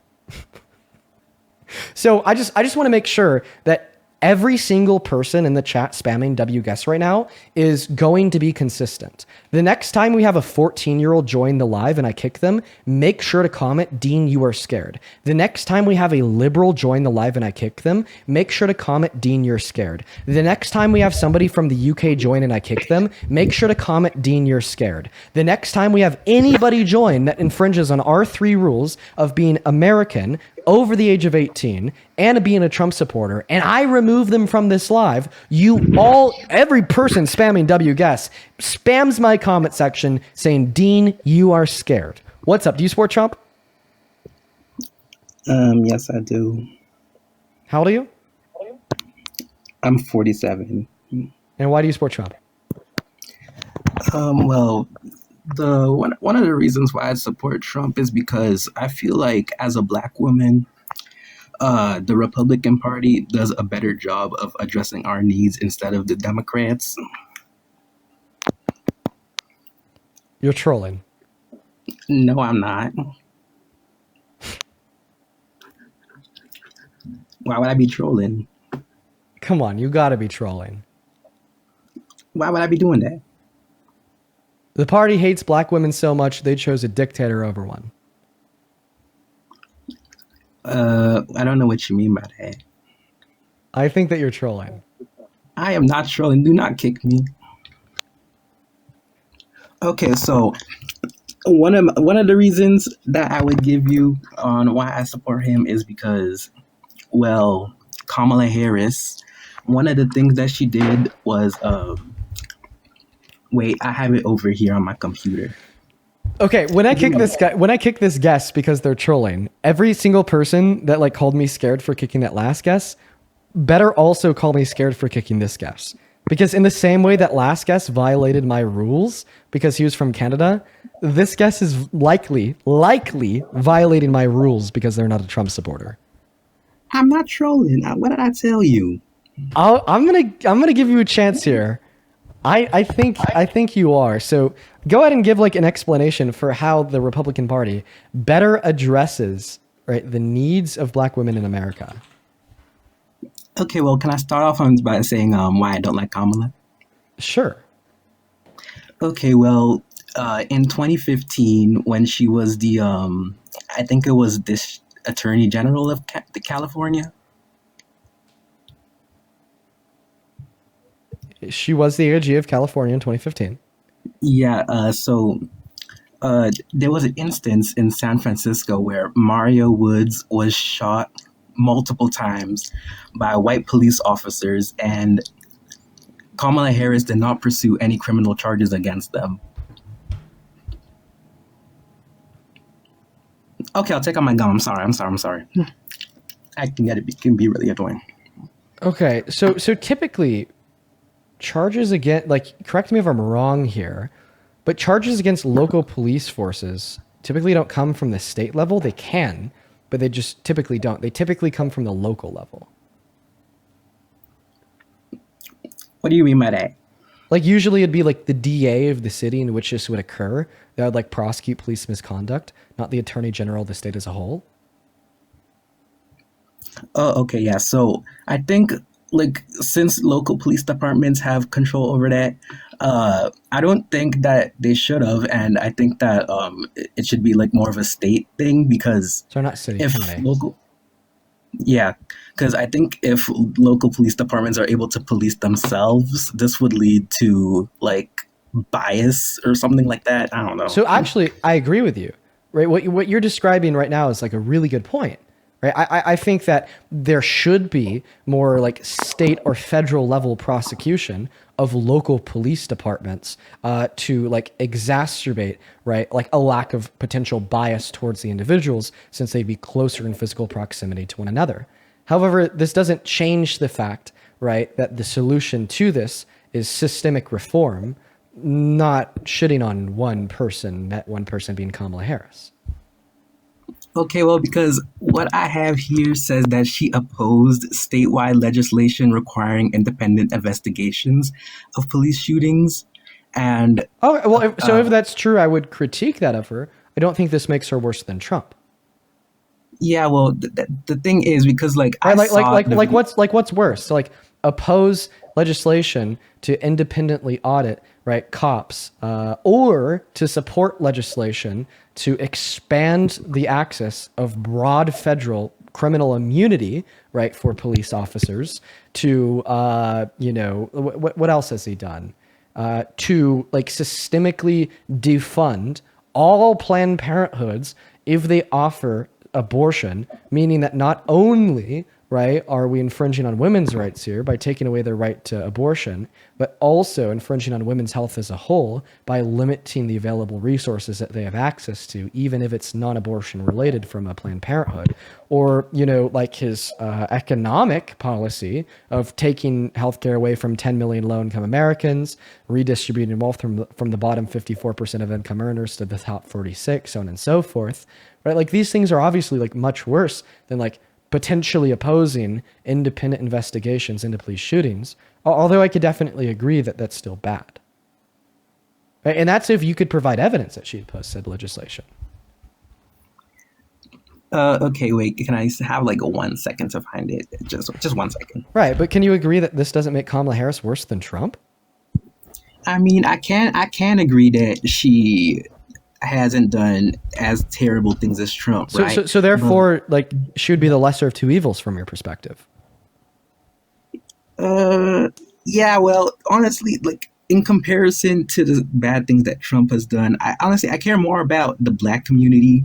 Even in reference to the black community, I mean, Donald Trump launched an attack on the black community by basically making the term DEI interchangeable with the N-word. I mean, like now because of his attack on DEI in specific reference to black Americans, right? Whenever these racist Trump supporters see a black person working a job, they say they got that job because of the color of the skin, not their qualifications. We saw this happen with the black mayor of LA after the LA fires.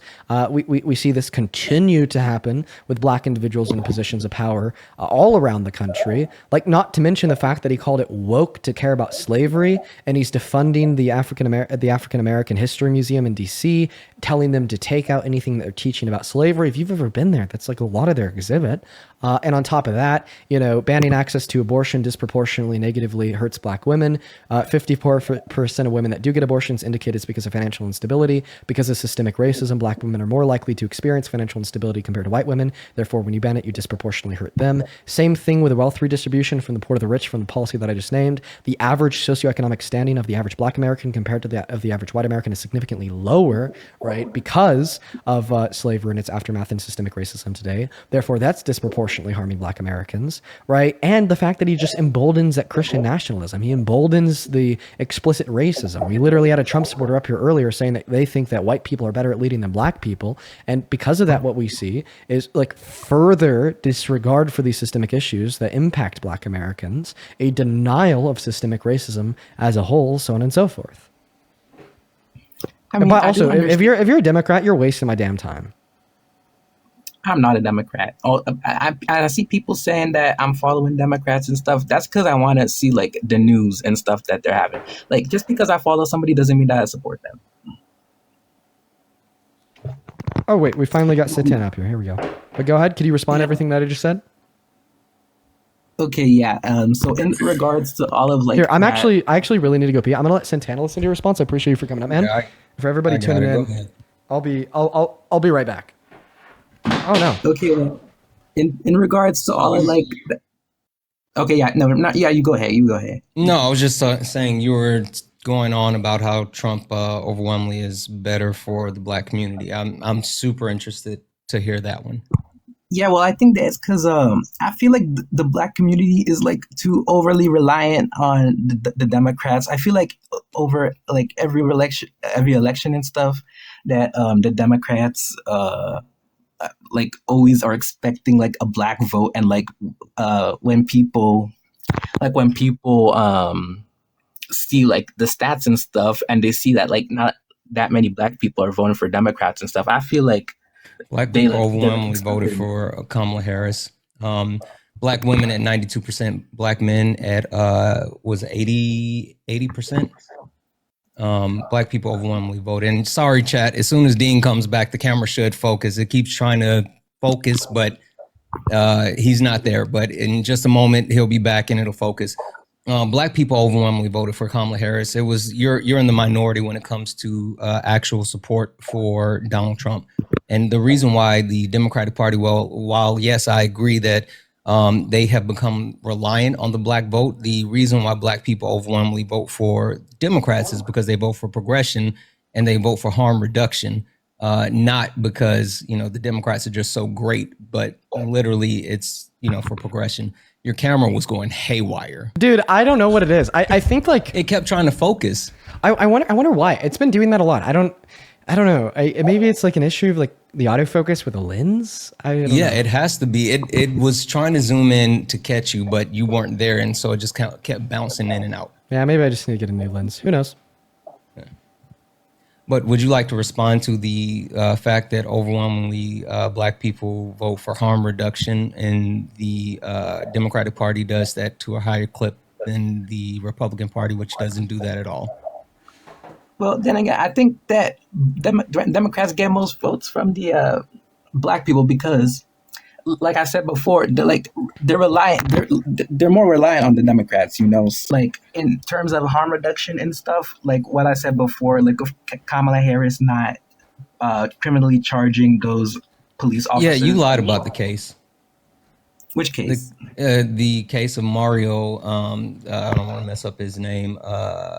Mario Woods. I was about to say Williams. Mario Woods. I read the information on the case, and not only was there 3 independent investigations into it, the DA, who was not Kamala Harris, actually made the decision not to press charges against the police officers because they did find that they used excessive force, and that's why Mario Woods' family was able to win a $40 million settlement from him.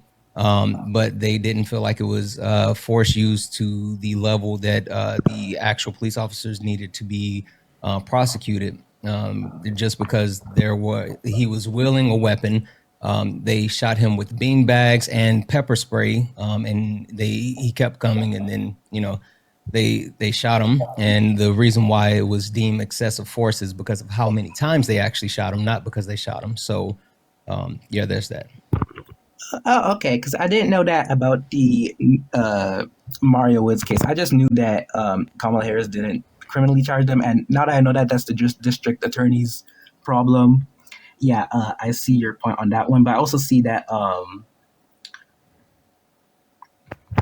in the 1990s, Biden supported restrictions on welfare programs.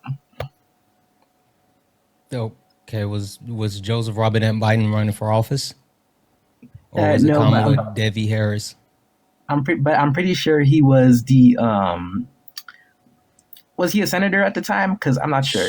Sure, but who was on the 2024 ticket? Was it Joe Biden versus Trump, or was it Kamala Harris versus Trump?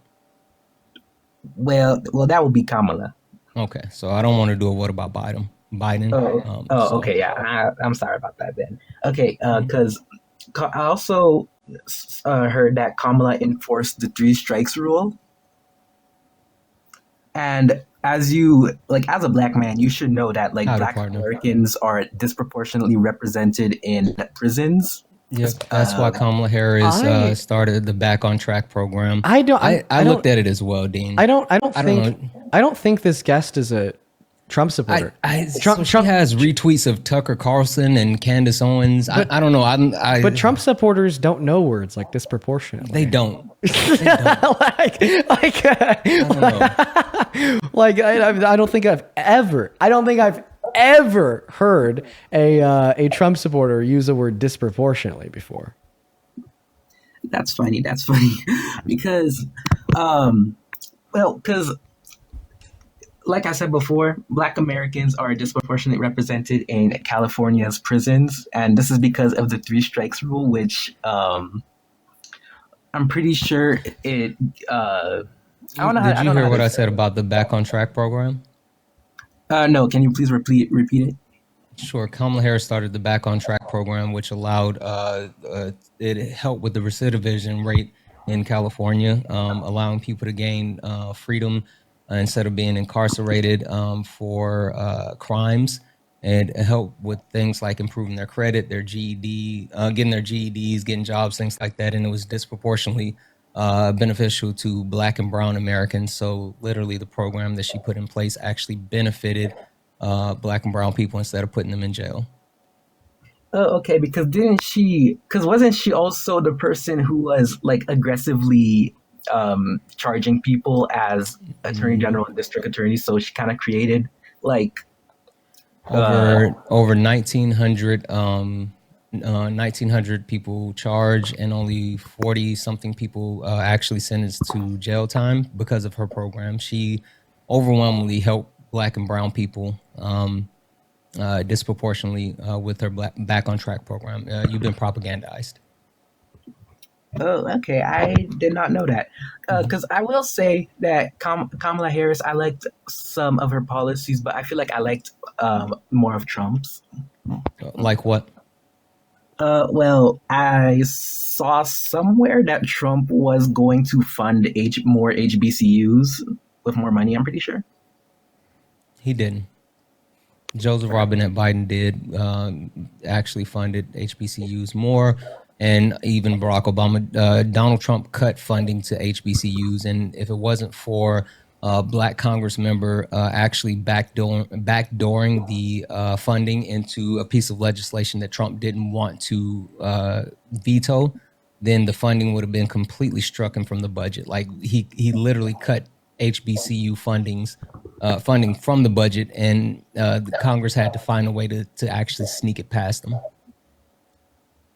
Oh, okay. Because I don't really keep up on the news and stuff like that. I really just do my research before the elections and then vote. But then, like, because honestly, I'll give it to Kamala Harris because she had like what 5-6 months or something to come up with a platform, right? But well, Trump had way more time than her, so I'd understand why she'd be like a bit less prepared than Trump.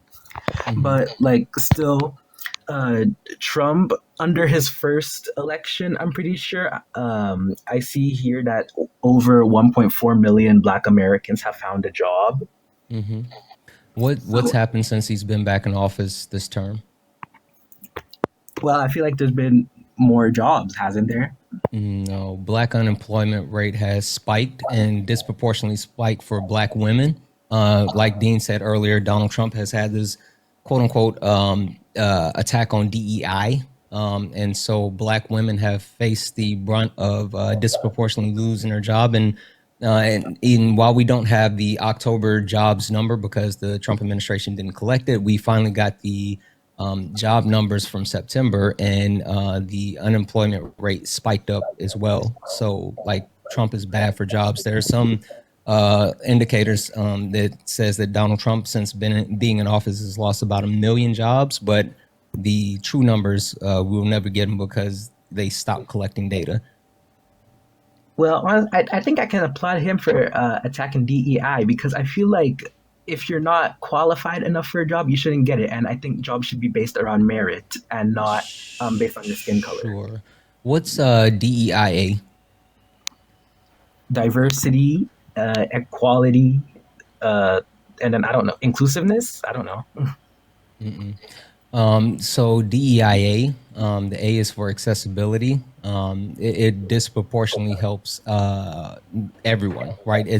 It's about helping people and removing the biases. And can you name one policy that's actually been passed into law that implements DEIA? No, I cannot. Because there is none. Donald Trump, like Dean already called it, Donald Trump actually just is attacking Black people. Like DEIA has an etymology, right? Before they said DEIA, they used to call it CRT, critical race theory. And before critical race theory, they called it BLM, Black Lives Matter. And before Black Lives Matter, they called it thug. And before they called it thug, they called it boy. And before they called it boy, they called it the N-word. That's it. It's just a racist dog whistle now.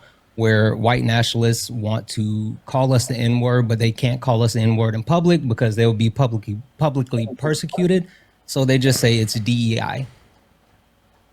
Damn, Okay, that's a damn. I- Damn, I don't think I've ever heard anybody explain it as good as you just did. They just, it's cold words. That's it. So really, that was like a really clear explanation. I appreciate you for that. Okay, so when you say DEIA, it does the A stands for accessible. Like disabled people or something are able to get more jobs. It's removing those biases that people have, and for some reason they feel like people with disabilities may not be able to work at a proficient level, which is untrue, right? Just because you have a disability does not make you less than. It just put like the basic principles of DEIA is merit based, right? I mean, you put everything on the table, and the best person with the best stuff gets to do whatever. It removes the fact that hey, this is a white man, or this is a man, or anything like that. It levels the playing field. It has nothing to do with race. Oh, okay. I wasn't really educated on that because I dropped out of high school when I was 17 because I got pregnant with my first baby. So I don't really know about a bunch of the terms and stuff like that, and I'm currently trying to go back to school, but yeah, I didn't really know about that actually. And Trump is really bad for you in that case. Sorry, go ahead, Dean. No, I was just gonna say I probably need to get off the stream here soon. I'm getting pretty hungry, so I'll probably want to end this conversation here unless you have anything else to add on. I'm good. Okay. Okay. I would say just do your research because the issue that a lot of people have, and Trump preys on this, is he actually is good at peddling misinformation and disinformation. And if you're easily someone that falls for propaganda, then you're going to believe the stuff that he says. Okay. Well, so what reason should I not support Trump then? He's a fascist, a racist, a classist, a sexist, wannabe authoritarian. He also is stupid. So there's that. So. Okay. I understand this. I think I will take my leave now. All right. Okay. Well, Santana, I really appreciate you for joining me, man. Yeah, absolutely, bro. I'll see you later. Yeah, man. See you later. Dude, show some love to Santana in that chat, folks. Such a smart guy. Such a smart guy. Okay, we have a couple people to thank before we do hop off. As well as, right now we have 5.4 thousand people watching on YouTube.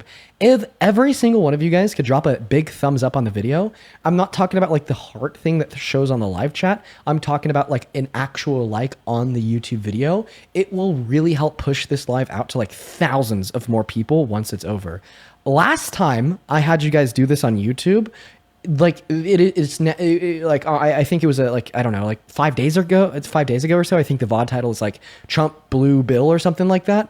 That is now one of my most watched VODs on YouTube, simply because the viewership on YouTube was able to drop a like. For everybody on TikTok, you guys don't need to worry about it. I'm talking to the people over on YouTube, but shout out to everybody spamming a thumbs up in that TikTok chat. Love y'all.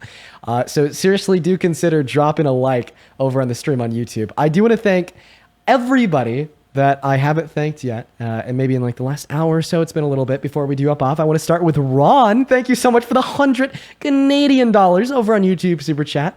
Dude, thank you. Thank you so much for your kindness and your generosity, Ron. That is nuts. Ron with $100 says, keep on preaching, bro. Thank you so much for your kindness. Show some fucking love to Ron the man down below.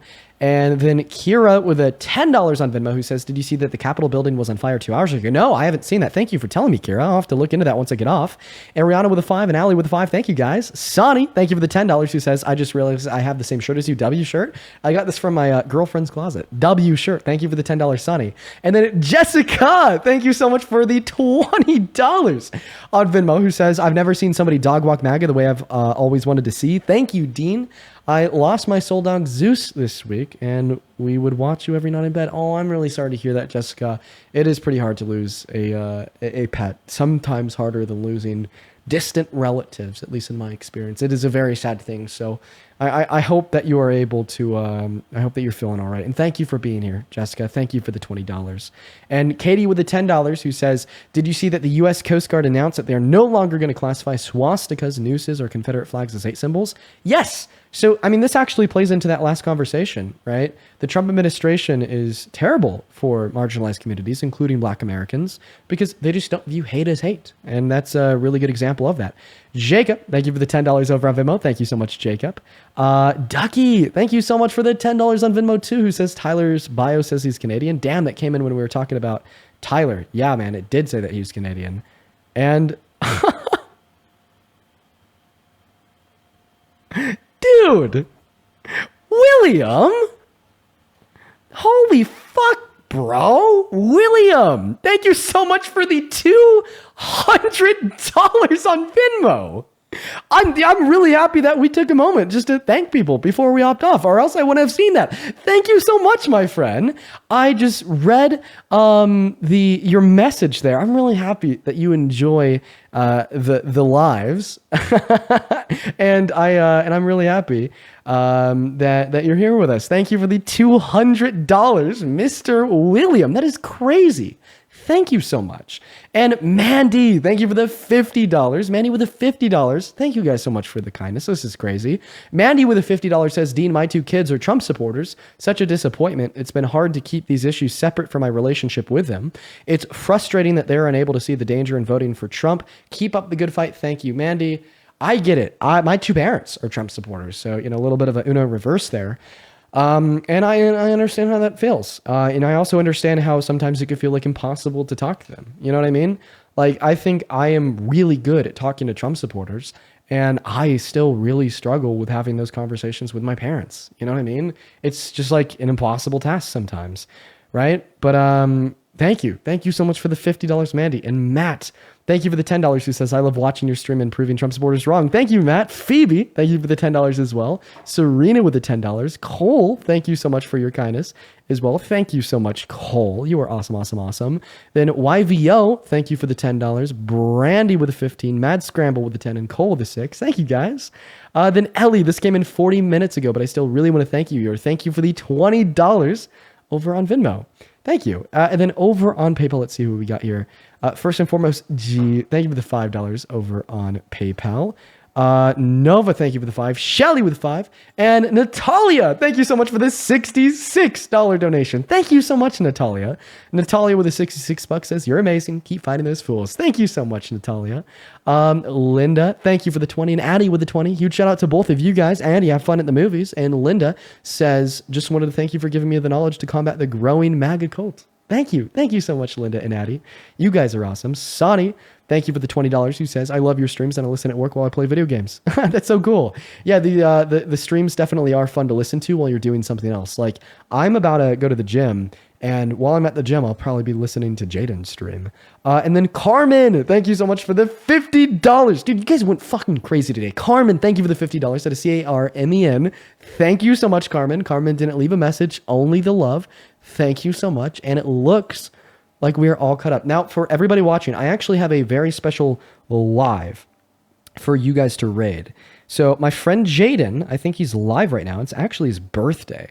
I want you guys to go show some love to Jaden for his birthday. He is a phenomenal debater, very intelligent guy. And on top of that, he does great voice impressions. So go send him a raid. That is at Mr. Jaden LeBron. That is MRJAYDEN It is his birthday, okay? It's like his special day, okay? Everyone has one special day out of the 365 days of the year. Today's his day. So please, please, please, please, go show Mr. Jaden some love. I love you all. I will see you tomorrow. Today was crazy. And I'll leave it at that. Peace and love, guys. Bye-bye. Go Ray J.